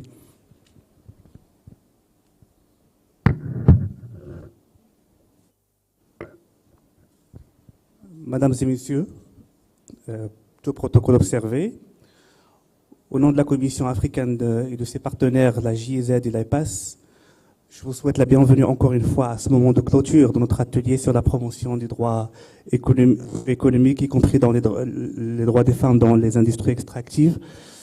Avant toute chose, et avant de donner la parole à l'honorable commissaire Salanger, vice-présidente de la Commission africaine, et à Madame Stina Achenumpong, représentante du département de genre au gouvernement de la République du Ghana, pour faire la clôture officielle, permettez-moi de exprimer ma gratitude et mes remerciements, tout d'abord à tous les participants.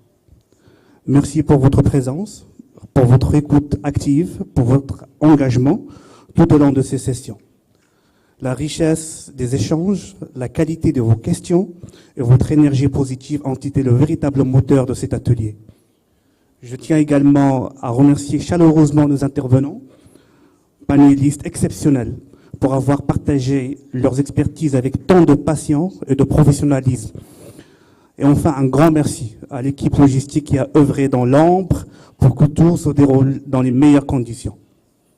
Si je devrais résumer ces 2 jours, je retiendrai 3 mots. Partage, inspiration et dynamisme. Nous avons partagé des connaissances fondamentales, nous avons été inspirés par des idées fortes et surtout, nous avons créé, grâce à vous tous, une dynamique de groupe formidable où chacun a pu contribuer et apprendre des autres. Merci encore une fois. Et je me tourne à l'instant vers l'honorable commissaire Salanger pour son discours de clôture officiel. Commissaire, la parole est à vous.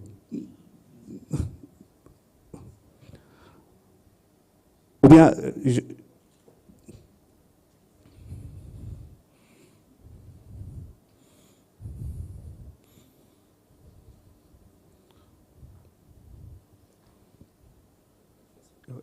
oui, de préférence.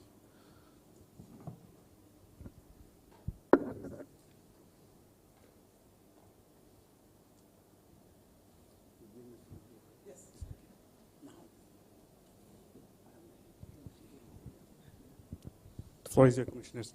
Thank you.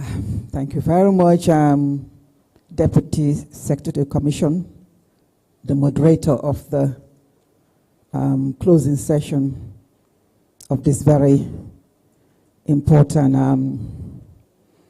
meeting. Madam Director from the Gender Ministry of the Republic of Ghana, representing the Minister. Now I want to go back home now. Representing the Minister of Gender of Ghana. Commissioners here present. My sister, the Vice Chairperson of the African Committee of Experts on the Rights and Welfare of the Child. Allow me all to stand on existing protocols and to just say, distinguished delegates, ladies and gentlemen.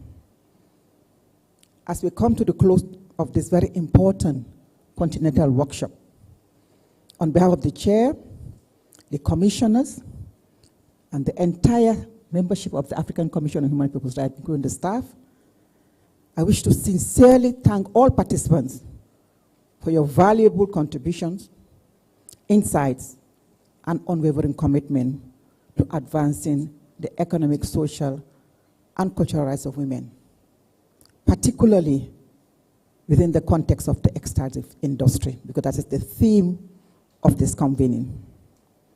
The discussions over these past 2 days have reaffirmed the urgent need to center women's voices, experience, and leadership in policies and programs that govern natural resources, in line with our constituent instrument, the African Charter, the Maputo Protocol, and all the other instruments that we have responsibility to implement. We've highlighted, in line with the theme, the challenges and human rights implications of challenges encountered by women in and within the extractive industries. I know we've been challenged by my colleague to say, why are we calling it extractive industries? But for now, this is what the consensus is, so we use it for now. But I'm sure she comes from that committee, and the committee will integrate deeper on the best framing and naming. We've also reaffirmed our commitment to international and regional frameworks for socio-economic development, examine the critical link between reproductive justice and socio-economic empowerment, highlighted the importance of education as a catalyst for change, and offered solutions for addressing disparities. We have also interrogated the significance of health and social protection geared towards ensuring universal coverage and addressing vulnerabilities. We address the crucial challenges of litigating women's rights before the AU organs, which is of utmost importance. But most importantly, we did not only talk about the challenges and the problems. We elaborated on strategies for bridging the gap and strengthening women's property and work rights. We therefore, at this junction, acknowledge and commend the rich and insightful discussions that have taken place. Participants and experts have successfully unpacked the various dynamics that shape the enjoyment and realization of women's economic and socio-cultural rights. These reflections have not only deepened our understanding, but have also illuminated how these dynamics intersect with and impact the implementation of rights enshrined in regional human rights framework. It is now our collective responsibility to ensure that the recommendations emerging from this dialogue are not left as words on paper, but are actively used to inform advocacy, shape policy, and drive transformative action. So Maulo has given us a rundown of all the comprehensive recommendations that emanated from all the discussions. If you feel that something has been left out, feel free to reach out to us. We're very inclusive in the way we do our work. We'll be happy to look at it. But these outcomes should provide a roadmap that should guide all stakeholders. And we start with the African Commission, the states, our partners from the UN agencies, natural human rights institutions, and civil society in pushing forward the ECOSOC rights agenda for women across our continent. But most importantly, as the African Commission on Human and People's Rights, especially the mandate of the Special Rapporteur on the Rights of Women in Africa, we have taken careful note of all the recommendations addressed to us. We affirm our commitment to respond to these recommendations with our utmost best endeavors and in close collaboration with partners, both institutional and civil society.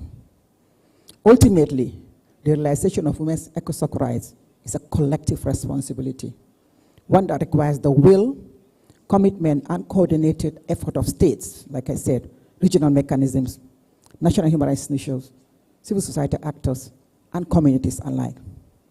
Therefore, let us carry this momentum forward with purpose and unity, determined to translate commitments into concrete progress for women across the continent. Let us continue to work in solidarity to uphold the rights of African women and girls in all spheres of life, leaving no one behind, in line with the motto of the African Union, leave no one behind. We once again wish to, at this juncture, express our profound and deepest gratitude to the government and the people of the Republic of Ghana for so graciously hosting this important meeting.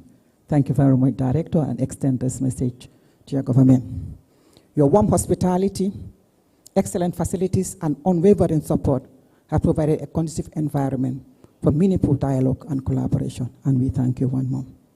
We once again extend special commendation to our founders, IPAS Africa Alliance, and GIZ, whose generous support made this conference not only possible, but impactful, as I said at the very beginning. Our sincere appreciation also goes to our partners for your steadfast collaboration, technical expertise, and shared commitment to advancing the rights of women across the continent. Distinguished delegates, ladies and gentlemen, in concluding my remarks, it will be remiss of me not to acknowledge and wholeheartedly commend the members of the coordination team, the often unsung heroes and heroes. Your tireless dedication, meticulous planning, and behind-the-scene efforts ensured the smooth planning and execution of this event. Your collective contributions have been instrumental in creating a space for meaningful dialogue, knowledge sharing, and renewed commitment to the promotion of women's ECOSOC rights. At this junction, I crave your indulgence to allow me to recognize all those members of the coordination team to stand and be recognized by this gathering. If you can stand, please, and we can give them a round of applause.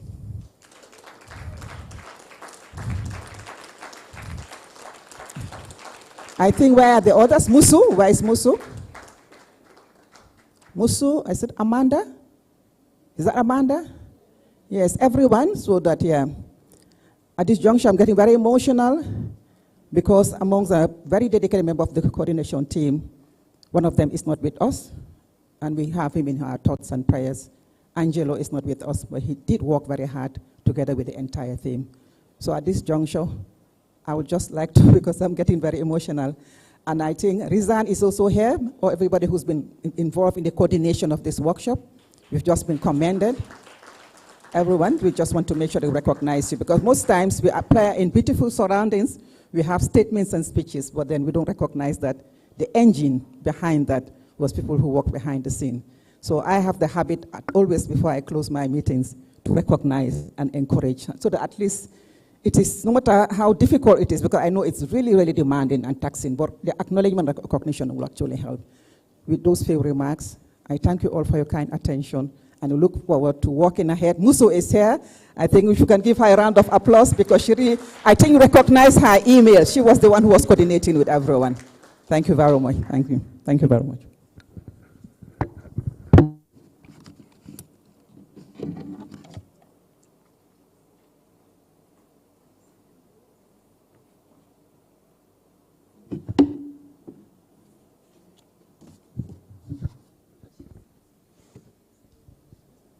Merci infiniment, Madame la Vice-Présidente, pour ce discours aussi éloquent que percutant. Merci pour les perspectives les plus enrichissantes. Merci pour la force de votre message et la clarté de vos idées. Je me tourne à l'instant à Madame Faustina Achempong, représentante du département du genre de République du Ghana, pour délivrer son discours clôturant officiellement des travaux de cet atelier. La parole est à vous. Thank you. Hello. So allow me to skip the names and stick to the titles.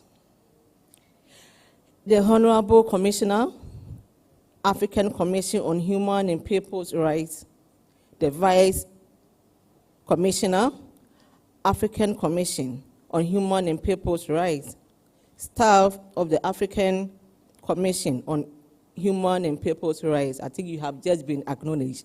And yes, I am a true testimony of what you have done. The calls and the follow-ups that you did shows that you really know what you are doing, and we do appreciate your effort. Representatives of the African Union, representatives from the development partners, they were here with us yesterday, and I guess they are still here with us. Our able moderators, the panelists, and the interpreters, we say in Ghana language, Ayuko. The academia, the researchers, reps from the extractive industries, civil society organizations, NGOs present here, our esteemed media personnel, you've done a very good job projecting this all-important workshop. Distinguished ladies and gentlemen, good afternoon once again. I want to reiterate, as in my earlier statement during the opening of this workshop, that the Honorable Minister for Gender, Children and Social Protection, Honorable Dr. Agnes Namomunati, could not attend this all-important event due to her engagement in another equally important assignment. Again, she has requested that I read this statement on her behalf.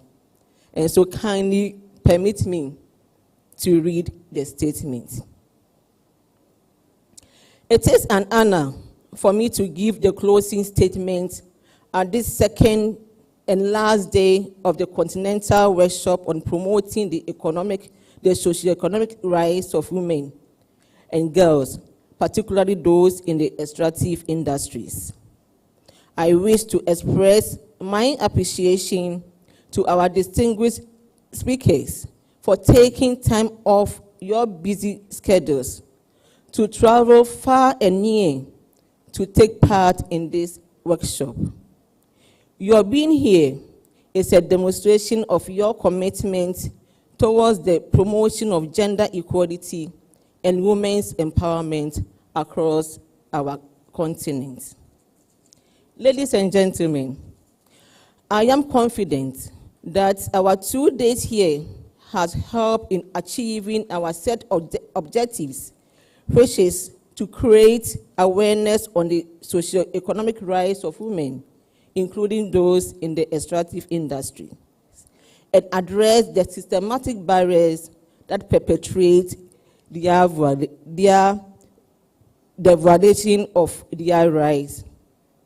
I wish to state that the end of this Continental Workshop should not be an end to our efforts in developing laudable strategies and plans that will continue to ensure the well-being of the vulnerable, especially women and girls in rural communities.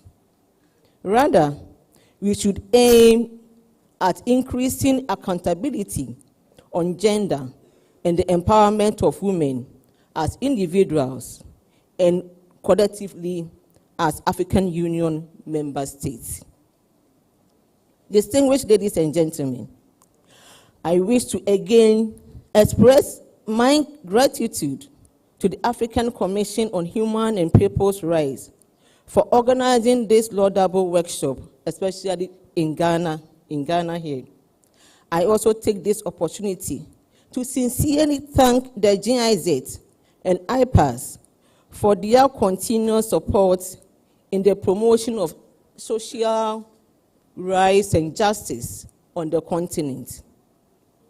Permit me also to thank all participants for your immense and insightful contributions during the sessions of this workshop, and I hope that we have acquired more knowledge needed to strengthen the socio-economic agenda of the vulnerable towards a responsive decision-making that will make Africa a reference point. I think we need to applaud ourselves on these notes.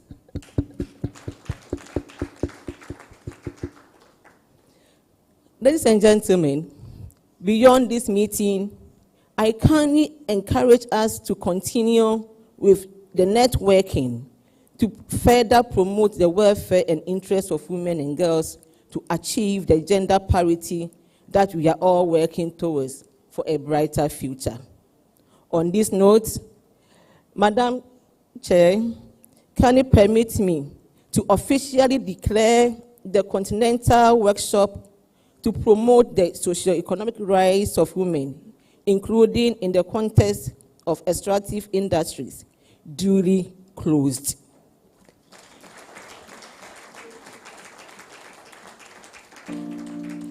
I wish us all a safe journey back home, and to our friends from the other member states, we wish you a safe flight. Thank you for your kind attention.